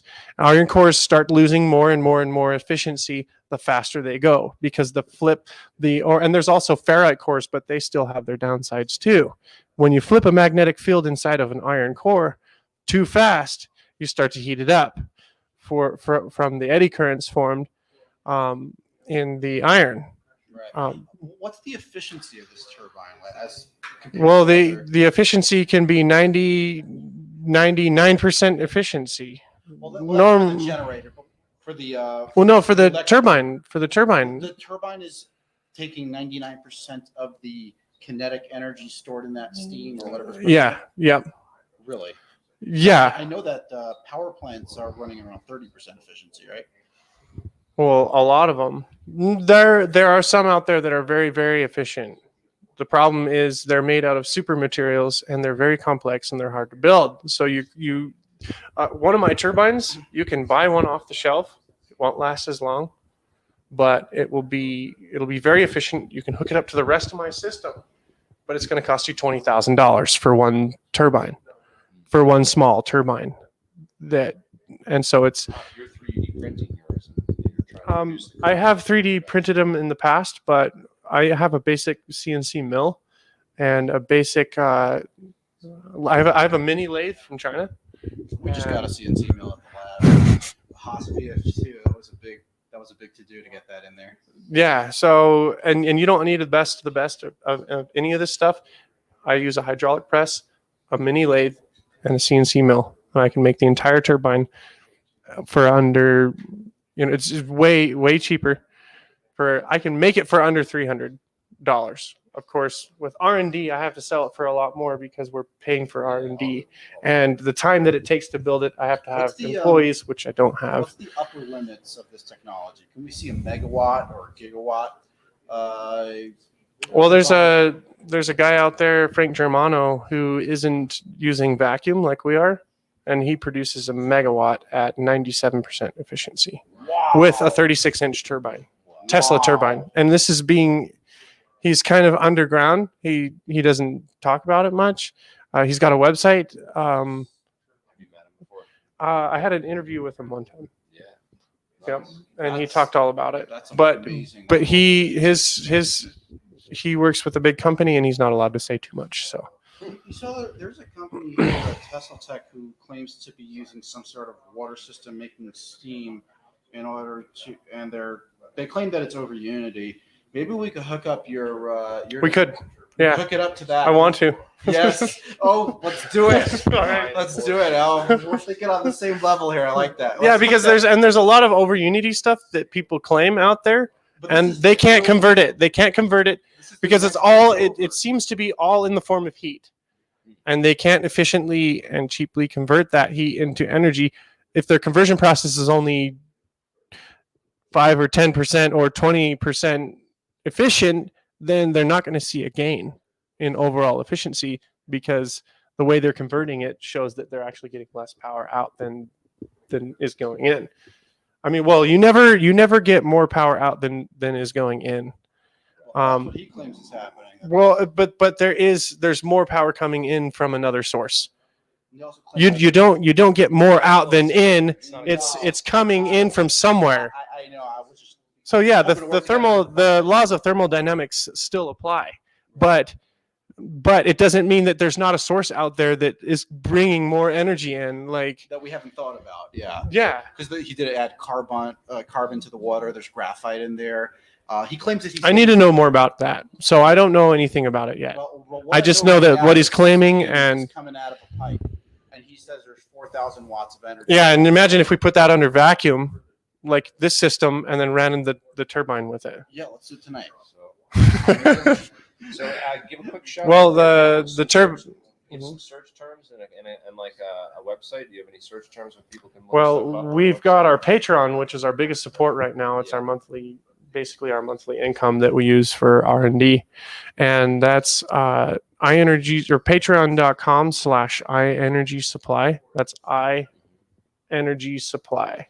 Oh, maybe we could get him up with his logo shirt. What's his name? Ishmael. Ishmael. Come up here and show the shirt off. And, Yes. This is Ishmael, who's been working the stand for the past few days. Just come right in front of Jeremiah. And here, just scratch down so you can see the logo on his shirt. That is the company, iEnergy Supply. Oh, there. I should just turn the camera around. Oh, okay, whatever. iEnergy Supply. This is the team, and they're getting really cozy together. Check them out on Patreon, right? Patreon, and also YouTube. Type in iEnergy Supply on YouTube, and we'll be the first thing that pops up. Again, it's not the same without the demonstration of what you got downstairs to show us. I know you're going to go do that next. Can I join you and film that, and I'll post it on the channel later for people to watch? Absolutely. So, all right. Yep. Yeah. So I'm going to go get a film of a demonstration of his Tesla turbine and his whole setup. And that's in 20 minutes, I think. 20 minutes. Okay. You're gonna run down there in 20 minutes. Yeah, I'll run down there. In 20 minutes. Do you have anything else to say? I mean, are you done? You were I talking. think I'm done. If there's any other, do you guys have any questions for me? Is there any questions from APEC? Or the live stream? I don't see too much in the live stream. I'm looking at the live chat right now. We're talking Tesla turbines. He said if it works, you're done. The CIA will get you. Oh, they might already be here. Who knows? There's some really weird people. I haven't met any really weird people yet. I did it in my last conference. Free and open source. Free and open source, no patents. I like it. Yeah, free and open source. Nikola Tesla's technology, just fully applied. Yep. That's the way it should be. That's the way it should be. I mean, you should get the patents for the nuts and bolts, like the best bearing that you use over there, the $70 bearing. That's your IP, but the general idea doesn't belong to anybody. It's been around since Tesla. Yeah. Since Tesla's age. Yeah. I think we have a question here. Volume 2 of the Tesla text series. Good old Steve should be reprinting this book. I don't know if you can see it because I have a virtual background. It's the It's classic Professor Vallone. boundary layer breaking with a bladeless Tesla turbine. Compiled by Jeff Hayes. I hope Steve will reprint it. Oh, I think he was supposed to present. Jeff Hayes was supposed to present, but he didn't. This is actually a very valuable book to have for. Yeah, Jeff Hayes' book. Yeah, it's extremely important. Jeff Hayes wasn't able to make it to the conference, unfortunately. Yeah. It's actually been a very light year for Tesla Tech. And but the people that are here are the highest caliber. You're just getting it's just more concentrated minds. That's all we got with it. You know, it wasn't the ones that didn't make it weren't supposed to be here. The ones that are here are here. Yeah. And that's what's important. And thank you very much, Jeremiah. That was Thank you. That was amazing. I really like that contraption. You turn it on, it sounds like an air raid siren, and Yeah. we see all the Einstein, the Edison lamps and you lighting won't up. hear it when it's.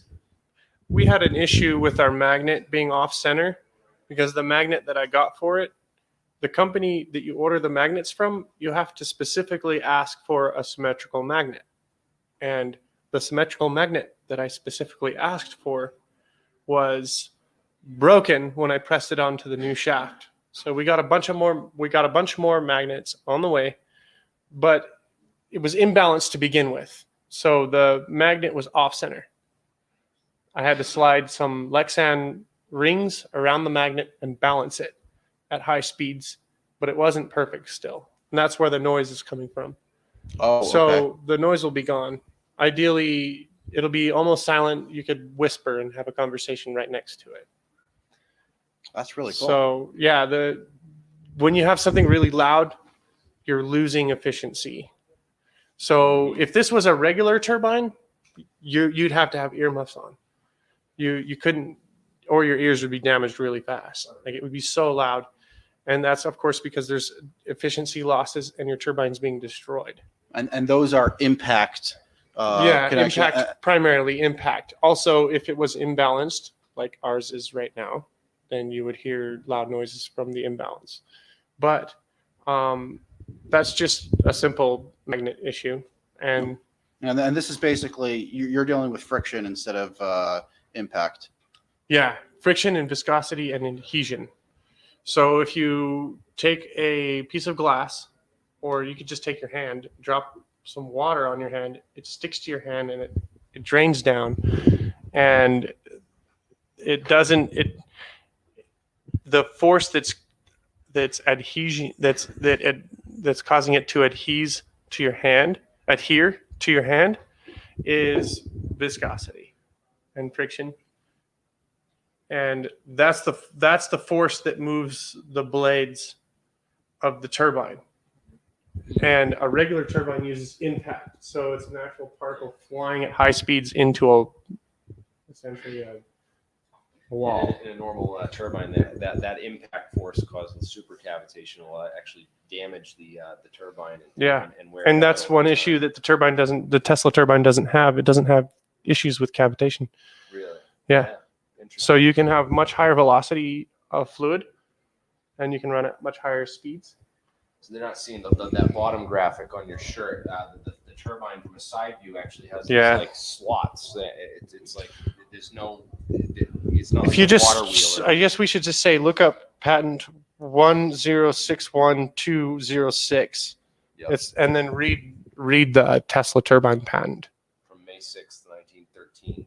Yeah. Yep. And if you read that patent, you'll get the gist of what this Tesla turbine is all about. And one of Tesla's many great inventions. Yep. Thank you very much, Jeremiah.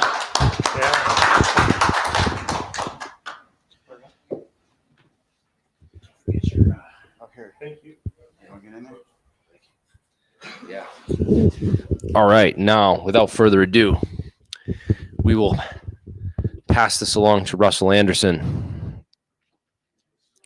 Russell, thank you for joining us. And Let me get you on here. Front and center. There we go. Hey, hi. How's everybody doing? Hello out there in internet land. Tim, you still with us? Yeah, they can hear us. We're good. Okay. We just can't hear them. No, yeah, I don't know. Tim's muted out right now, so they're just hanging out. Let me see if I can get both of us in here. I don't know.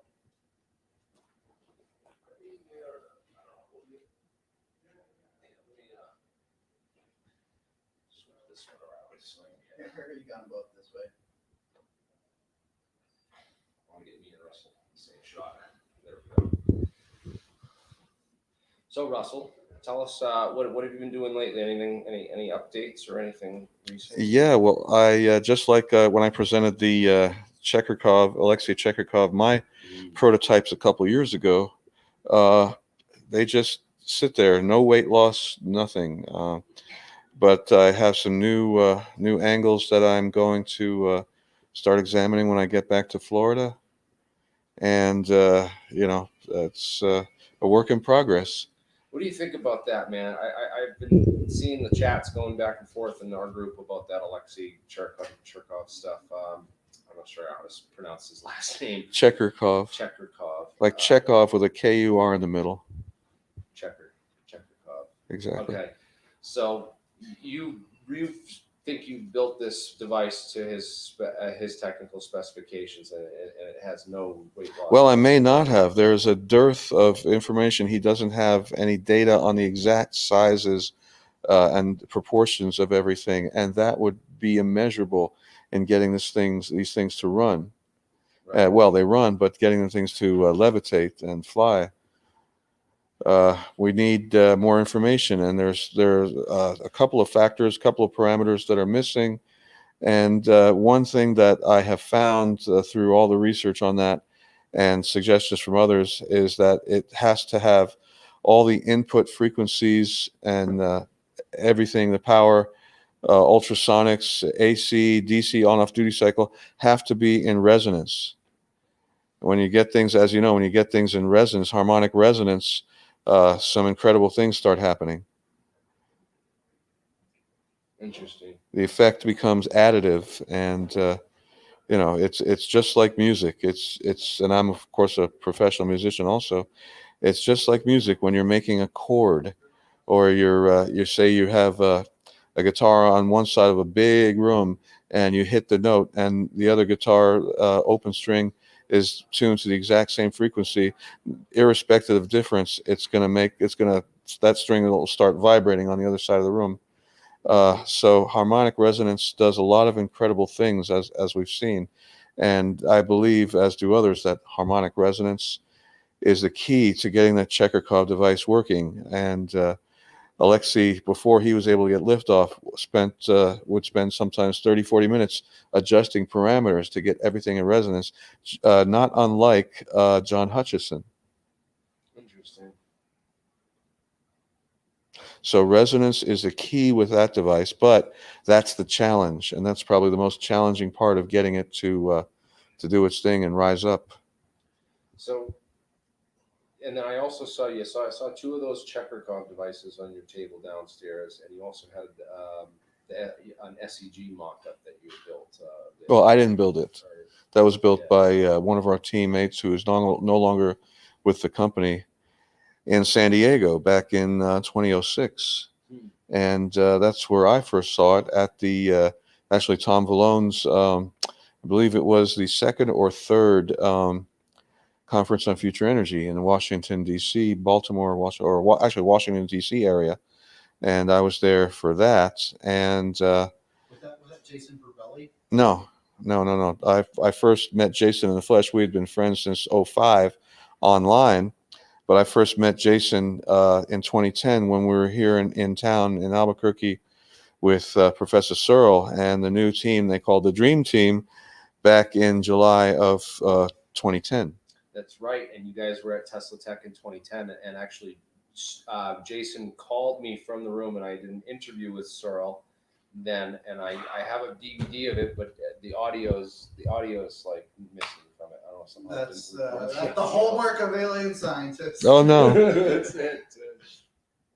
But anyway, yeah, the whole idea is to build these things and fly them and then mass market them so that we can have some cash flow to do the Searle technology, which is, of course, now patented since January 16th of 2018. It's patent number 9871431B2 spintronic generator. No longer called the Searle effect generator because Professor Searle copyrighted his name back in 2016 or 2015, something like that. So it's called the spintronic effect.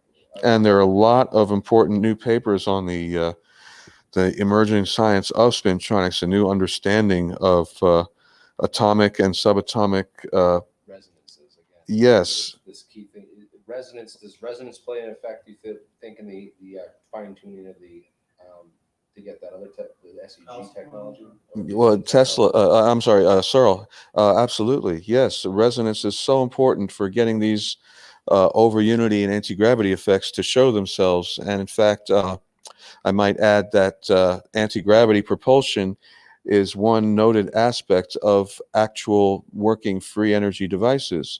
It's a byproduct of the operation.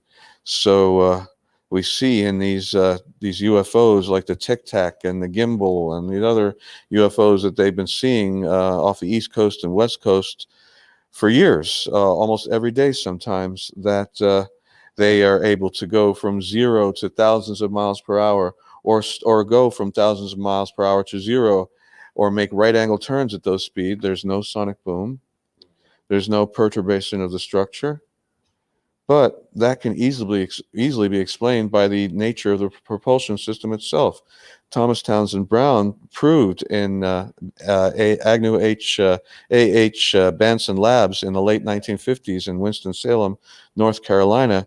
He says he achieved isolation, quote unquote. Well, isolation means that it is isolated from G-forces and inertia, which is really important, because if you have canceled inertial mass, the heavier you go, or heavier a body goes through space, it won't get, the faster it goes through space, it won't get heavier and heavier.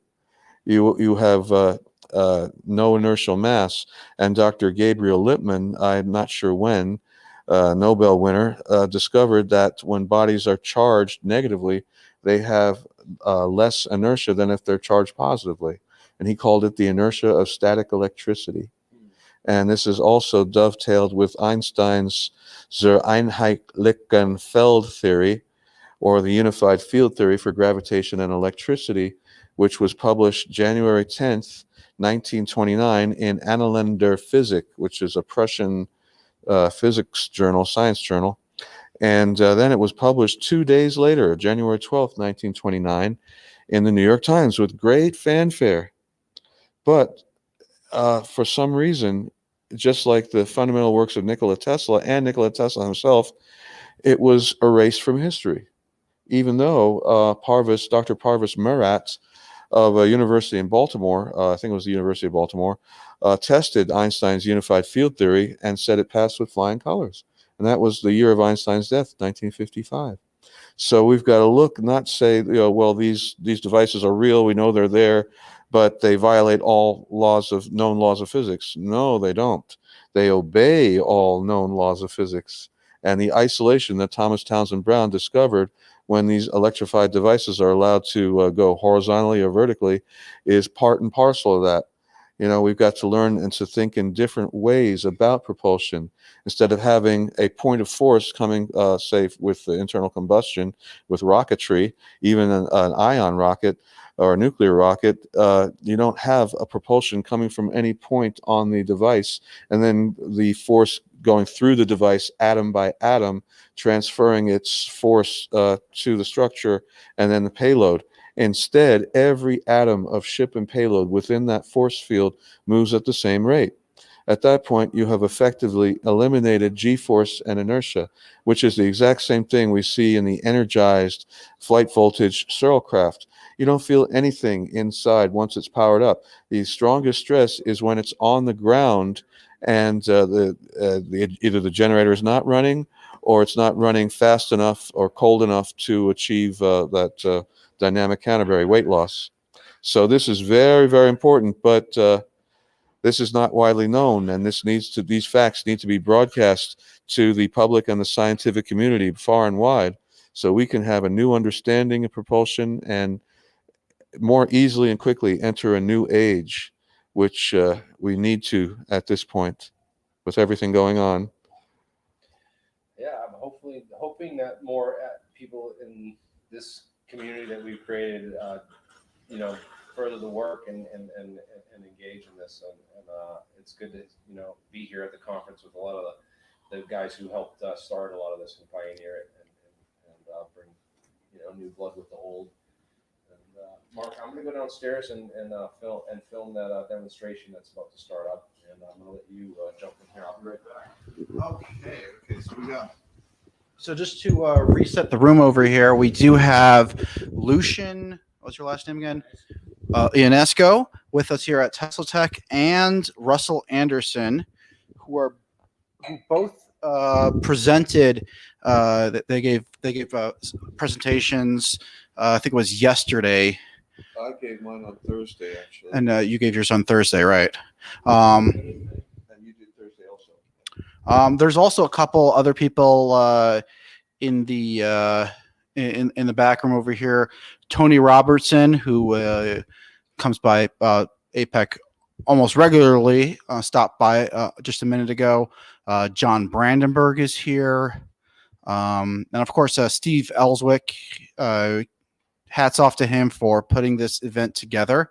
It's quite a job to put something like this together. And there was a couple other notable physicists and engineers, big names in this field, that I've met throughout. So there's quite a concentration of very smart people. So what is it about Tesla Tech that draws you in specifically?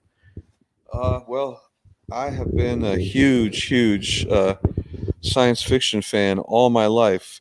And I love how the science fiction is a great mind expander because it forces your imagination. It's like, Steven Spielberg said, it's like Pilates for the brain, for the mind. You are forced to, stretch your imagination.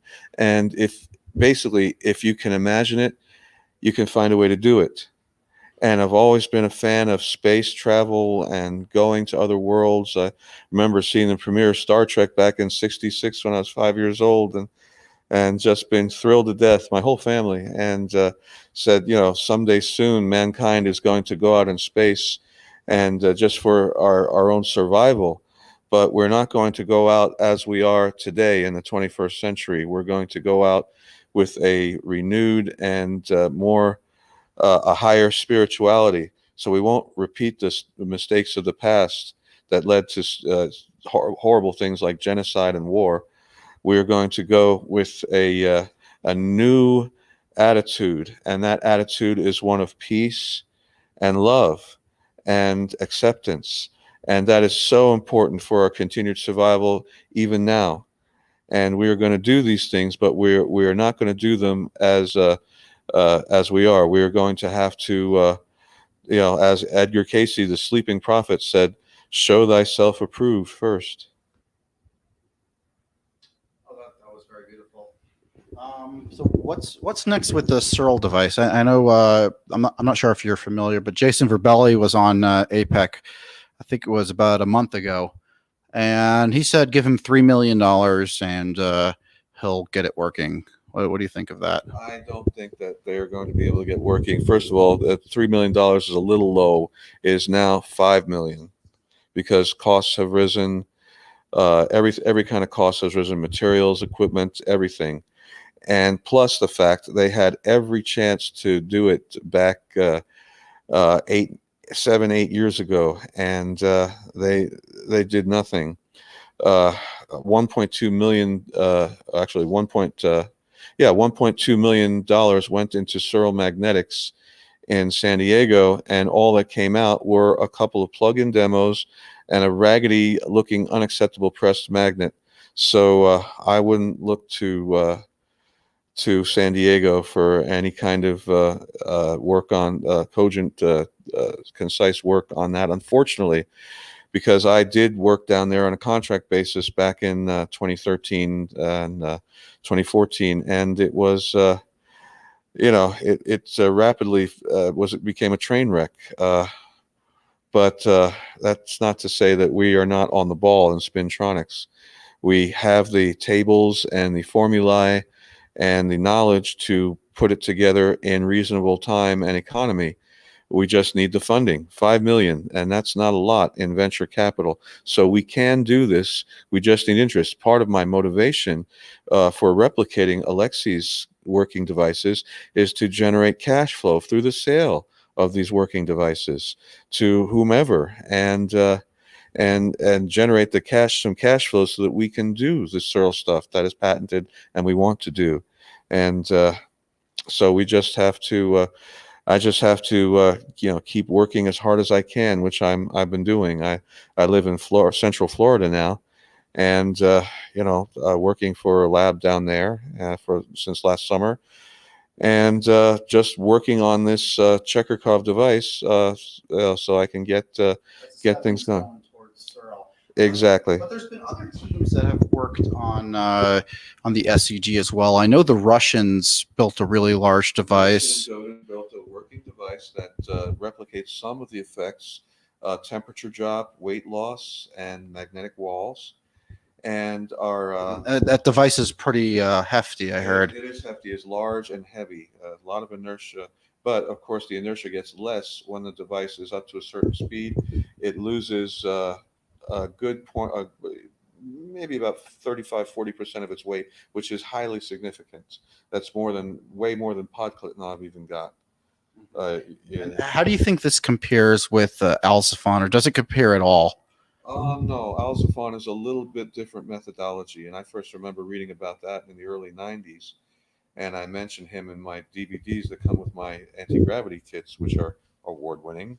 Shameless commercial plug. But those are, I love those anti-gravity kits, the B-Field Brown electrokinetic apparatus kits, because they're mind expanders for everyone, especially this younger generation. It's so important and critical that we get the younger generation involved in these sciences and technologies, because they are our future, and they will be, I'm 60 years old, I'm an old man, we've got to get the young people in this, so we need the next generation. Okay, actually, Jeremiah brought something up. I'm going to put it on the screen for a second. And this is something I actually agree with. Alexei Chekhov made it out of trash. So why do we need $5 million? We don't need $5 million for the Chekhov device, for the Searle technology. And that doesn't just get one prototype, it gets several. You always want more than one prototype when you're doing the R&D stuff. It's very important. My point of view, if I may, is that there is a lot of interest and effort in the experimental aspect of it, but we need to get the masses to understand the main points, which will make this endeavor much more feasible if everybody understands that gravity is not a fundamental force and it can be controlled, and there are various avenues to go about this. So one is Searle's effect, if you want, which involves the so-called etheric flow. The other one, which is in some sense more static, is Alciphon's approach to reorient the nuclei and affect the weight itself. So then a textbook, I would say, presenting this in lay terms, so with pictures, so everybody would understand, will create the support to fund these experimental efforts in various places. So we have to somehow fight against the idea that gravity cannot be controlled. So. And also, I might add, gravity and time are intimately interconnected. The stronger a gravity source, the slower time will flow. That's called gravitational time dilation. So, not only will gravitational propulsion enable warp drive, it will also, under certain conditions, enable time travel, which is pretty cool. Although you have to know exactly what you're doing, or you'll come out into another dimension and never get back to the place where you started from. So I think right now we'll just stick with warp drive and interplanetary and interstellar travel. Oh, by the way, NASA's tested, the Breakthrough Propulsion has tested that a new microwave thruster system, and it works. Basically, it's bouncing microwaves around in a progressively larger category, producing unidirectional thrust. Even though the thrust is very small, it's still a thrust, and it is an acceleration. So it can accelerate over, say, a few days and reach, incredible speeds, way up to the speed of light, which Professor Searle said his device can do almost instantaneously or very, very rapidly. However, since the device has no inertia, it's not. It's shielded from gravitational dilation, so you're traveling inside a bubble of normal space. Your ship time and Earth time are going to be the same. However, since space, or the ether, is the most elastic medium known, with simple electromagnetics and high energy electrostatics, you can compress the space in front of you and expand it behind you to make a simple warp drive. And when you look at the shockwave pattern on a device that has exceeded the speed of sound, it not only does it look the same, but the formulae, the mathematical formulae to make that happen, breaking the speed of sound and breaking the light barrier too, they're almost pretty much the exact same equation. Another thing that's been brought up, and I mentioned this to you earlier, and many people on the chat have as well, that when you see a device like the Searle effect generator, which he claimed flew off, and broke a hole through the ceiling, and you see the device like the Alexei Chekhov gravity flyer, where it's just floating around in the field, going up 30 some odd feet, and you get these weird explanations in Russian, that maybe we're looking at a hoax. Like, what makes you so sure that the SEG is a real thing, or that the gravity flyer? Not only there was lots of documentation with the SEG and the IGV levity, they were called levity discs back in the day. We have media coverage from Southern Television and BBC One. We have the. Mark, sorry, let me jump in real quick. I can't see Russell. Can you hand the camera? I could see him. He's in that second. He's in the second video camera. Don't see it? Oh, there he is. I'm sorry, I got mixed up. Tom, while I have you on, if you could flip the two pictures around so that I'm on the right. No, that's okay. Yeah. Yeah, if you do that, then you'll actually see how the room is set up. Okay. Yeah. You probably have to unhighlight both of us and then highlight Mark Circle of the camera first, and then highlight me. Okay. Yeah. Let me see if I can switch those. Switch it. Well, you know what? I don't want to mess with it. Russell, I'm terribly sorry, sir. I owe you a tremendous apology. Oh, no sweat. No sweat. Okay, let me put it back on mute. Okay, so we were talking about. Yeah, the Searle technology, which of course is now patented. It's like I mentioned earlier. It's U.S. patent number 9871431B2 spintronic generator, taken out in Professor Searle's name. So that's a huge victory for the technology. Now we just have to get it funded and build it, and we have the requisite knowledge amongst our team to do exactly that. So there's no technological barrier or hurdle. All we need is just the funding, and we'll do the rest. $5 million. Okay, and what will this device actually do? Like, is it going to fly over Unity? Is it going to make me dinner? Like. Yeah. Well, the actual generator itself coheres the 0-point energy. It's a Maxwell's demon. So it obeys the technological world and the laws of what Thomas Bearden called an energy or anti-energy. Everything works in reverse. So in a conventional generator, the more load you put on it, the slower it runs and the hotter it gets. Well, the SEGs, they didn't do that.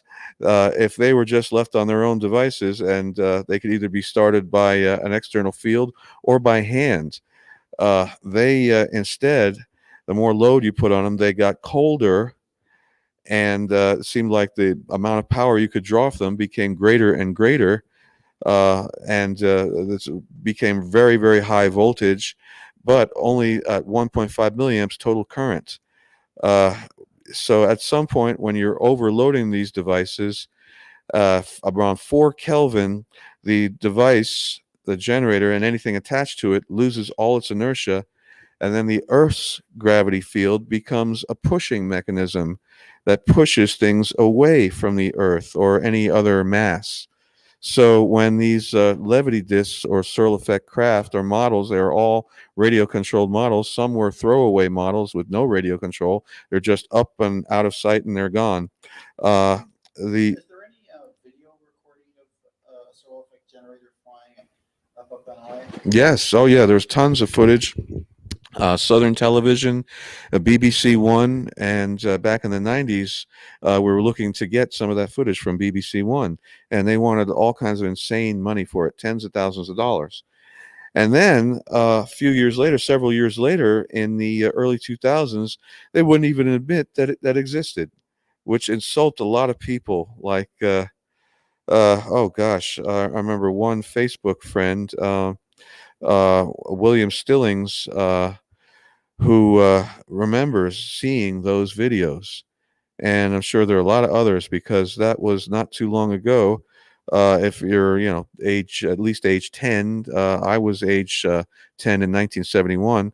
That was when a lot of the work was being done. And it was all the flight tests. Most of the flight tests were done in Warminster. Well, coincidentally, Warminster became the UFO capital of Europe. And that was all due to the activities of the Searle National Space Research Consortium. Okay. Well, when did he have a device that partly flew through the roof? That was in the late 1940s, Crawley Road in London.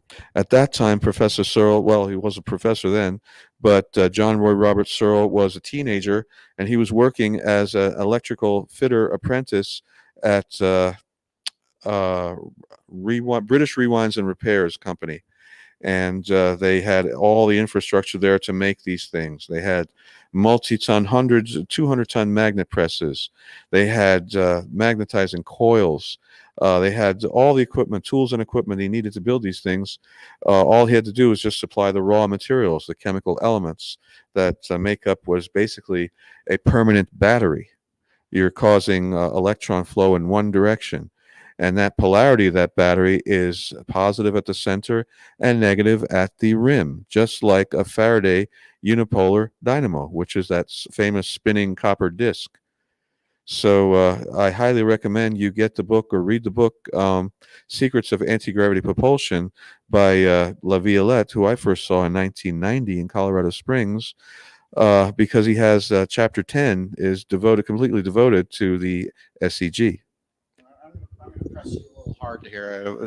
Sorry if I go a little too tough on you, but teenage Searle didn't have $5 million or even the equivalent at his disposal. How is he able to do it? Well, because at that time, the chemical elements and the constituent elements were a lot less expensive than they are now. For instance, neodymium, the rare earth that's necessary as the electron collector and source in the device, was only... No. It's prohibitively expensive and not cost efficient to try and magnetize neodymium. You're only magnetizing the iron. And they back in the day, they were all homogeneous magnets. The layered versions that you've seen online in the various presentations were proposed theoretical model, which ostensibly would work even better than the homogeneous magnets. Okay, so we're talking about non-magnetized neodymium that's Yes, the neodymium would be known as the collector. And what's happening in that device is that neodymium is drawn, an electron from the environment is drawn into the center of the device, and that joins with a free electron from the outer 4f or 5f band shell of the neodymium. Great thing about elements like neodymium in the lanthanide series is that they have a couple extra free electrons in their outer 4f and 5f band shells. Well, the electron is the most mobile part of the atom, and it can easily be stripped or added to via high voltage ionization. So we can see that this device, when also, I neglected to mention yesterday, when the power output gets over 500,000 to 1,000,000 volts, no air can come near it. From the rim, it's just pushed away by the negative charges coming off the rim. And what's happening is those charges, one electron from an atom of neodymium and one electron from the environment, and of course the ether you could think of as pre-electrons, they form a Cooper pair or boson pair. It becomes boson currents. Well, fermion current is your normal electric current in our walls and cars and power systems. That would be fermion current. That's the electrons just bouncing around, producing a lot of kinetic energy, which means heat. Well, the opposite thing happens with the Searle technology. You have boson current and Cooper pairs, which actually cool the generator and cool other objects. And that's very important because that coolness is amplified and the device gets much faster and runs colder as more load is put on it. And while it's doing that, coincidentally, it's getting lighter, and also a partial vacuum is forming around the device, a vacuum envelope. And then at a certain power level also, you see a pink halo around it when it rises up and it's still speeding up, getting ready to take off for parts unknown. That pink halo, is pink instead of blue because of the reduced atmospheric pressure around the device. So that's important. When you are measuring things, you want to look for temperature drop and you want to look for reduced atmospheric pressure around the device.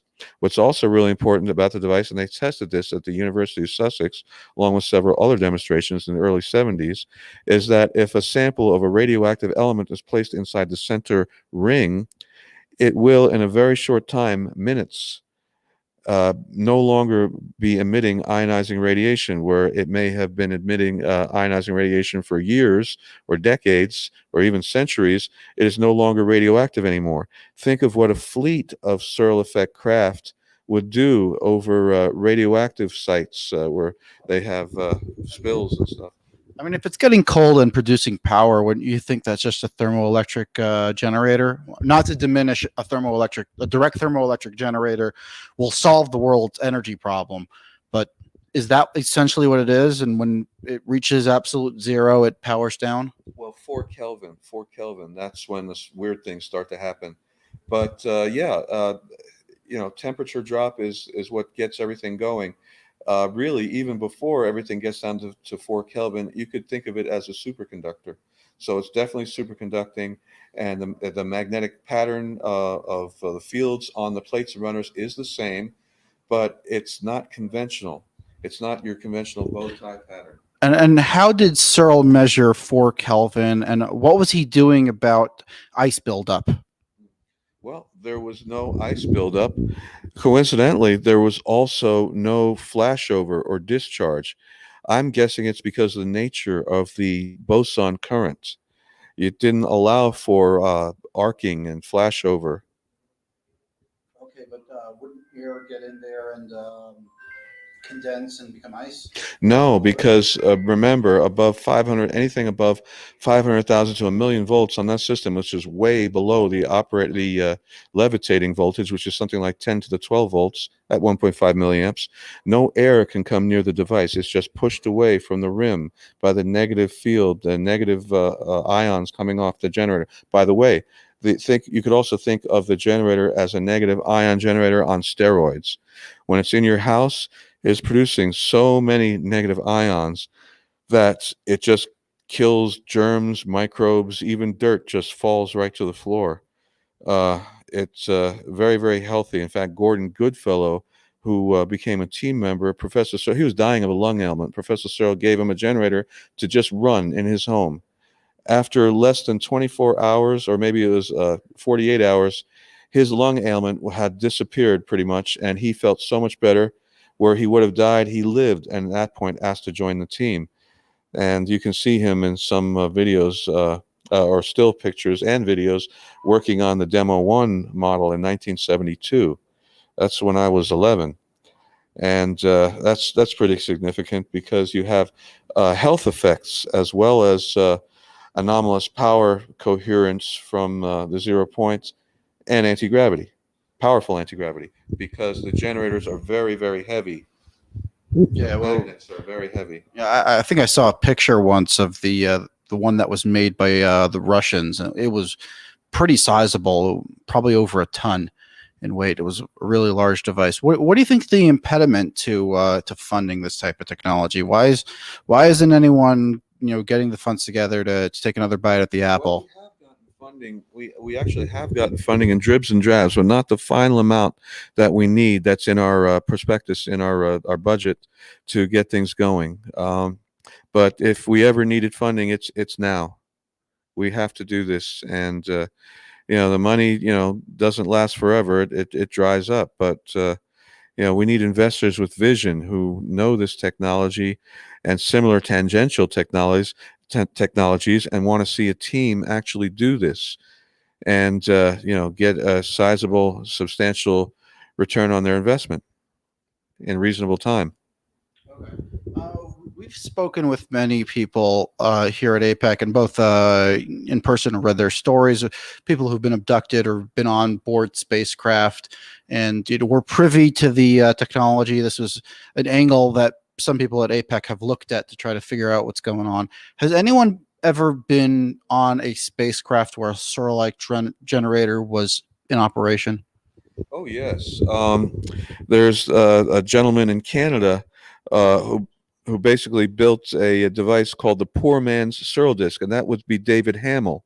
And he built a similar device that was based on pretty much conventional magnets, these granite balls and pinions, and conventional aircraft aluminum. And he built a working flying saucer. And when it was set in motion on his rooftop or rooftop patio, it was changing colors.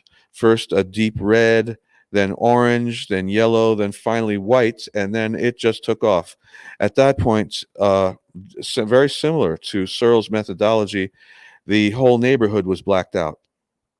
Now, when Searle's devices are operating and superconducting at the flight voltage, which is some 10 to the 12 volts at 1.5 milliamps, it blanks out ground-to-air transmission if you're near an airport, or your radio in a car. And in fact, if you're in a residential area, Professor Searle said radio receivers and TV receivers went on of their own accord, even when they're not plugged in, just at full volume, which made him very popular with his neighbors. So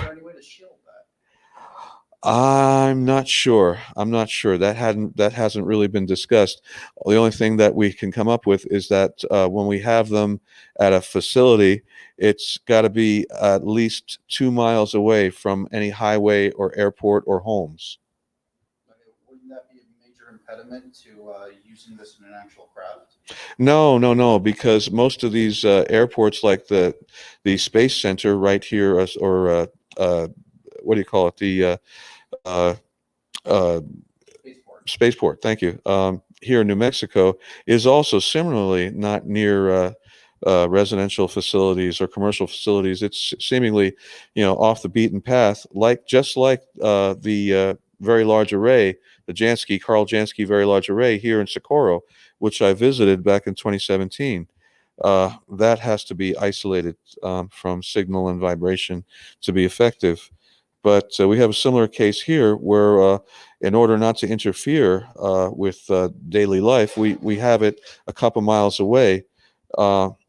We could have it at an airport, I'm thinking, but it would really have to be isolated a couple miles away from everything. So there's no lead shielding or Faraday cage or anything that will shield from. Not that we're aware of. No, Yeah. it goes right through. Now, that's something we've seen with flying saucers. We've seen that there are electromagnetic effects that can't be Faraday shielded. Just like gravity. Gravity can't be Faraday shielded. And that's what Nieper found out when he did his experiments with lead balls suspended by wires that were charged. The force went right through the gravity force went right through the Faraday cages. So it's not pure electrostatics. There's obviously a gravitational component in there, and that is not widely known. And those experiments were done in the 19 teens or like 1913, 14. Okay. How would you differentiate between some exotic electric effect and a gravitational effect? They're pretty much one and the same thing. Fair enough. Okay. And I stressed that in some other lectures, that a high energy electrostatic field and a gravitational force are exactly one and the same thing. What frequencies are we talking about then? We're talking about a very, very high frequency just above the infrared and below the radar. So that's why gravity is the most penetrating radiation known. You go through miles of lead shielding. I think that was backwards. I think it's below infrared and above radar. Yeah, I think I reversed that, but yeah, that's exactly right. That's where the terahertz band, the gap is. Exactly. Yeah, it's about 10 to the 13 hertz. Right. And that sample that Linda Moulton Howe had, that was a terahertz waveguide that was right in the low terahertz. It's like between 1 and 10, I think, is the point. That makes sense. At that point, you're producing gravity-inducing radiations. That's very important. Highly recommend the book Anti-Gravity and the World Grid by Childress, David Hatcher Childress, that I first read in 1987. And in the back of it, it had some stills from those 6 stills shot in rapid succession of a P-11 craft. It's called the P-11, 10-foot diameter craft, which weighed about 4.5 tons, flying over that field in Warminster. Wow, no, that's really cool.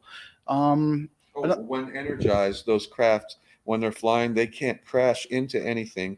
They can't crash into buildings. They can't crash into the ground. As soon as they got near the ground, the field would just push, the Earth's field combined with the generator's field would just push it away and would go back up, arc back up. So they used to rush models at the house, and as soon as it got near, it would just be pushed away. That's electrostatic repulsion. Yeah, we're familiar with that in the lab, but I have never seen it do much more than a couple grams of repulsion. But again, we're only going up to 100 kilovolts. The intensity of the charge, and with this one propulsion, the force is exponential with increasing voltage. So think of the insane voltages that are coming off that rim. I mean, just unbelievable voltage, but yet there's no arcing or flashover. Just a little bit of electrical crackling, and leaves and other loose objects on the ground would start moving around in little vortices around the device. That's kind of important too. Is there any videos of the Searle device actually working and levitating? Well, the closest thing we have now are film strips in the book Law of the Squares books from John Thomas, and I bought a couple of those back in the day, and they're basically stills that you can shoot and animate. And you can see, just like Thursday in my presentation, you can see the action of the flight cells opening and closing, changing the attitude of the craft to maintain a stable hover. So why do you think it is that Searle gets such a bad rap, but especially amongst the people who are just getting into this, like seeing it as a fraud? I've seen the similar stuff with the Gravity Flyer as well, and try to keep an open mind. And Tim Ventura, I've mentioned a couple times how he would look at something and say, "Oh, that's impossible," and then a week later he finds out, no, it is possible. So impossible is a dangerous word, but people throw it around at Searle, and they throw it at Alexei Churykov's Gravity Flyer. And why do you think that is? Oh gosh, it's I think it's the inertia of entrenched stupidity. That's a word I'm going to go with. Yeah, back in the day, back in the 1980s, late 80s, early 90s, I was working another job basically copying software and sending it to radio stations. And I was working with people, and I'd say, well, I'm interested in this. And they said, well, if this stuff was real, we'd have seen it long ago. We'd have seen it in our society. I took the opposite viewpoint. I said, well, it's been covered up. It's been deliberately suppressed and covered up. Turns out I was right. What kind of evidence is there for cover up? Oh gosh, all over. Just the way Professor Searle was treated, the way Thomas Townsend Brown was treated. A friend of mine, colleague Larry Davenport, who's done a lot of significant anti-gravity work since the 80s and 90s, he said that he first learned about the Biefeld-Brown effect in school, in elementary school in the 1950s. And somewhere around late 55, early 56, it disappeared from the schools. And nobody could give me a straight answer why, or Larry a straight answer why that was. So they actually did teach it in school, and it was in the media. T. Townsend Brown had an office in Hollywood, California, in the early 1950s at one point. But then you see the so-called disclosure in dribs and drabs. They say, well, these objects are obviously real, but we don't know how they fly. They break the laws of physics. Again, they're not breaking any known physical laws. They're totally coherent with all physical laws, as is Professor Searle's device. But when you get into high energy electrostatics, you see some strange effects. Just as when you get down to the micro nano level below submicroscopic, the strong nuclear force comes into play. Those protons in the center nucleus of an atom normally want to fly apart at the speed of light at that close distance. Instead, when you get to that close atomic distance, they're like glued together by a really powerful force. That's the strong nuclear force. That's the strongest force in nature. The only force second to that would be electrostatics. And electrostatics is central to the levitation of the Brown devices and the Searle devices and other devices, Alexi's device, Otis T. Carr's device. You can see it over and over again. This high energy electrostatics and either static fields, but more often rotating fields and vortices. It's very important. Nested fields, torsion fields, which of course are rotating fields, and counter-rotating fields. Okay, and with the Searle device, we have a lot of rotation going on there. We got the little three concentric rings or plates, and 69 to 72 concentric sets of runners. And the inner plate always has to have at least 12 runners to generate power. Okay. Is there any specific reason why it needs 12? I think it's because 12 is an important number in electrical engineering. It's an important number in nature. Basically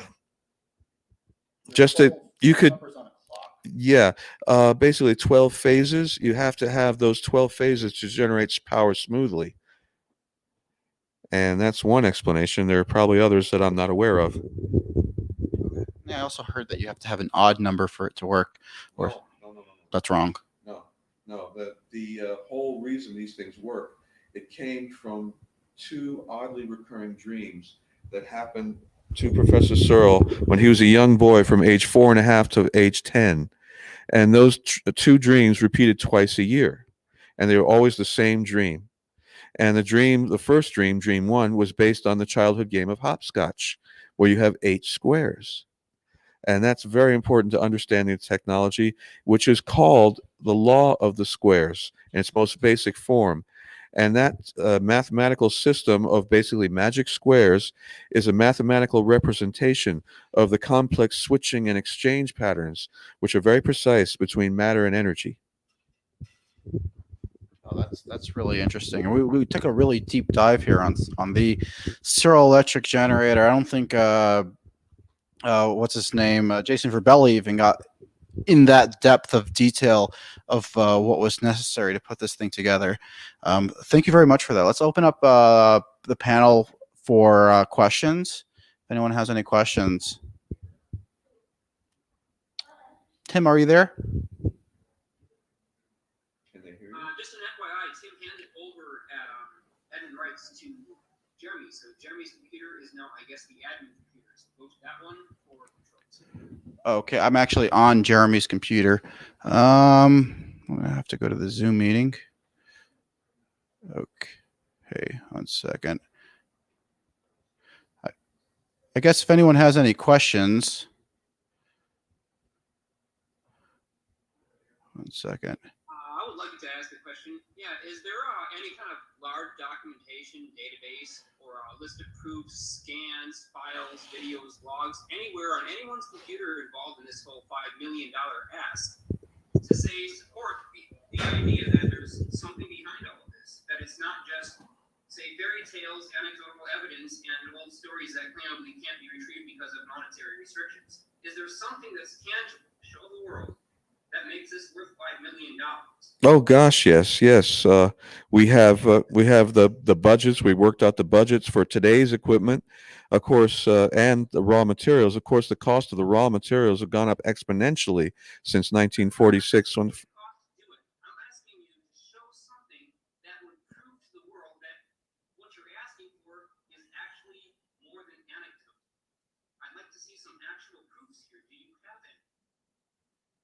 Yes, there are proofs. Our vice president, Bradley Lockerman, has all kinds of films and files. Of course, he lived with Professor Searle for a long time.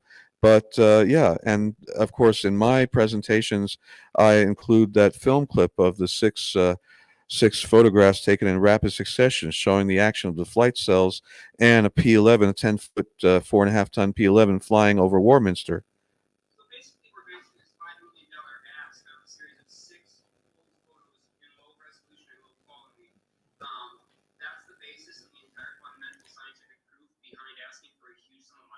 Well, it's not actually a huge sum of money when we're talking to venture capitalists.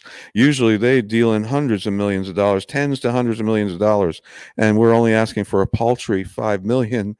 So, yeah, no, we also have independent replications by Paul Brown, and we have incorrect replications by a Russian team, Roshin and Godin, and that is written up in either Nature or Technical Physics Letters, I believe.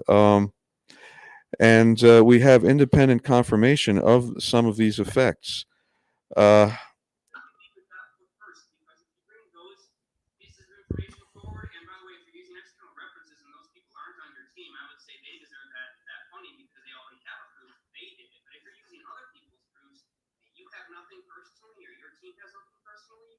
say you're asking for an awfully large amount of what you're considering to be a trivial amount of capital with nothing to show for it.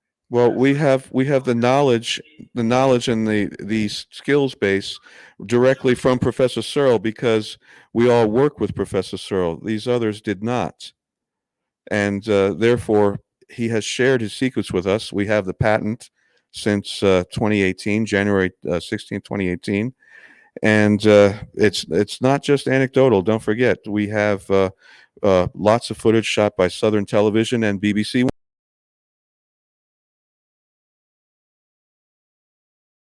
Flight demonstrations.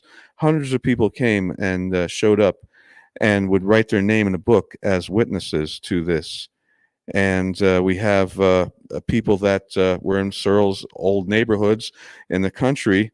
They observed these things flying, and they called them electrified butterfly nets because that's what they looked like in flight.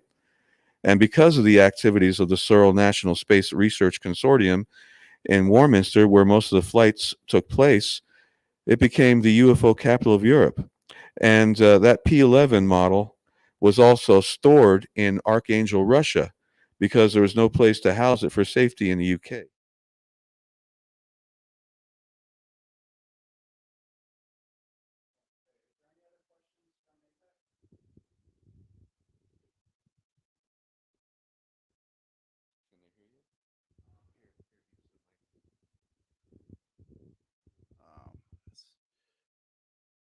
Is there any other questions from APEC over here?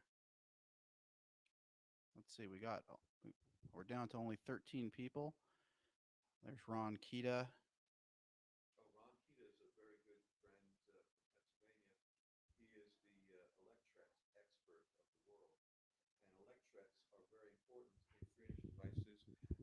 Electrets, Ron Kita's expertise are very important in free energy devices. An electret is the electrical equivalent of a permanent magnet. Electrets are very, very important in these Searle devices. We have an insulator, which is either nylon 66, which is one of the first polymers. It's nylon 66 with a nylon with a negative charge, basically. Or today we could use Teflon because that is also in the triboelectric series negative charge. We want to have elements in there also with a six-sided crystalline structure and that also foster a negative charge like sulfur, silicon, neodymium, iron. Uh, they're in a six-element SEG use elements which foster a negative charge for fantastic power for flight. Don't forget, when these so-called generators are overloaded, they do the opposite of conventional generators. So they're obeying Thomas Bearden's principle of an energy perfectly, where things are operating in reverse. Instead of having a device that's uh, running and you're drawing power off it, and then it's when you put a load on it, it slows down and heats up. The Searle devices do the opposite. They speed up and get colder. Concurrently, while they're doing that, they're also getting lighter. At 4 Kelvin, the generator and anything attached to it loses all inertia, and the Earth's field pushes it away with irresistible force. Don't forget, what's coming off the rim of the device is negative charge of a very, very high voltage. Well, the Earth's surface has a negative charge of similarly extreme high voltage. We don't feel that high voltage because of the bird on a wire phenomenon. We're immersed in that electrogravitational field. So basically, there's a repulsion zone at the rim and an attraction zone at the hub. Sometimes when the drive was switched on suddenly, the flying devices, the levity discs as they were known back then, would take up a perfectly round chunk of sod that would stick to the bottom center of the craft. So it's obeying conventional electrodynamics and conventional electrostatics, just extreme high energy. And despite their great weights, when they're energized, not only is there no sonic boom, and we've seen that in these devices before, and Northrop Corporation with electrified airfoils found out that sonic boom and skin heating can be eliminated, but inertia can be eliminated as well, inertia and g-forces. And Leonard G. Cramp stresses that in his elucidation of electrogravitic craft and their observed effects. Very nice. Thank you for that. Lucian, what do you think of the Searle effect generator and the Alexei Chekhov Graviflyer devices? I would rather refer to those as being the, let's say, the initial way to attack gravity and anti-gravity, but I would rely more on the new methodology based on dynamical nuclear orientation, which does not go into those environmental problems. And if we look at the experiment of Alzophon, requires, let's say, $5,000 instead of $5 million. So, as I said earlier, Searle effect uses at its core the etheric flow or the vector potential. On the other hand, the Alzophon's approach goes directly to the cooling of the gravitational potential. So those two are somehow complementary, and again, I don't want to say one it's much better than the other one, but it looks like this nuclear orientation is a more friendly and easier to achieve than the initial historical Earth effect, which probably it's much better to be used for purposes of energy generation than anti-gravity itself. So, but I don't want to somehow go against or minimize Russell's direction. Or so both are interesting, and again, we should try to understand better both at a theoretical level, because then we would convince easier people to invest. And we had precisely that kind of question. What's the proof? Well, if we have a better theory for that, for people to understand, then it would be easier to convince and have the investors bring the money. Also, there's confirmation in the last 7-8 years from the academic world of the field of spintronics. Now, spintronics is basically how that Searle device is going to be working. And it's been said that spintronics is going to be as much a revolution in electronics as was solid state electronics in the 1950s and early 60s, that spintronics is this newly recognized field that is now documented, and there's several fundamental papers on spintronics. And they basically exhibit all the effects that we've seen with the Searle technologies since 1946 in England.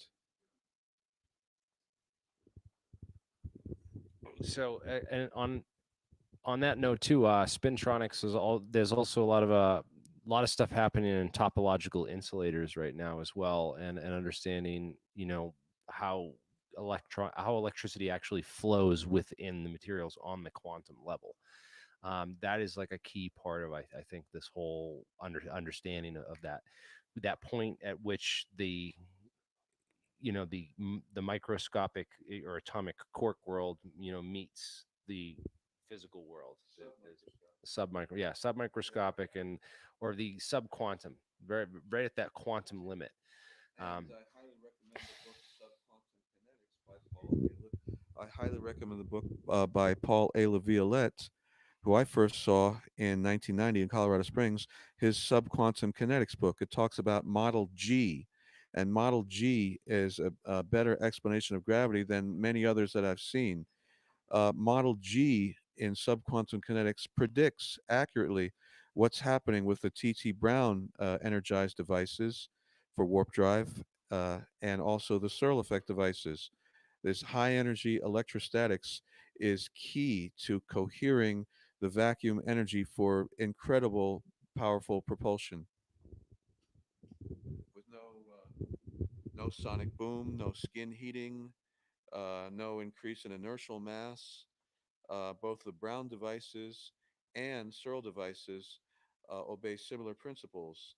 Someone on board or objects, accelerometers on board the devices, when they're operating and their generators are supplying voltage, there is no inertia, there's no g-force being measured. Right angle turns at thousands of miles per hour are no problem. Again, perfectly in accord with known physical principles. They do not violate the laws of physics. The Searle effect devices do not violate the laws of physics either. What is happening is just a deeper understanding of physics. And as we've seen with Subquantum Kinetics by Paul A. Laviolette and the spintronics, new spintronics academia papers, they're indicating a deeper understanding of physics. It's not our 1940s, 1950s, 1960s, 1970s understanding of physics. It's a modern day 21st century understanding of physics that will allow both the coherence of free energy from the 0 point or the ether and powerful heavy lift artificial gravity for flight and warp drive. So I agree. I agree. I like this. I like this a lot. I think I have a lot of questions about this whole, you know, world of, you know, subquantum kinetics. I didn't keep those questions coming. That's how we learn. You know, the standard models is so hard to, like, you know, break and show like that where it's flawed and stuff. So it's important that we stick with real physics and we don't try to reinvent physics or throw out all of physics, that we're using, you know, legit physics. Unfortunately, a lot of conventional physics is going to have to be altered. And, you know, with all this new understanding, for instance, I saw a few papers last year and the year before that says sound waves have negative mass. Therefore, sound waves are anti-gravitational. And that's very important too, especially when you look at things like the NASA sonic levitation patents and the German experiments where they're levitating heavy rocks with sound waves, both audible and ultrasonic. And this goes right into the Tibetan stone levitation, which is really, really important. They're showing that the ancient monks or the modern monks knew something about the nucleons, how to influence with sonic vibrations the nucleons at the center of the atom so they no longer see gravity.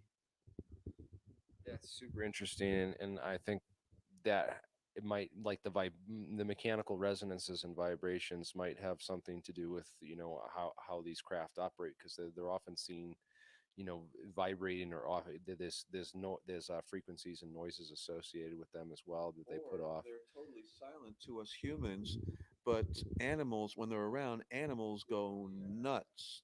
Look at animal reactions to UFOs. Frequencies above the audible range for humans. They don't have to be audible frequencies, and there's also a blend of frequencies, and those frequencies seem to be based off of the Schumann resonance, which is about 8 hertz now.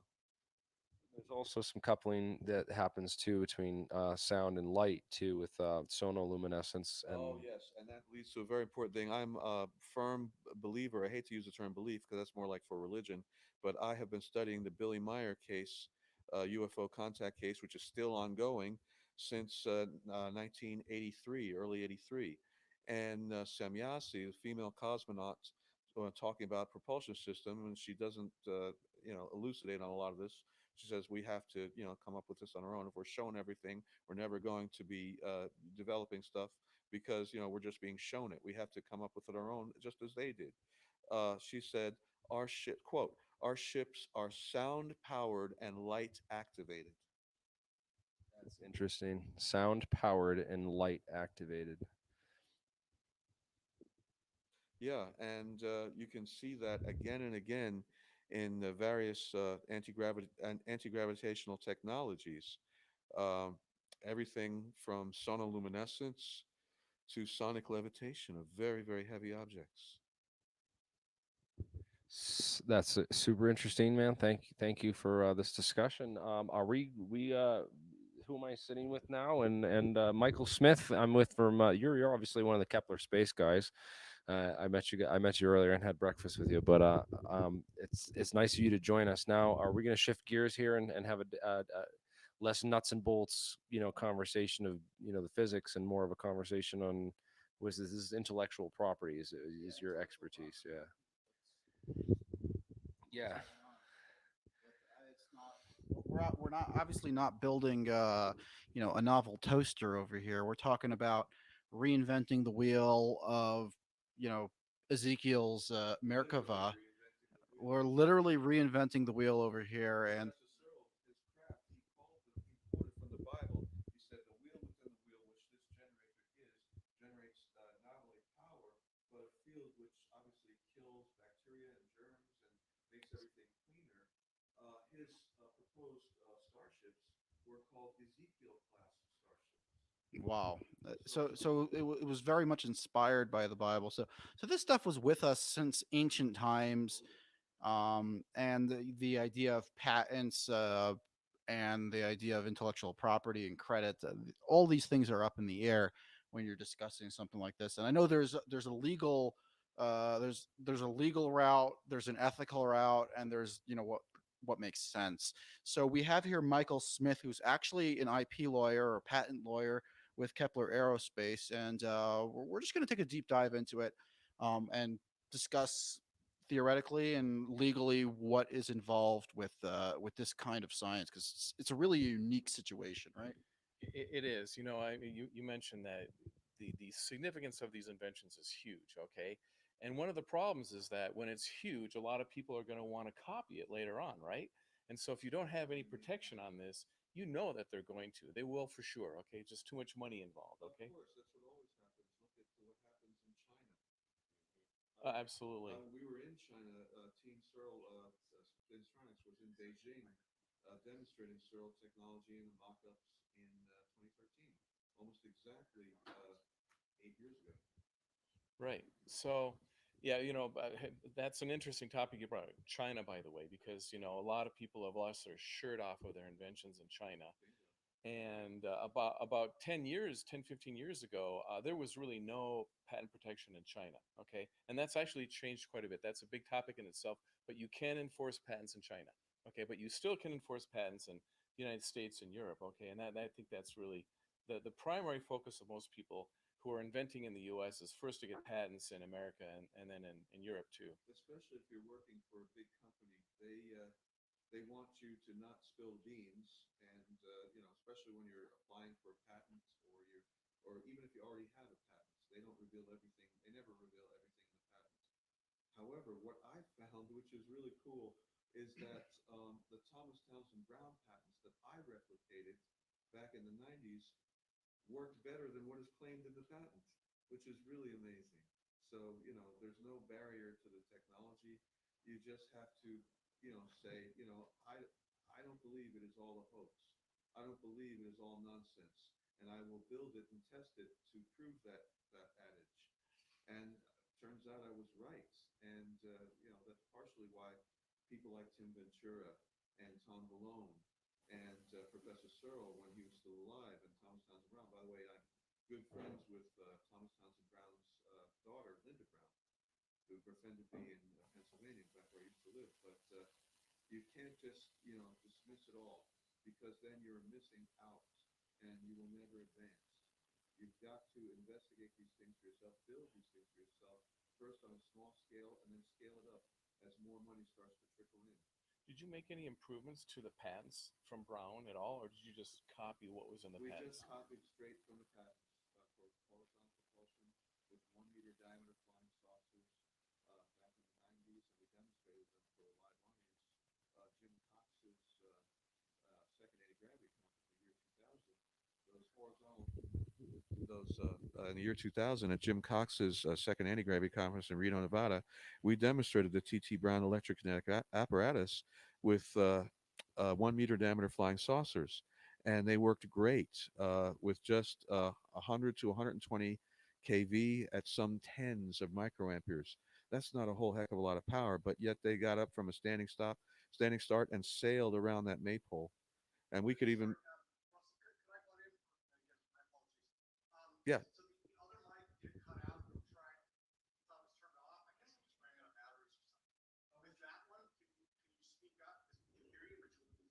Oh, okay. Yeah, I'll speak more closely into Mike. How's that? Better, much better. Yeah, and I can Yeah, maybe turn up the gain on the mic a little. Yeah. We don't have any kind of. I'm not wearing headphones, so I can't tell what the level is. Okay, perfect. Perfect. Yeah, I got my mouth a little closer to the mic, but anyway, yeah, no, you have to replicate these patents to either or experiments to either confirm or refute them. That's standard scientific behavior. Replicate it as exactly as closely as possible to confirm or refute the effects. And it turns out the effects are confirmed, which is really, really, really, really exciting. As a patent practitioner, I find it really interesting that you copied those patents and you just replicated them in the lab and they actually worked, because one of the requirements of a patent is that the patent should have enough information to direct one of ordinary skill in the art how to make and use the invention. Okay. And that can be a real big problem when people are enforcing their patents. Okay, it's a basic requirement. Sometimes the patent office examiners, they kind of pass over that. Okay, and people get issued patents and they're a little bit weak because they really aren't sufficiently enabled. Okay, that's what we call that enablement. Well, it's peer review. Peer review. Think of it like peer review when you're submitting a paper to a scientific journal of an experiment or a process. You have to have independent confirmation, and obviously in the Beefield-Brown devices and Searle devices, we do have that peer review and independent confirmation. Right. Well, you did the peer review, but I guess the point I was trying to make is, when you go through the patent application process, no peer review like that is required. Okay. I mean, the examiner is supposed to apply his experience and knowledge to, read the patent and decide whether or not there is enough information to enable. All the experience and knowledge that is congruent. The patent examiner might not have all the experience and knowledge that is congruent with that discovery or invention. Yeah, quite often that's true. That's true. Even then, I guess I'll speak up for the examiners on that one. Quite often, they really are experts in the little the technology subfield that they're speaking in. Tom Vallone's former job as a patent examiner in Washington, D.C. Tom Vallone was a patent examiner in Washington, D.C. So it was his job to do that very thing. Who's Tom Vallone? Tom Vallone. Vallone. Yeah, he is a free energy and anti-gravity expert in the field. You can see him on cable TV pretty much any night of the week on Ancient Aliens or some other TV programs. But I've been aware of his work since early 90s, about 1990, when he wrote the U.S. Anti-Gravity Squadron about the B-2 Spirit stealth bomber and showed that it was an anti-gravity craft using Thomas Townsend Brown's patents, most notably the electrokinetic apparatus and his patented flame jet generator that could produce potentials up to 15 million volts. And of course, when you're dealing with electrogravitics, just like you're dealing with high electrostatics, which it is, the larger the voltage, the force goes up exponentially. That's one of the most important aspects of electrostatics. Again, remember, electrostatics is only second to the strong nuclear force that holds atomic nuclei together. At that distance, they should accelerate apart at the speed of light, but they don't because of strong nuclear force, which is the strongest force in nature.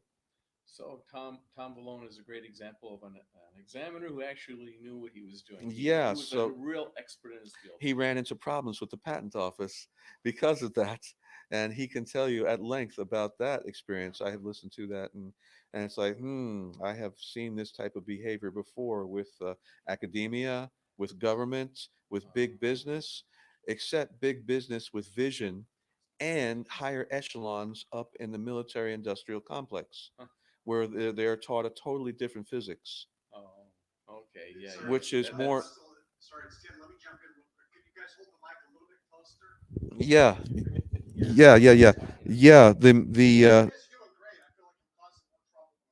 Oh, no. You're fine. And it's great to hear your voice again after so long. But yeah, we're dealing with a physics that is as clandestine as Nikola Tesla's work, which resulted in the what Tom Bearden says was the elimination of Nikola Tesla, or the attempted elimination of Nikola Tesla from the mind of man. And if you look at we had when my sister was born in '55, we got the Encyclopedia Britannica. Just as an experiment, I looked through the entire 100 volumes or 50 volumes, however many volumes of the Encyclopedia Britannica of 1955. There's plenty of mention of Einstein, plenty of mention of Newton, plenty of mention of Edison, but absolutely no mention of Nikola Tesla, which I found not only puzzling, but actually infuriating. Well, speaking of which, I know Nikola Tesla did actually get a number of patents, and there's still 700. You're right. Yeah, that's good. You know the number, but there's now I do know that it is quite frequently Nikola Tesla's patents are used and cited in patent applications. Okay? Oh yes. Because they're fundamental. And what's really interesting about Nikola Tesla's patents is he would get waking dream visions of devices that he maybe wanted to build or maybe had never thought of in front of his field of vision, which caused him some fear and consternation. But he would build not blueprints to the consternation of his engineers. He would build right from the vision he saw in his mind. And do you know that all his patents, every single one, worked perfectly the first time, every time? Not only that, Nikola Tesla was not a fan of Einsteinian relativity. He thought it was a smokescreen. He said, of course there is an ether. There has to be. All my patents depend on its existence. Right. So anyway, just going back to the patent examiners, you were mentioning Tom Vallone.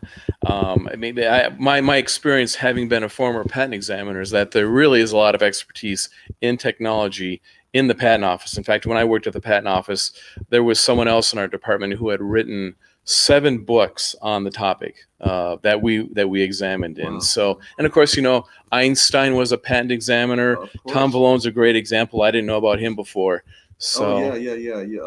You can read his bio online, at the Integrity Research Institute, and I've been going to the Kofi conferences since.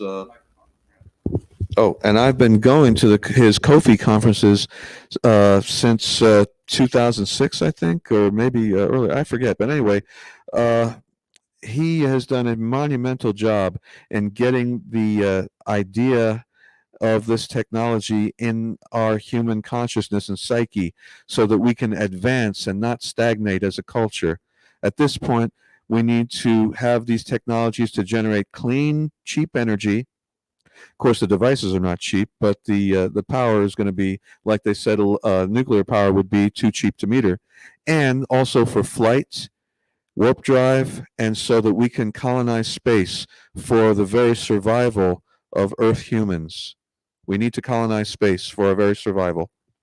You know, I think one particular idea that needs to be shared here is, you know, like at Tesla Tech, what we're seeing is we're seeing a lot of very innovative technology that people are working on and people are disclosing.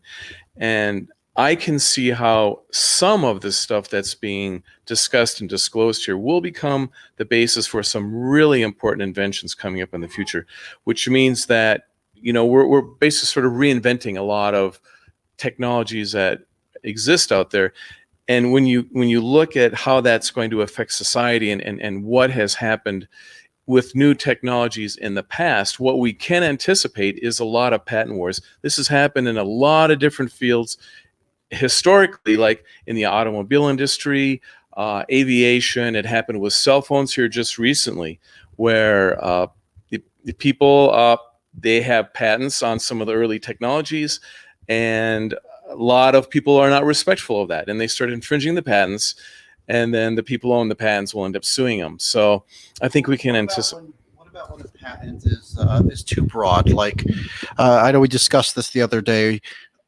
Or is there such a thing as too broad? I know the Wright brothers got a patent on wing warping, which some people say was way too broad because that you can't build an airplane without ailerons, and that led to a massive war, you know, a patent war that ultimately ended in World War I when the Army needed freaking airplanes, and they put them, you know, the surviving brother and Curtis got them into an office and said this is a settlement. So like there's a legal question, there's an emotional question, and there's just an ethical question. There's a public policy question. Well, you know, the term you used, overbroad, you know, that's subjective. Okay, I mean, if you apply the law as it exists, okay, quite often you do end up with, some people end up with some very, very broad claims. And I've gotten some issuances like that myself. And that's really because no one else had come close to inventing what those particular inventors had come up with. So I don't think myself it's unfair that someone gets a patent on something as broad as wing warping. I do know that the Wright brothers, they had the opinion that their patent on wing warping included ailerons, okay? That I wouldn't agree with, okay? And I know they were trying to enforce their patents against Curtis Wright because Curtis Wright was trying to get around the Wright brothers' patents on wing warping. And so Curtis Wright invented the aileron. The Wright brothers did not, okay? And so the Wright brothers were trying to enforce their patents against ailerons, which I think is incorrect to do, okay? But nonetheless, I mean, there's a lot of public policy issues here because when people come up with new inventions, the people who invent it, they want to be rewarded for that, okay? And other people want to use the same ideas because they have a lot of applications for the same ideas that maybe the original inventors haven't thought of or can't get to because they don't have enough money, they don't have enough expertise, okay? So the owners of that patent want to hold on to that real tight, and they want to prevent others from using their inventions. And it does get to be a little bit restrictive in the sense that sometimes those ideas aren't quite implemented as broadly as we would like, okay?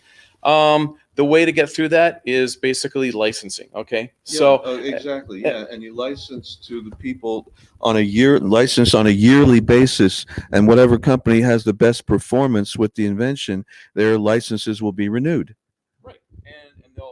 whoever's more successful in using those inventions will pay more licensing fees to the owners, and that's what the owners want usually. But yeah, with the Wright brothers, the inventor was an extraterrestrial, and he just came down here, and I mean, this is a very real possibility. Like, yeah, not only is a real possibility, but we take the accounts and experience of men like David Hamill of Canada, and his experience was documented in his book, The Granite Man and the Butterfly, where he talks about being a UFO contactee of aliens from the planet that the aliens themselves called Planet Cladden with a K, Kladen. They gave him technology, and it was working technology. So that's a prime example of what you were talking about. okay, so as far as U.S. patent law is concerned, the inventions that are made by aliens is not prior art. Okay, so if we we could patent it here ourselves if we receive that information from aliens, extraterrestrials, we could patent it here. Okay, that's the way U.S. patent law is currently composed, because U.S. patent law hasn't considered the fact that there could be extraterrestrials, okay, in informing people. So it would be a great thing if extraterrestrials came here and told us how to do something, we could get the patents. It's foreign technology. So it's like, think of it the same as if we stole classified patents from China or something, you know, like it's the same idea. It's foreign technology. That's why all these UFOs, the crashed UFOs, were taken through Dallas-Fort Worth, I think, up to Wright-Patterson's Foreign Technology Division in Ohio. And that has been documented too. So yeah, we can see that there's contamination from extraterrestrial sources that eventually filters out into our technology and society. You can look at It's just that we just, as far as the patent law is concerned, it doesn't matter whether it's extraterrestrial or Chinese or Russian. It's foreign technology, and it just falls under that category according to patent law. No, actually, if it's been disclosed publicly by a foreign nation, okay, and it's accessible here, that would be prior art. Okay, so we can't copy, we cannot get an invention on something that was invented by the Chinese, okay, but we could get a patent on something that was invented by extraterrestrials. Okay, so there is a distinction. And in the book, the Day After Roswell, if you've seen that book, the guy talks about he was in the Army and he was privy to all these UFO crashes, and it was his job to slowly disseminate the technology like printed circuits, fiber optics, and integrated circuits into our society. Lasers, they all came from right here in New Mexico in the 40s, late 40s. Yeah, I think you're talking about the guy from the CIA. Philip J. Corso, yes, for the Pentagon, right. The day after Roswell. That was actually a fundamental book that got me on the road to flying saucers and where we are today. Another point is, like, if an alien landed and handed you all this technology, you're saying it's not prior art. It wouldn't be. Okay. Is that because they didn't think of this eventuality, or does it say it specifically that is not prior art? No. I mean, the patent statutes does not recognize prior art that's outside of Earth. Okay, so it just doesn't recognize it. Do you see the potential for this going to the Supreme Court?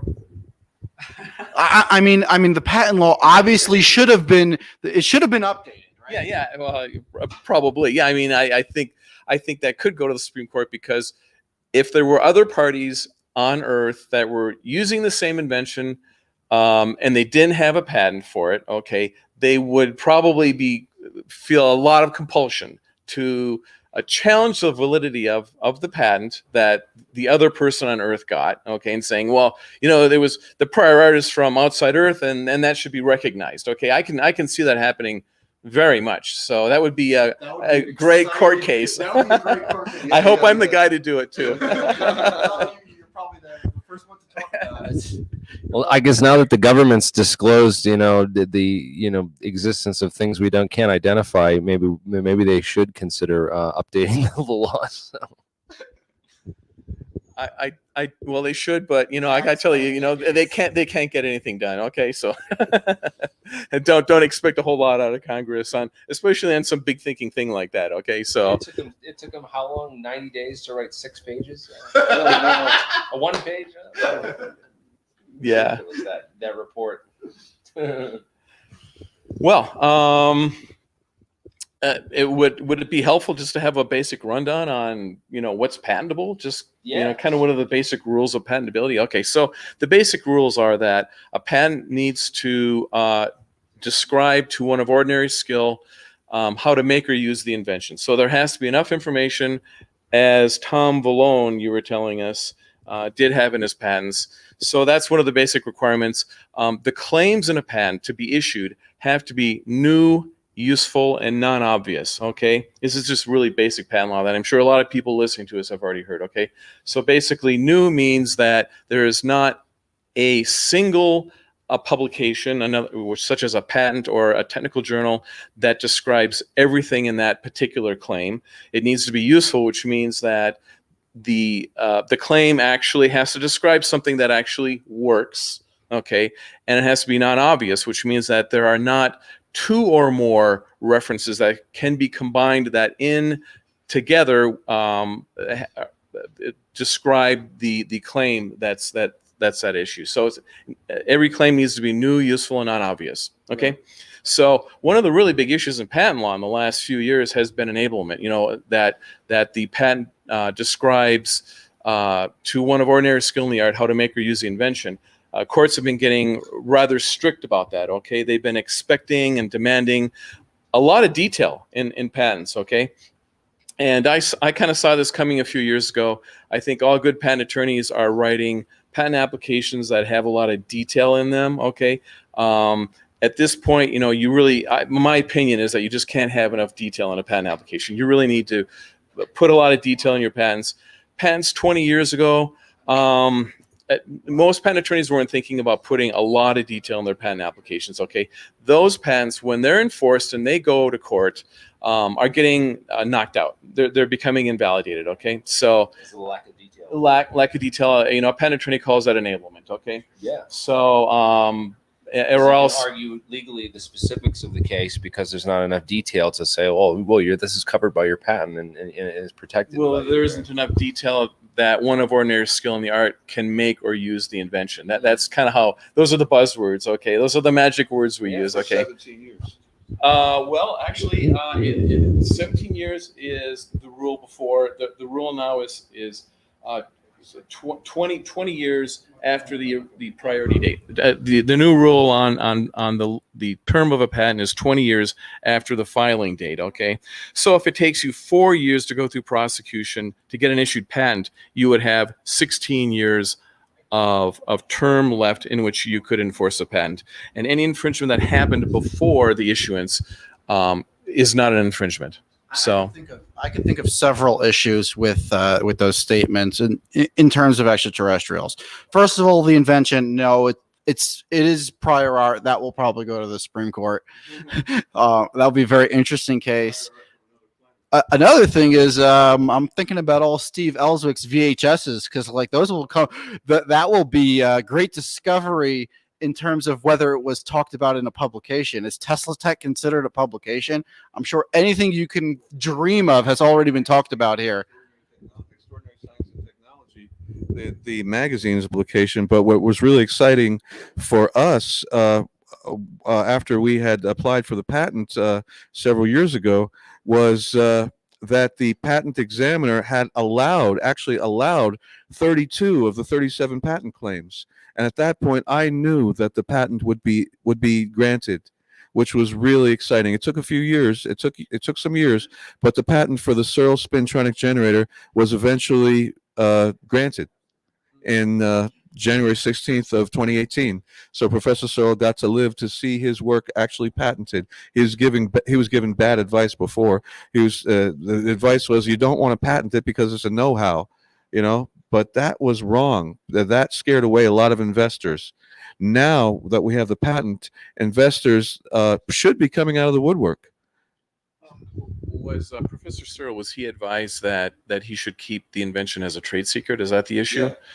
Well, that's not unrealistic. I mean, if Professor Searle could have kept that information secret, okay, and set up a trade secret program, Process secret, yeah. right? I mean, that's not a bad way to go. I mean, it really isn't. Okay. Right. The problem is if someone else invents that independently without accessing any confidential information, they are allowed to use that invention. Okay. Wow. So Also- that's not stealing. That is not stealing. No. Also, the patent laws changed several years ago, so we had to hurry up and get the patent app in because it's no longer who came up with the idea or invention first. It's whoever files first. So it could be filed by the company secretary and granted to the company secretary. Well, you're right. We do have a first file system that was passed in law in 2011. It's fully implemented by March of 2013. Okay. Exactly. So speaking of which, I've noticed a problem here at Tesla Tech, okay, because people are disclosing their inventions, okay, to other people who understand the inventions,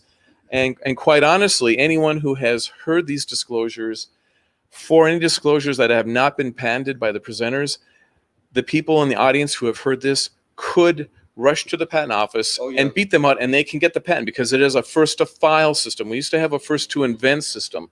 So I have wondered if there isn't a problem here at Tesla Tech where people. Why they ever changed it? What went through their minds to make them decide to? What went through their minds of the patent office to make them decide to change the patent laws to first to file? Well, that's a really good question. I mean, a lot of people have a lot of different theories. Okay, I mean, it was explained to us in a professional manner that we were harmonizing our law with other nations. We were the second to the last holdout of nations that still followed a first to invent system. Okay, and the idea is we're trying to harmonize our laws to the patent laws of other nations. Okay, who use a first to file system. Okay. But a lot of other people feel a little bit suspicious about that because you see, the problem is when you have a first to file system, what you don't have is a first to invent system. So what that means is when you get into patent prosecution, if someone is using, if the examiner is using prior art that was within the last year, what we used to be able to do under a first to invent system is we used to file declarations called swear behind affidavit, okay, where the inventor says, I actually did invent this before the filing of this other person's patent, okay, that's being used against me, and then that reference was removed against them, okay, it was taken out of the record because the inventor had sworn behind it, okay. So a lot of people feel like the law was changed so that basically people's inventions can be stolen from them, to put it bluntly, okay. I have a friend who actually is a patent attorney, and we had this discussion about the first to file thing as well. And he seemed to think that the reason for it was that the patent office was getting too bogged down with legal cases for arguing, and that they didn't want to deal with so many cases, so they just changed it to first to file, so that it's just like, all right, well, it's the paperwork's in, and that's it. And so it can't be like, because there's too many cases where it's like, well, I thought of that first, and here's my, How do you prove you thought of it first? How do you prove you thought of it first? That's the problem with that new law. With the new law? That's the problem with the way the law used to be. Okay, so the problem with the law now is that you don't even have a chance to prove you were first to invent. I mean, the problem is before you would have to prove that you invented first, and there's a lot of evidentiary issues there. Okay, and when you were talking about your patent attorney friend who was saying that the examiners were bogged down. I mean, it didn't happen that much. I mean, I'd have to disagree with that. I don't think it happened that much that people were swearing behind references in prosecution. Okay, I don't think it happened that much. I did do it myself a few times with inventors. We had prior art that had a real close filing date to ours. Okay, but even then, I got to tell you, it was very clear that the examiners really did not want to have the affidavits showing swearing behind. Okay, first to invent. Okay, they used to find all kinds of reasons to throw out the affidavits and say that. We're not even going to accept your affidavit, and therefore we don't recognize that you were the first to invent. That was happening a lot before that law came through. So, but anyway, just to reiterate the point that you know, if people are making, if they're at conferences like Tesla Tech and they're disclosing their inventions and they didn't file a patent on it, someone else can beat them to the patent office and patent it right from underneath them. And as odd as it sounds, then the person who is at Tesla Tech and disclosed their invention would actually be liable for damages for infringement to the one who copied their idea and beat him to the patent office. Yeah, I know. The conundrum. Well, I think the law change is a big problem. Okay, I mean, I never liked the law change. That's why we raced. The new law is a huge problem. That's why we raced to get that patent application in before somebody else did to protect Professor Searle's rights. You did that just recently? Yes, it was. The patent was applied for in 2013 and granted, of course, in January 2018. Okay, it took 5 years to get through the patent office, huh? Yeah, it took that long. But as soon as I heard that 32 of the 37 patent claims had been allowed by the patent examiners, I was like, "Oh, we're in like Flint. It's going to be granted," and of course, it was. Yeah, that's good news. You know, a 5-year prosecution is actually longer than normal.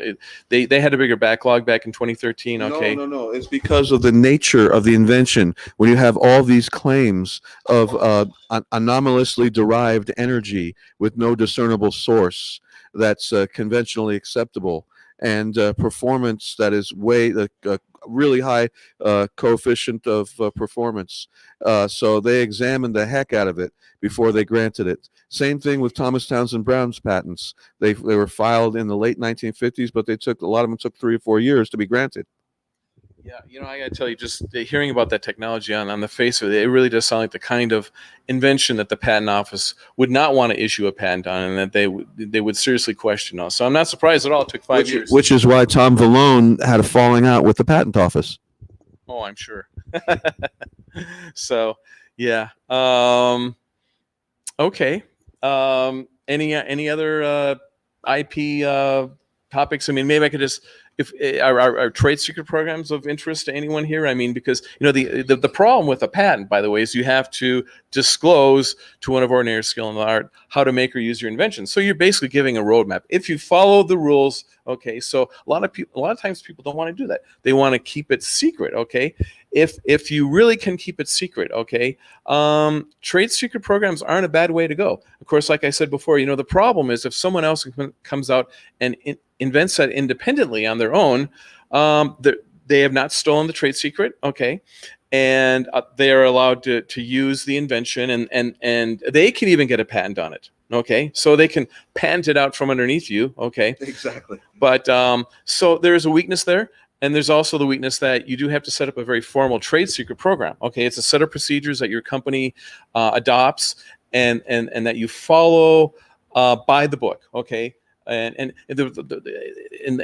one of the big problems with trade secret programs is the program itself does not get examined or approved by the government ahead of time. You set it up on your own, okay, and if you set it up wrong and then you end up in litigation where you're trying to show that someone stole your trade secret, which is called misappropriation of trade secret, then the court will examine your trade secret program at that time to decide if you had a good trade secret program. And they will also look to determine whether or not you actually follow the trade secret program too. Okay, so the point is, if you've made mistakes in setting up a trade secret program and following it, by the time you get to court, it's just too late. You can't go back and change history, okay? And if the court doesn't like what you did with the trade secret program in those 2 areas, you're dead, okay? Yeah. So the nice thing about patents is we have an examination process, okay? So an issued patent does have a preponderance of, it has a presumption of validity, okay? It is a rebuttable presumption, okay? So you can get knocked out in court, but it's a good first step. You know, the examination process is a pretty good step in getting some sort of, verification and validity that you really do have a valid patent. And a lot of people, they don't have complete confidence that the examiners have done a completely thorough job. Okay, so they will take extra steps themselves to make sure that the patent is strong and valid. Okay, there are the things that they can do. It costs more money. Okay, but there are things you can do to give yourself some confirmation and a sense of confidence that your patents are good. So first thing first, hire a first-rate legal team. there you go. So I had a question about some of this and incomplete patents and all that. Those Salvatore Pais patents that were the U.S. Navy patents. So there's some speculation or rumor that those were granted because of warnings of similar advances in Chinese technology.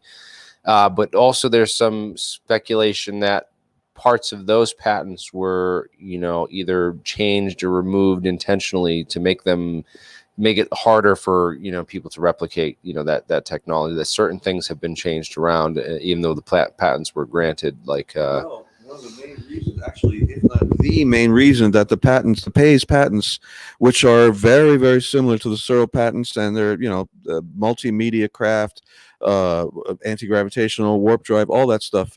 The main reason, apparently, that they were finally patented was because they had a word from high Pentagon officials that they were, quote unquote, operational. That who was operational? The Chinese? The patents were operational already. That they were using them? Yes, not the Chinese. The Navy was using them. The DoD. The DoD. Someone in the DoD is using them. High up in the DoD, probably since they're Navy patents, it's not widely known that the U.S. Department of Naval Intelligence, was the company or agency that signed Bob Lazar's W-2 form, his tax form, and that the government agency that has the aegis over all UFO hardware and data is the U.S. Navy. on that note, the Department of U.S. Naval Intelligence was closed in 1945, right after World War II, and it was replaced with the Office of Naval Intelligence, or the ONI. But on Bob Lazar's W-2, which was issued in 1989, it clearly states the Department of Naval Intelligence. So that's been one point that debunkers have used, is to say that it's not a real agency, because that department was closed after World War II and replaced with the ONI. Maybe the department wasn't closed after all. Maybe that was just disinformation to throw off throw people off the scent. You never know. There's two departments or two offices of naval, or two separate, so that would suggest that there's another separate compartmentalized, office or the thing of the naval intelligence. But is there any actual evidence of that? Because I found lots of evidence of fraud in the Lazar case as well. Lots and lots of circumstantial evidence. I say to people, and when they ask me, where do UFOs come from? I say there are two sources of UFOs. One is earthly, the other is unearthly, but they all operate pretty much on similar principles.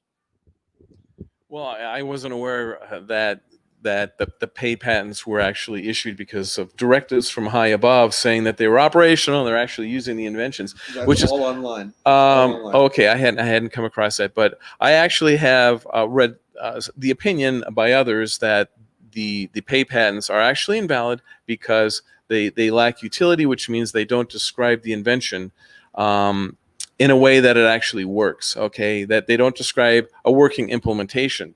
There's something incorrect in the theory in those patents.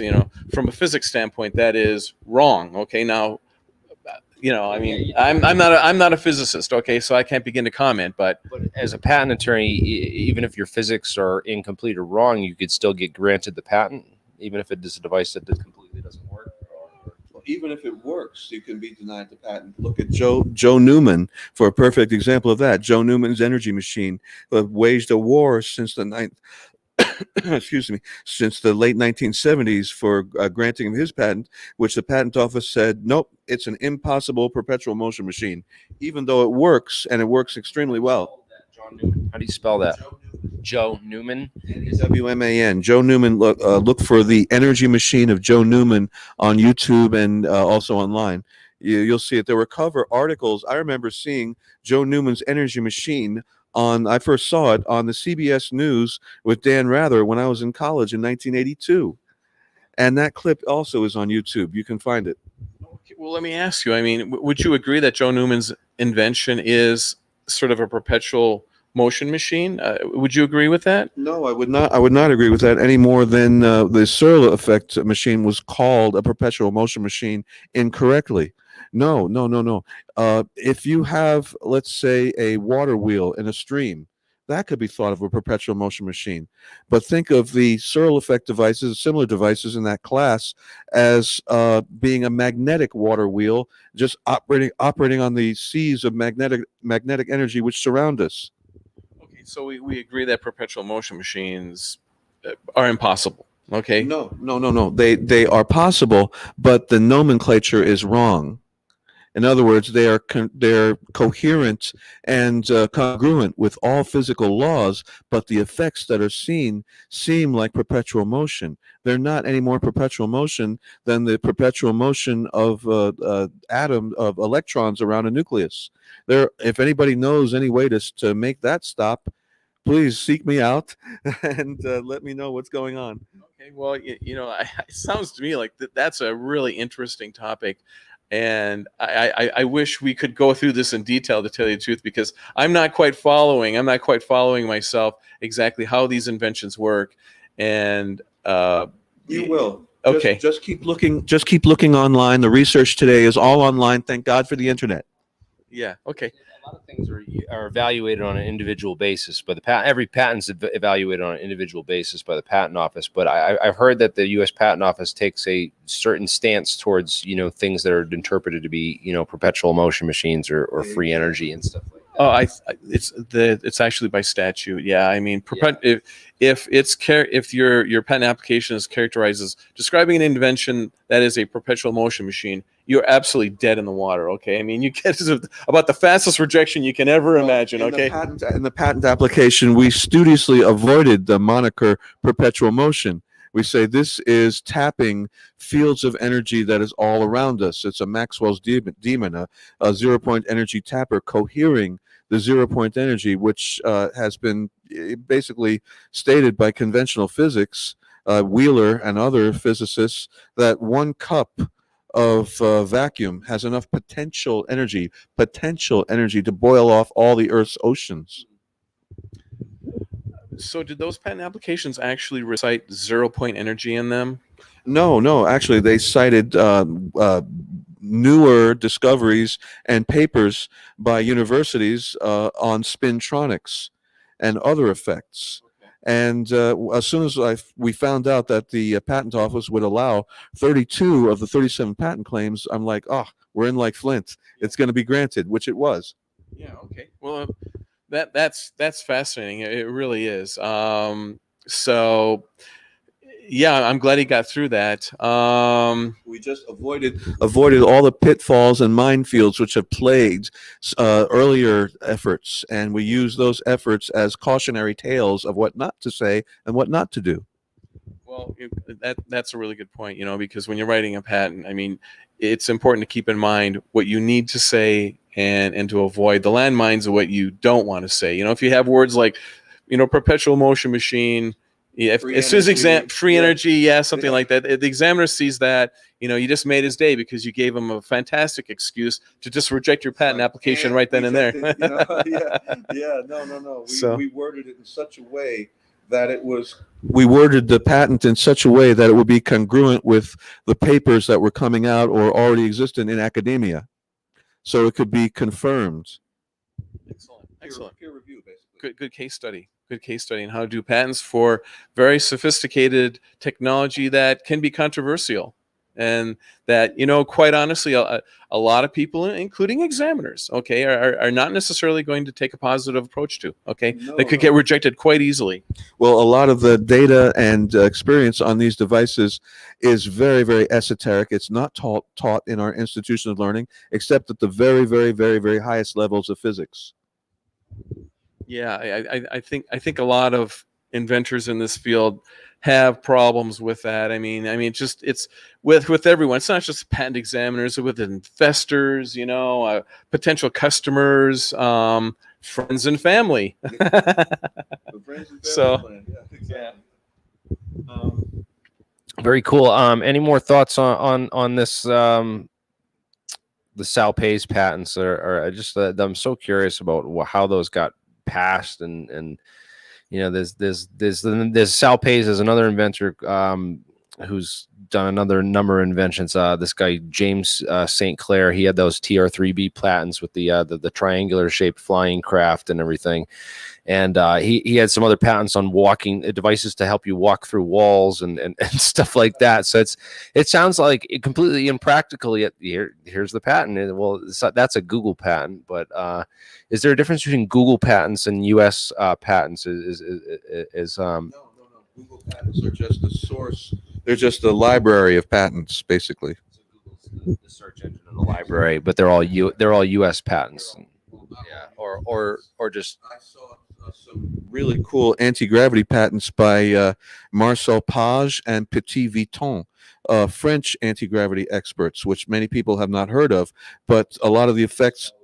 Yeah, Marcel, Marcel, Page, Pages, and Petit Viton, Petitviton. Now, look up those names, and you will be amazed because it dovetails with T. Townsend Brown's research, Otis T. Carr's, of course, the Searle patents, and Otis T. Carr patented his device, but only as an amusement device would they allow the patent, not as a something that people could use to fly around. Exactly. Yeah, so they patent the Otis Carr patents is like a carnival ride. It's literally what it says it is. But what do you think about the similarities between the Otis Carr's XTC1 in the late 1950s, early 60s, OTCX1? What do you think about the similarities between that and also the Billy Meyer craft, and which was from the the 60s and 70s later on?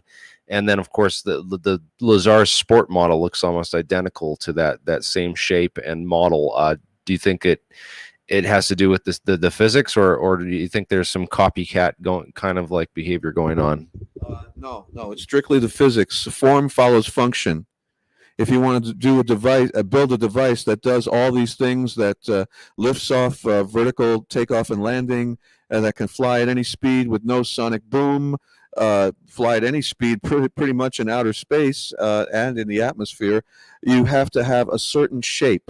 And we see those certain shapes again and again and again, whether they're earthly or unearthly. And yes, I do support Billy Meyer's accounts, a UFO case that started in 1942 when Billy Meyer was 5 years old and is still going on today. The contacts are still going on today.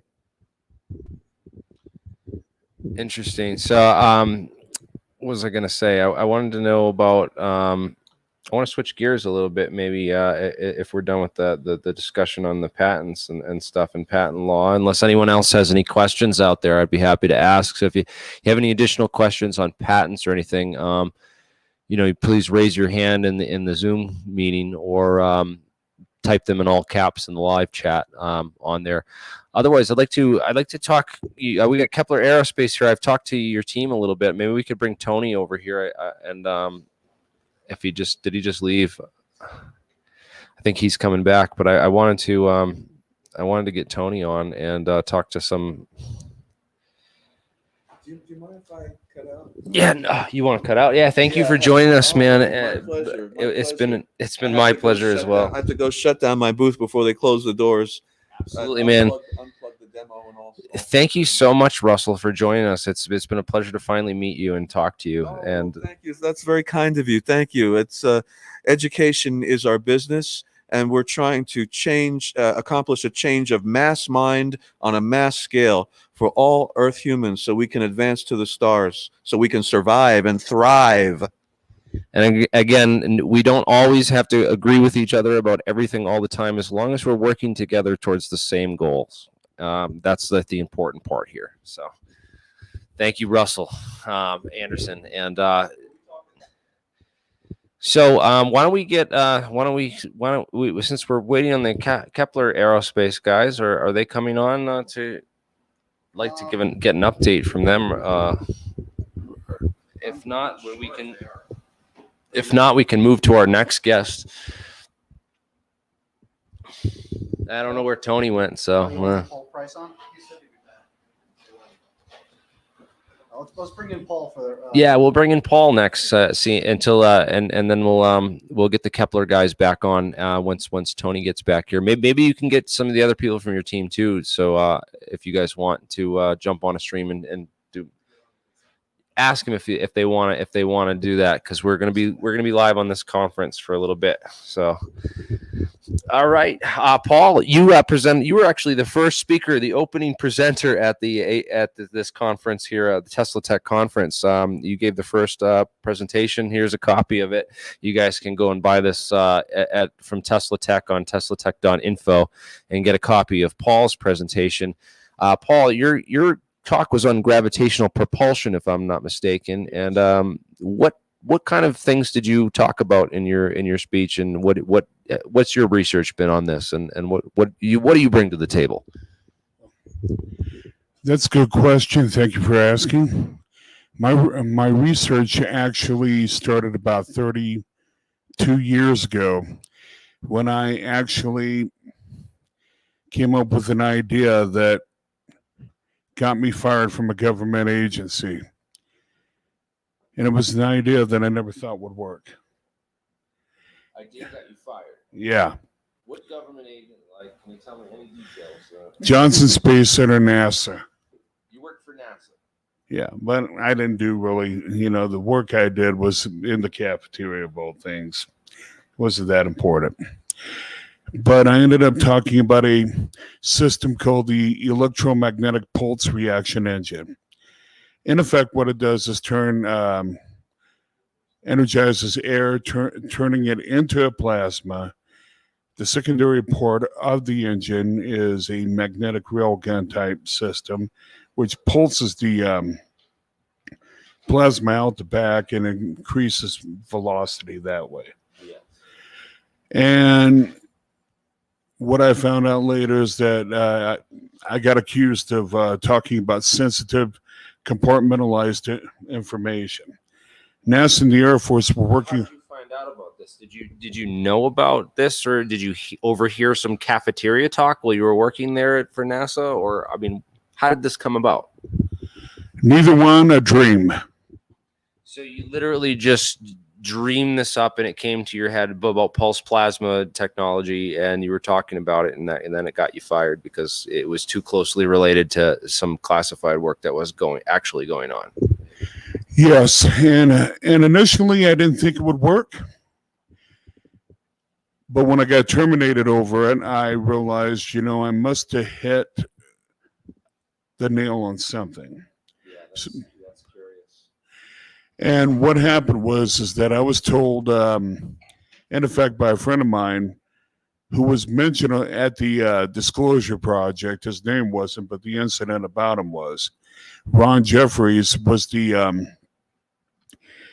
NASA security guy that got nailed in the head with a rifle butt for looking at a UFO picture that he was supposed to throw in the incinerator and not look at.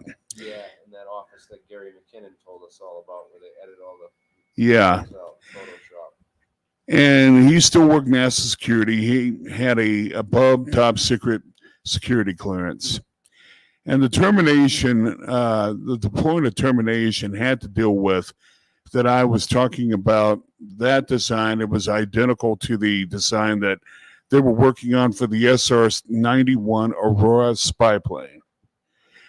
The pulse detonation engine that they use on that is not methane. Why use methane when you can charge the air and turn it into a plasma? Good question. Correct. Just use air. It would be much easier than having to use a gas that you have to store and use as fuel. So tell us more about this.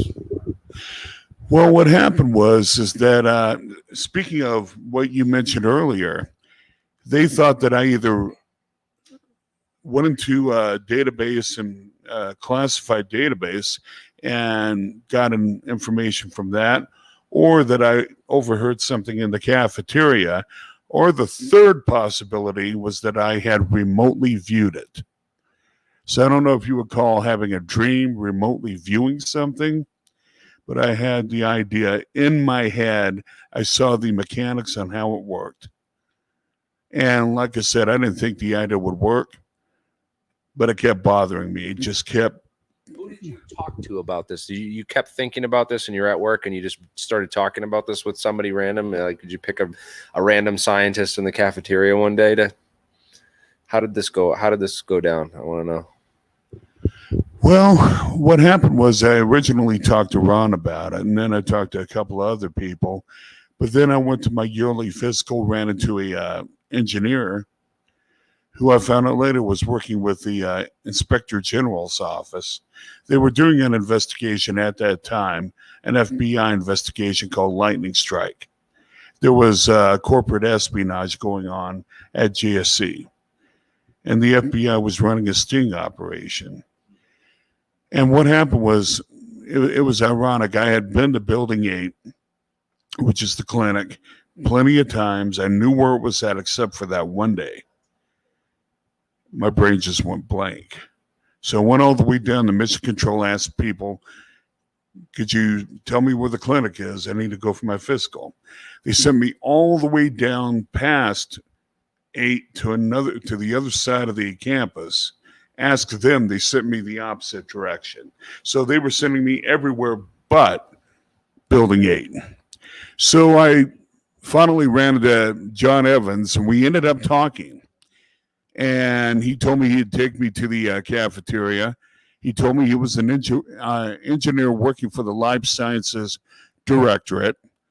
And he asked me what I did. I told him what I did. And I eventually asked him, I said, I have an idea that I've been thinking about. Can you tell me if it will work? He goes, well, what's the idea's name? And I called it the electromagnetic pulse reaction engine. And he immediately said, quiet down. We don't want everybody to hear this. And that kind of shocked me because I didn't think the idea would work. And he goes, draw it out on a napkin what you're seeing. So I did. Well, within 3 weeks after that event occurred, they terminated me. And then after that, I had to deal with being monitored by the FBI and other government agencies because they suspected I might have been working for a foreign actor. So that kind of tells you what happened. But after that, you know that, and then yeah, because it almost seems like they would question, like, well, how did he know about this, and why is he talking about it and asking about it? And they might have interpreted that as you probing deeper for information that you had some insight into. That's all I can think of. Yeah. Well, let me explain. I've got an above genius level IQ. It's been tested between 163 and 200. I've seen the test results, so I'm a meta genius. So it came easy for me to do mental sims and be able to work out problems when it came to mechanics, mechanical devices, so on and so forth. But like I said, that particular thing just appeared in my head. Tesla had the same thing. He was able to dream up something, do mental sims on it, and be able to work out the problem mentally before he ever built any device he ever made. So anything else you can tell us about this? Well, I think you got the whole story there. You'd mentioned some stuff, and then they fired you. Anything that happened after that, and then let's bring this back to your presentation and what you talked about that first day. Well, I had been watched very closely by unmarked government cars. The only thing that they had was stickers on the back window saying property of the U.S. government and the U.S. government license plates. So I got kind of used to being surveyed by these people. Yeah, and I wasn't, and it got to a point where I wasn't afraid of them. Even one time I really ticked one off because I waved at him, and he told me, "Don't watch me, watch what you're doing. Ignore me." So I said, "You have a good day," and he flipped the bird off at me. So the issue is that when you come up with these technologies or any idea about this, at least back in the 90s when this happened, you come to a conclusion that the government was trying to suppress these technologies because, as I stated in my lecture, the reason why, in my opinion, why they did not go back on the UFO UAP report, go back beyond 2001. All these technologies that are currently being developed by the United States military gives the military first strike capability, which means that if we ever go to war, the war will end almost immediately because we can actually counter any threat using these advanced technologies. So why did Afghanistan last for so long, and Vietnam and Afghan war is still going on 20 years later, man. If we had these technologies, we could have just, well, it's called poppies. It's about the drugs, brothers. And the lithium and the minerals and the metals and stuff that are over there. Well, there's bigger geopolitical issues involved, I'm sure, but honestly, maybe they don't want to win that war, even though they have the technology that they could. Maybe that could be another possibility, right? I know you guys are too young, but I was young too when this war was still being fought, the Vietnam War. The reason why we stayed there was for twofold reasons: the Golden Triangle and defense contractors were able to get tons of money by building hardware that they could use in that war. And the war was a perpetual war, as what we're dealing with right now with the war on terror, quote unquote. So yeah, the only time that they would ever use those technologies is if we got into war with Russia or China, or even Iran. Let me use Iran as well. And these things that we see flying around are ours or Chinese or Russians or some, is a combination. I think all of them have to be, of course, evaluated on an individual basis. But I just wonder more about, how much they actually have, how much of that is a bluff. I know that a lot of the research and defense goes into, countermeasures and countering all these things. I mean, we're here in Albuquerque, where one of the biggest, the repositories for nuclear missiles in the United States is that mountain over there that we're looking at right over there is literally almost half the nukes in the U.S. are sitting inside there right now, right over there. Well, also Kirkland is a R&D. Sandia National Labs is over there as well. And let's go back to the Paul Benowitz affair and Rick Doty. Yeah, that happened right over here. Paul Benowitz lived right here across from Kirtland Air Force Base. We could drive there, and we might actually go out there and visit this location where all this went down. And he was filming some of the craft that were coming in to that base and some of the research that was going on there and stuff. And that's a big, interesting case. Yeah, talk about that for a little bit. Well, reportedly from the quote declassification as to what went on in 1980, Paul Benowitz, who was a genius electronics, he owned a electronics corporation, and he had degrees in physics, computer engineering, as well as electrical engineering. And the issue is what we're looking at here is that Benowitz started tuning into frequencies that he couldn't tell what they were. Now, what the Air Force is claiming now, as they declassified that event, that they were testing unmanned aerial vehicles. But Benowitz was looking out and seeing these lines going up and down, and he thought they were UFOs. He contacted Air Force OSI, and he got a hold of two agents. One in particular had befriended him and admitted later to him that he had screwed him over. That's Richard Doty. Yes, Richard Doty. And they messed with that man's head. They picked the lock to his house, rearranged the furniture, and made him actually go mentally. Didn't they beam like messages into his equipment? Because he had a whole bunch of signals intelligence equipment, and he was picking up all kinds of signals that were coming out of the base and stuff. And I heard they beamed messages into his house and into his car, made him think that he was being watched and contacted by aliens and stuff. Well, I heard from Doty himself. I talked to him. I know Doty. I know Rick. And he admitted they did all that plus more.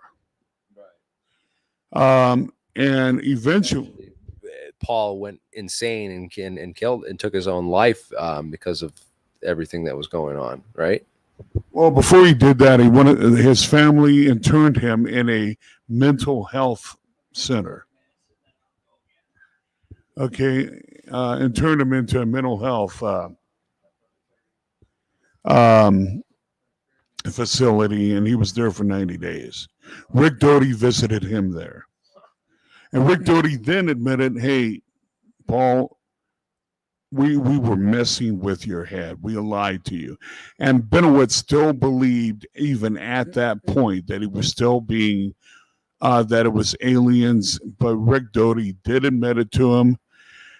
But later on, it just drove him totally nuts. And yes, he did kill himself. See, what we are looking at right now, and let me tell you this.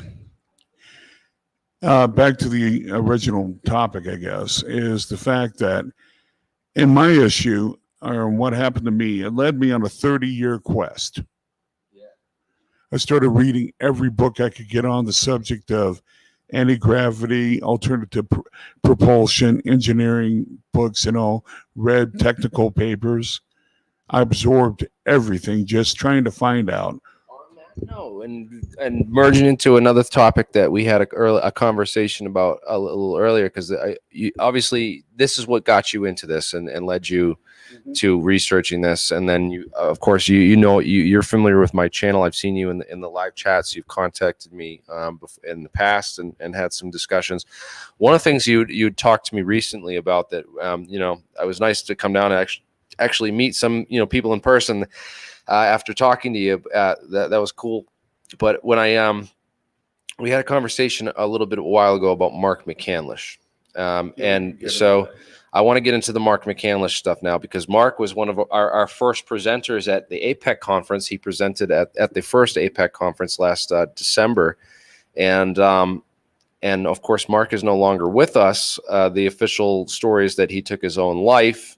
And there's been some investigations that friends of mine, including Stephen Cambion and others, have done into the allegations that it was a suspicious death and there might have been foul play involved. I came away from that, pretty convinced that he had actually taken his own life, and that there wasn't any, I couldn't see any motive in the case for the government to go after Mark and kill him. I mean, if they had a motive, they would have done it years ago. And I just didn't see some of the things that were being alleged. I didn't really agree with, like, for example, I think it was Joseph Farrell that had said he was this was Kerry Cassidy, I believe, that had claimed that he was supposed to testify before a UAP task force committee or a congressional hearings, and there's no hearings. There was none of this, as far as I'm aware. That sort of allegation has been debunked. But you seem to think that there's more to the story, and I want you to elaborate on that and talk about that a little bit, because I'm curious to hear. I'm curious to share what you think and know with the audience. So let's talk about Mark. Well, I was the first man to contact the coroner's office. I made a call there after speaking with Daryl Sims, the UFO investigator, and he advised me to call the coroner's office. I would have done it before, but I didn't think I'd get anywhere. And I was the only person who actually talked to the coroner. Yeah. And he was on lunch. Kind of an ironic thing, but he was actually on lunch break. So what happened was,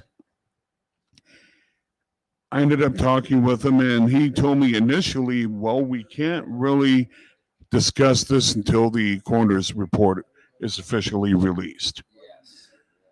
But he started asking me a series of questions. How long did you know Mark? And I said, for about 20 years. And he goes, well, what do you, and after I told him we were trying to look into this, we didn't know what happened to him. He goes, well, what do you know what happened to him? And I'm going, well, no, I'm calling you. And he goes, what do you think happened? And I said, maybe a heart attack, maybe a stroke. And he goes, no, he shot himself in the head. He interchanged it. The coroner kept saying either initially handgun, and then he went to a shotgun. So he switched it. And he was telling me, well, Mark was depressed. I had talked to Mark prior to that event occurring. And what happened was that day that they claim he committed suicide. Now, I'm not saying he didn't commit suicide, actually.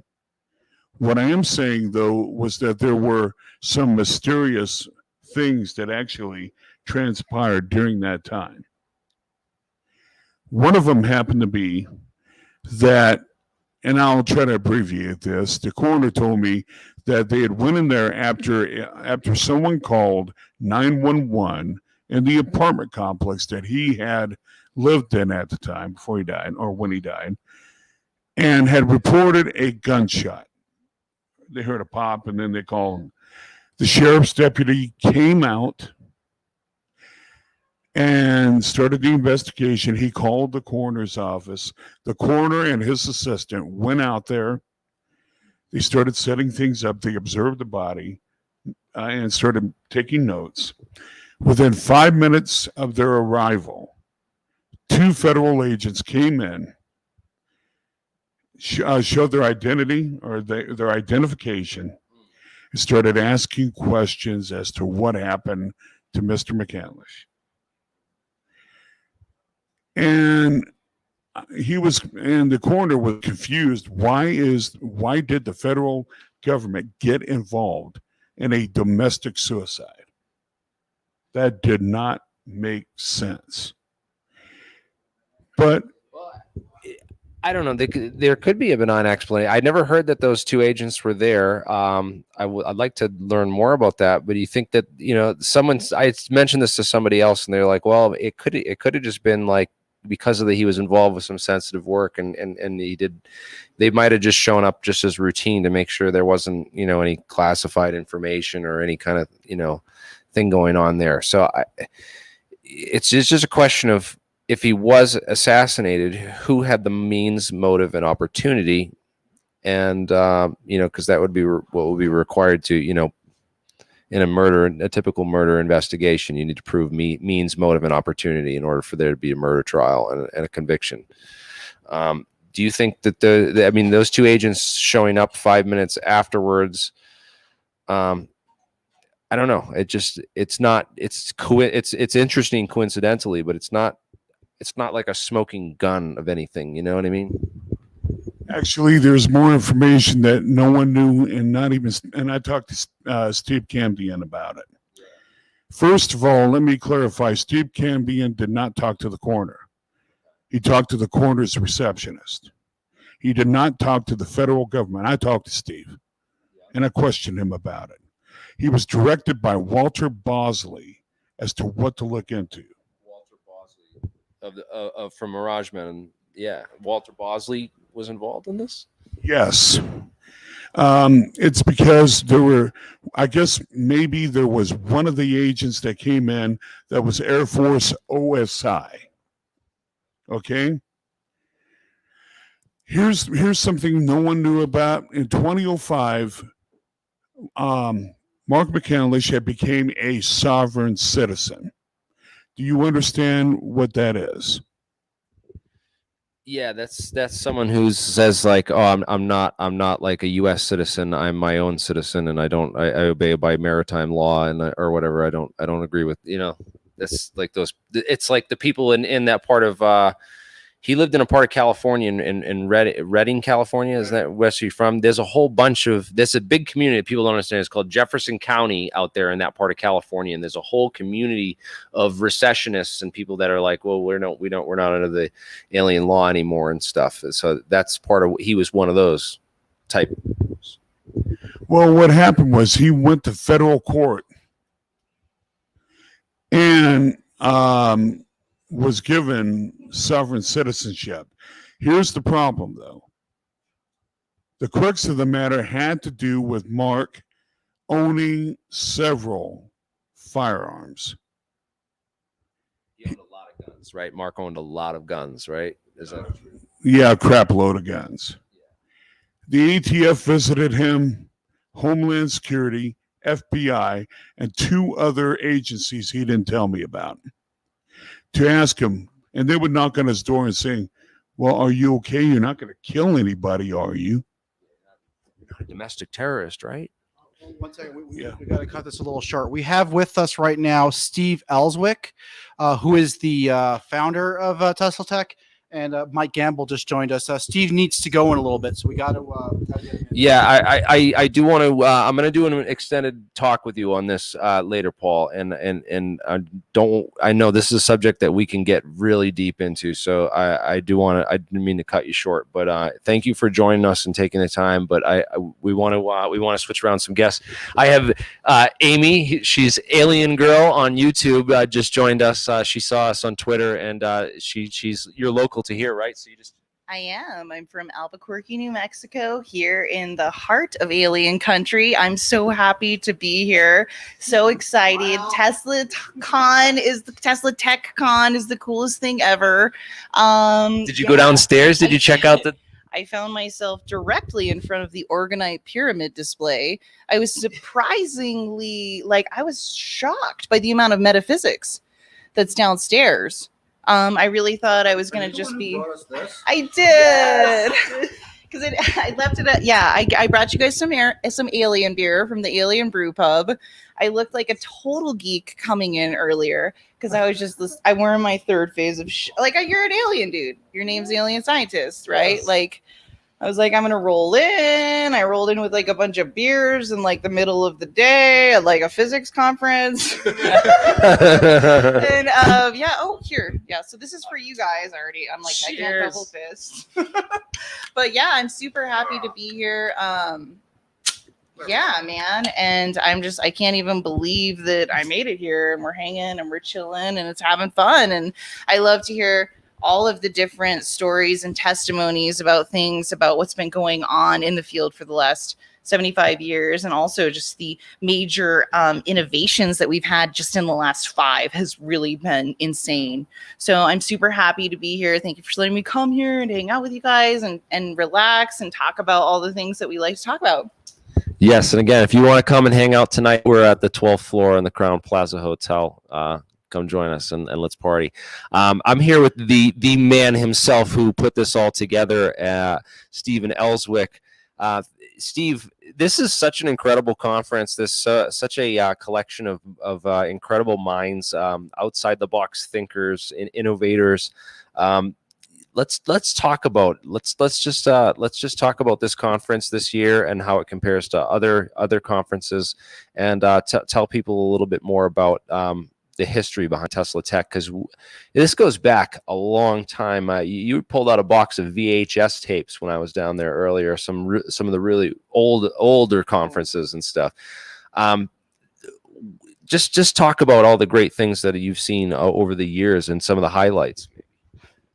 That'd take hours, but I only have a few minutes. But I've been doing this for 40 years.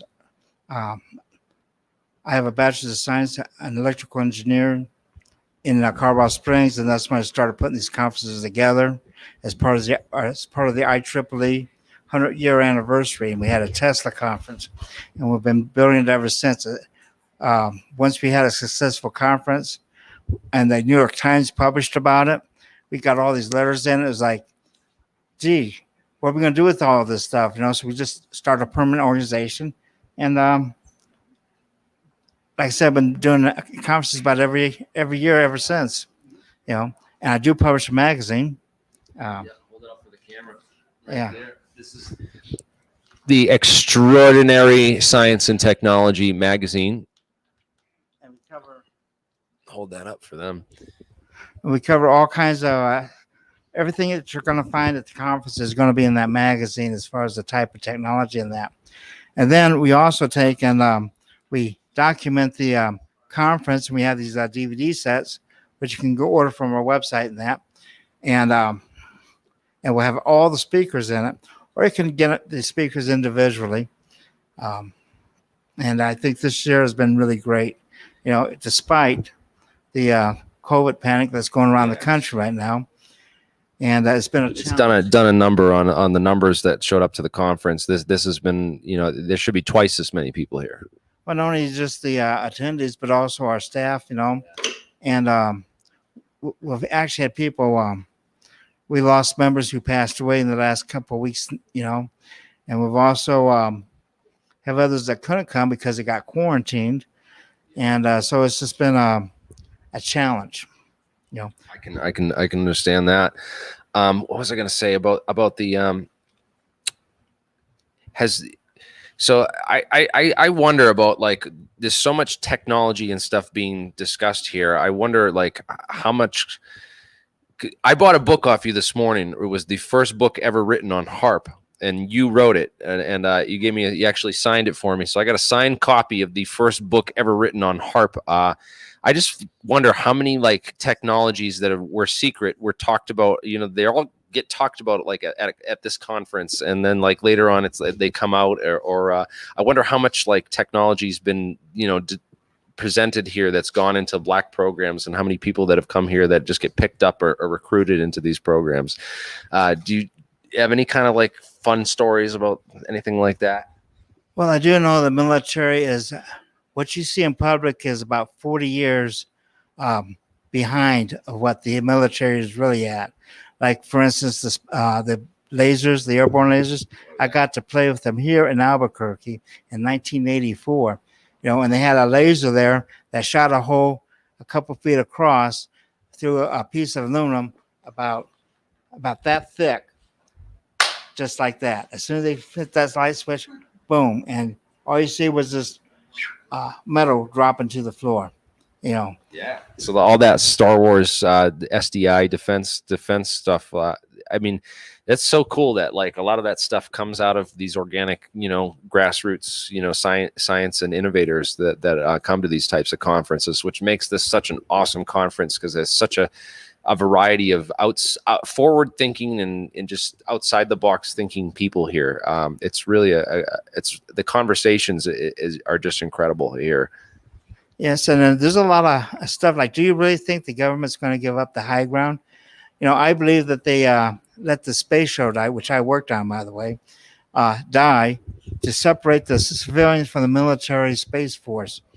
And I believe that the military is flying some of these alleged UFOs that they're showing on TV now.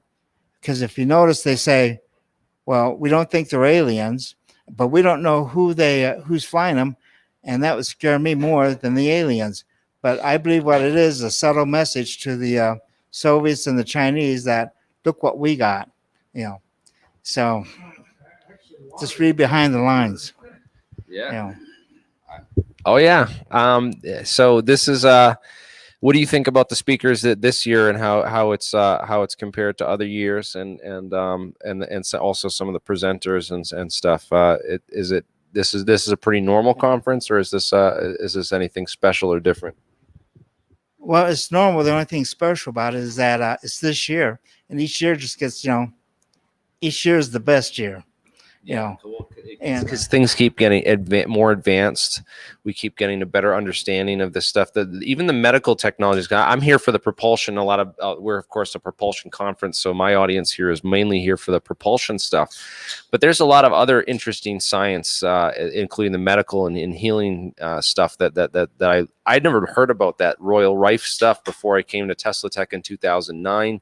And then just to see like mainstream, medical science journals publishing, peer-reviewed articles on light healing and light therapy technologies. Now it's slowly working its way out to the mainstream, even though these concepts were known about and practiced and studied by, scientists and also people in these groups just for the past decades and stuff. It's incredible. Well, what men can conceive, men will build, and the main thing that's changed is we got new materials to work with, and new knowledge of how the universe operates, but it's always constantly changing, And if anyone tells you free energy doesn't exist, point out that a solar cell is free energy if you don't know to include the sun. The sky, it says a big free energy machine right there. It's going down. Look at that beautiful sunset out there. So Steve, any words for our audience where they can find? So it's teslatech.info is the website where you guys can find more information. Anything you want to promote or share with the audience? Well, we have a membership that's just $35 a year, and we're going to have a conference at the same time here in Albuquerque, probably at this hotel, and would like to see you come here next year. And I would love to come here again next year. We should really hype up next year's conference and see if we can kick COVID's butt and get a much bigger turnout. That would be great. And we have new frontiers starting to emerge. You got the anti-gravity, but now the question is, do we really need anti-gravity? Like, what happens when you do quantum pairing?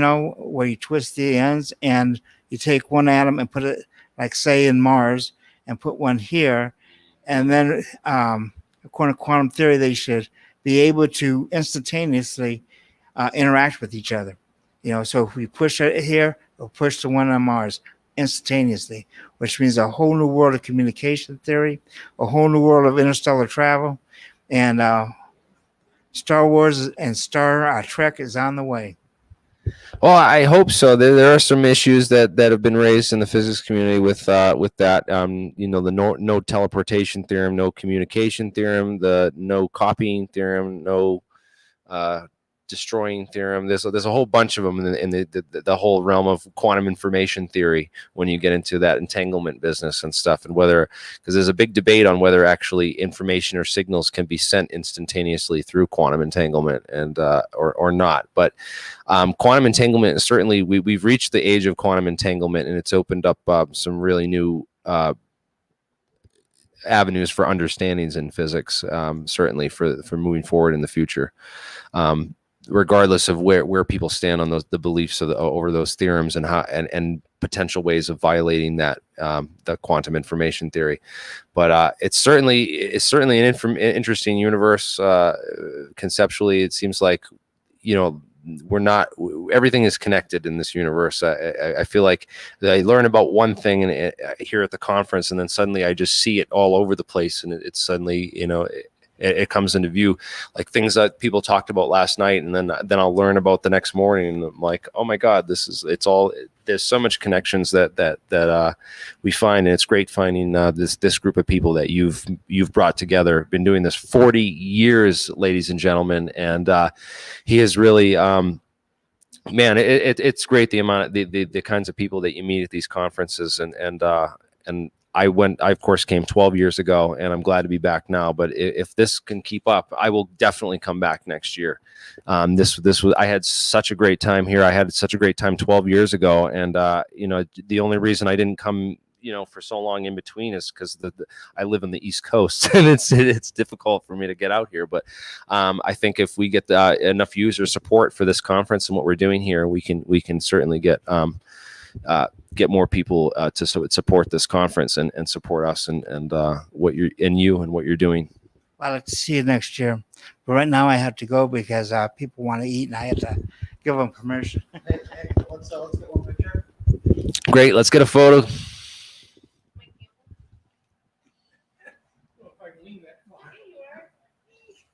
Come on, get over. Your whole head's in the way, Mark. Oh, sorry. You couldn't see how I was like. Thank you very much, Steve. Later, Steve, man. Thank you. Mike, want to move over? Get in here. Mike Gamble. This is. Sadly. Alien Girl. Sadly, It's I'm here. paper crane or something. Wow, What's that? yeah, that's my crafting channel, but my That was your alien name channel on is Twitter. Alien. That was my name on Twitter. It's but you should be able to find me at Alien Girl 111 on Twitter and YouTube. But yeah, I'm so happy to be here. I'm so happy to hear everyone's story and so happy to connect. Like the Tesla Tech Conference is huge. And what I really like about the Tesla Tech Conference that I really want to promote is that you guys let teenagers come here for free. Yeah. So all the teenagers out there watching this, you guys can register today. You can come tomorrow. And I highly recommend if you have any STEM interest at all that you come down here. because if you come down here, you're gonna come across stuff that you did not believe was fact-based, but it is. There's a lot of fact-based stuff that we think is still pseudoscience, and it's not. Teenagers, sign up, register for free, come tomorrow and listen to some intelligent minds that have the truth to give you. Okay, we don't need to get started. Yes. This is why I have my own show. Go subscribe to Alien Girl 111. Yes, I met Alien Girl on the from Louis Jimenez's The Big Phone Home. When he hosted The Big Phone Home, it brought a whole bunch of people in this community together, and that's where I first met Amy through Louis Jimenez at The Big Phone Home. So a big shout out to you guys over at The Big Phone Home. The Big Phone Home 2 is coming up soon. We're going to be urging people to calling your congressmen, calling your senators, and urging them to get informed and get up to date on the issue of UAP and UFOs and the science and technology and disclosure. Disclosure is happening, and we're pushing that front on the scientific level to really try to reach the new audiences and of course the teenagers and the young generation to educate them and bring our future, knowing that you kids are going to grow up to see way more amazing things than I saw in my life. I was a child of the 80s. I grew up before we had cell phones. I used to have to come home when the street lights came on, and I'd have to go to my friend's house to use their phone to call home, and it didn't have GPS. I used to have to go to MapQuest. But even this, I mean, that was when the internet was, of course, when I was like 18 and first started driving. But actual maps. Yeah, imagine like when we used to have a yes. So I used to carry maps in my briefcase when I did traveling and an airline reschedule guide. Yeah, and Mike is, although he's pretty good looking, he's a lot older than he looks. He's worked for NASA. He's presented at APEC, I think 3 or 4 times already. He's a real pro in this field. And it's great to actually meet him in person. He's actually a lot more charming in person than on the APEC conference. So without further ado, let's get to Mike Gamble. Mike, we got to get you a better camera. Where's Mike? Seattle, Puyallup, exact. But I worked for Boeing for 30 years. And before that, I traveled around on their airplanes, racked up about 800,000 miles. Yeah. I lived on the jets for a while. And that when cell phones first come out, we had the big brick, the Motorola brick. I remember that. Yeah, that you had that on one hip and you had a pager on the other, one for incoming, one for outgoing. Now you just little flat box you stick in your pocket. And well, that was before text messaging and SMS even. I mean, this is we're going way back here, guys. So early 80s. You have no idea, people, the things you're going to see when you're my age. Yes, brace yourselves. Yeah, things change fast. Yes, they do. So this stuff that we're all talking about and is just breaking, here now. This is like the birth of the internet, basically. 25 years ago. What we're going to see in the next 20 to 30 years is going to be effing incredible, for lack of better words. So it just blows my mind how much information has come out in the last 3 years. It seems like I've had to spend I've had to like sacrifice quality in the formatting just to get the information out, and now I'm having the task of going back over all this information and trying to condense it and explain it to people and get it out to larger audiences and stuff. People can't believe that Boeing did, you know, anti-gravity research, and then we get the guy on who worked for Boeing doing a lot of that research to say, yeah, no, this happened. This is real, and in the flesh, you know. Yeah, it's incredible. So like, why don't you talk a little bit about more about what did you learn at the conference, and did you have how'd you like the conference so far? And conference is great. I've been coming here, well, for quite a few years. Boeing used to sponsor my trip down here, and I've pitched a lot for Boeing. I retired in 2015, so I don't pitch for Boeing anymore, but I still pitch similar stuff. I've pitched gravity. I've pitched gyroscopes. Today I pitched Tesla.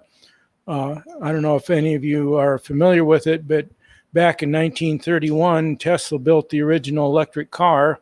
It was a Pierce Arrow. He pulled out the gas engine, put in an 80-horse electric motor, and drove it without batteries. And we still haven't recovered that technology. Where did the energy go? It's like there's got to be a battery somewhere. So was it inductive loop? So they putting the energy into an inductor or a capacitor, or whip antenna on the back where he brought in the ether power. That's some amazing stuff. I have to look into that, man. I've been looking into it for 5 years. Yeah. And this year I got close. I'm a little bit better than on the good side of things by a couple of watts. But I've been at it for 5 years since I retired. That's fascinating. So I don't know. This is I gotta step out for a second. I gotta use the bathroom, but I gotta get up here. Mark, why don't you just jump in here, man? This is like I gotta switch. I'm just listening, being like, that's so cool. Well, so cool is my last name. So cool. Yeah, literally. Okay, perfect. I get the hot seat now.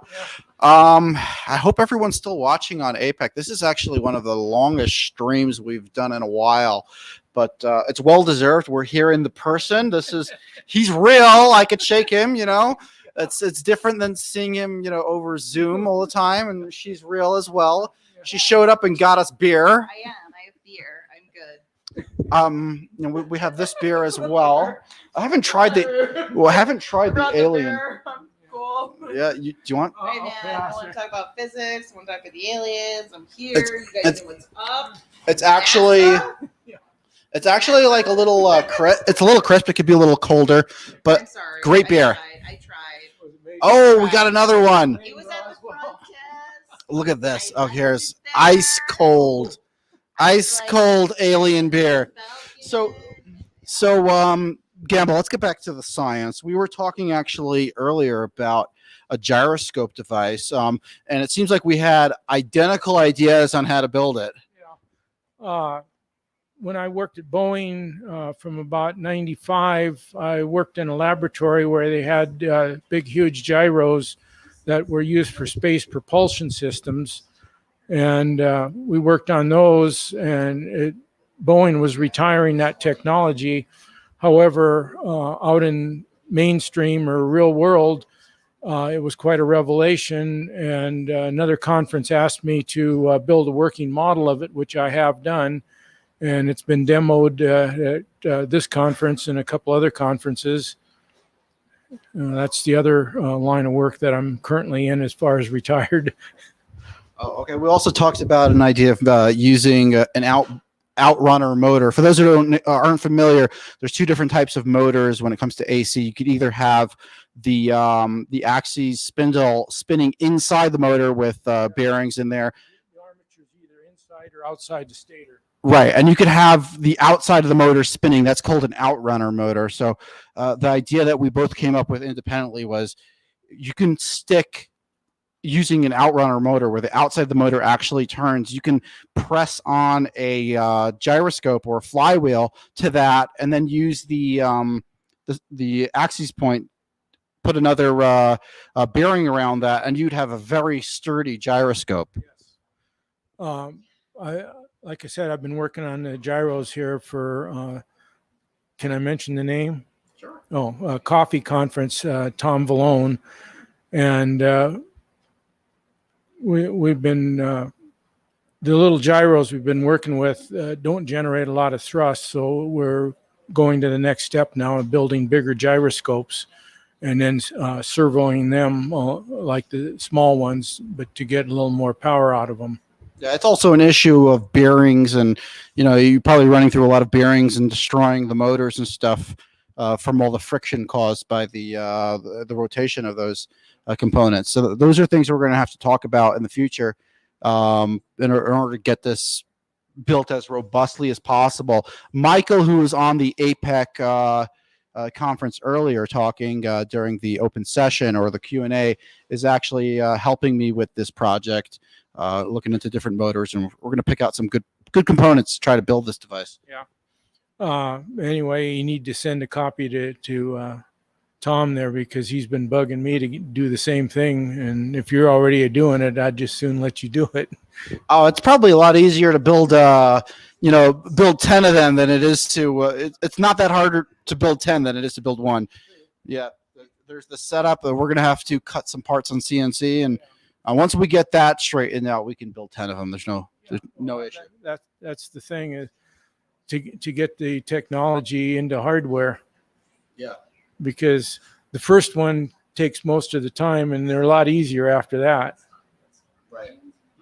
You thinking of it as a product that you'd actually sell, or is there a market for something like that? An inertial, because it's only creating a couple grams of thrust at most.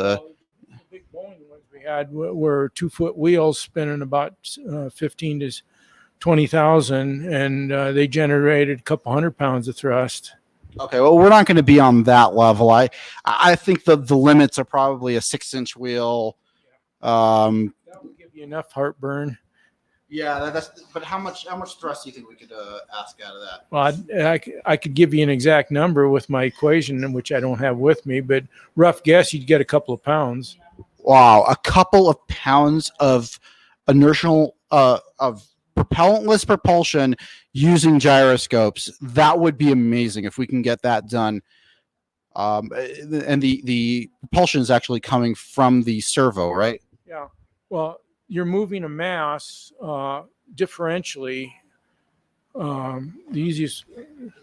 Can they see my hands? Yeah, they can see your hands. I'll look at the camera. Oh, okay. If you have two gyros spinning and you do what we call scissoring or differential operation, you move them alternate directions, and the differential converts to linear motion. That's from rotary to linear. But this is not a technology that we found that could perform a vertical liftoff, right? No. You only get small amounts of thrust. The thrust to weight ratio is really bad. But once you get it in space, they work very good for station keeping, because you don't have the vehicle weight to worry about, but they still generate the same amount of power. What other low-hanging fruit of technology would you consider looking into other than the gyroscopes?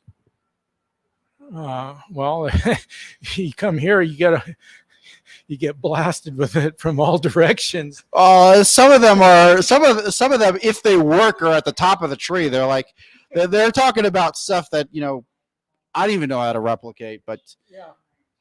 But anyway, the one that I picked off was reverse engineering Tesla's magic motor, and when I first heard about it, being an auto mechanic, it kind of tickled my ears a little bit. So I pursued that, and it's starting to bear fruit finally.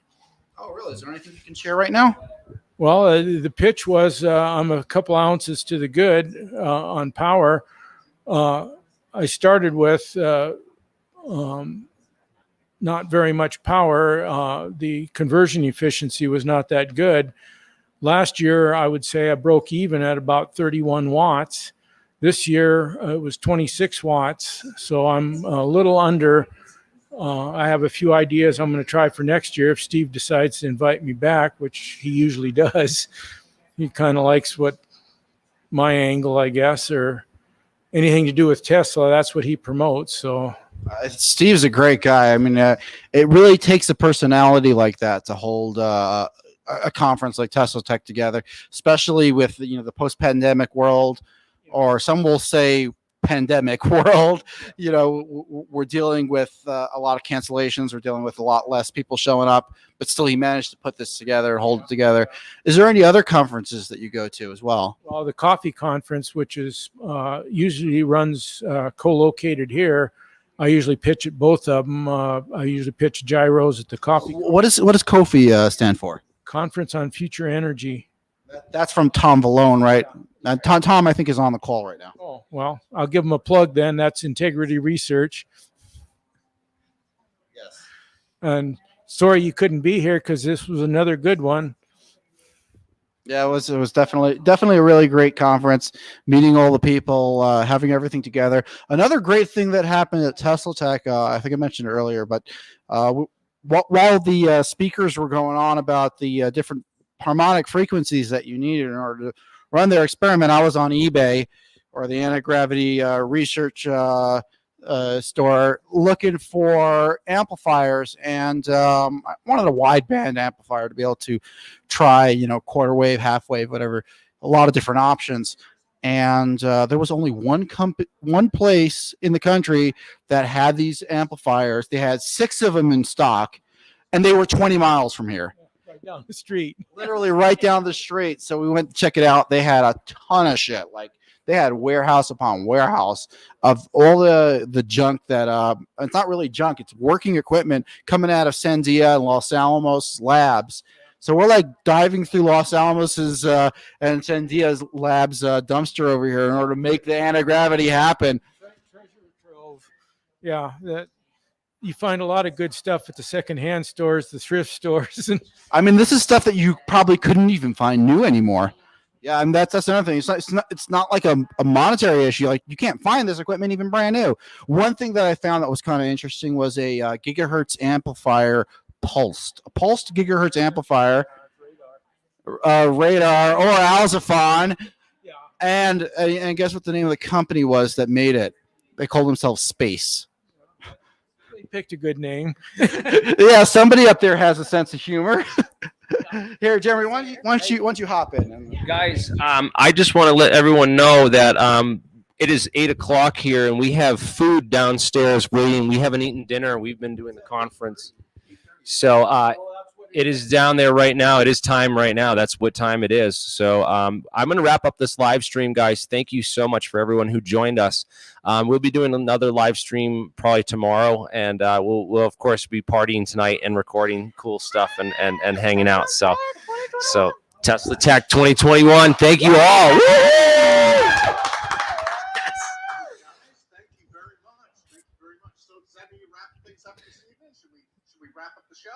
I'm ready to wrap up here. You guys can keep this the conference going on the Zoom call as long as you want. We might jump back on. I can transfer the host. I'm going to end the stream on YouTube right now, guys. Thank you, everyone in the live chat. Later, guys. Be safe. Yes. Hang out much. Catfish. Bye, Mr. Catfish. I love you. Much love, Paul, Newman, Anthony, Dan. What's up, man? Beam me up, Scotty. Everyone. Hey, thank you so much. So I think I'm shut things down too. We'll probably call it night, and I will start editing that. So I'm gonna end things down.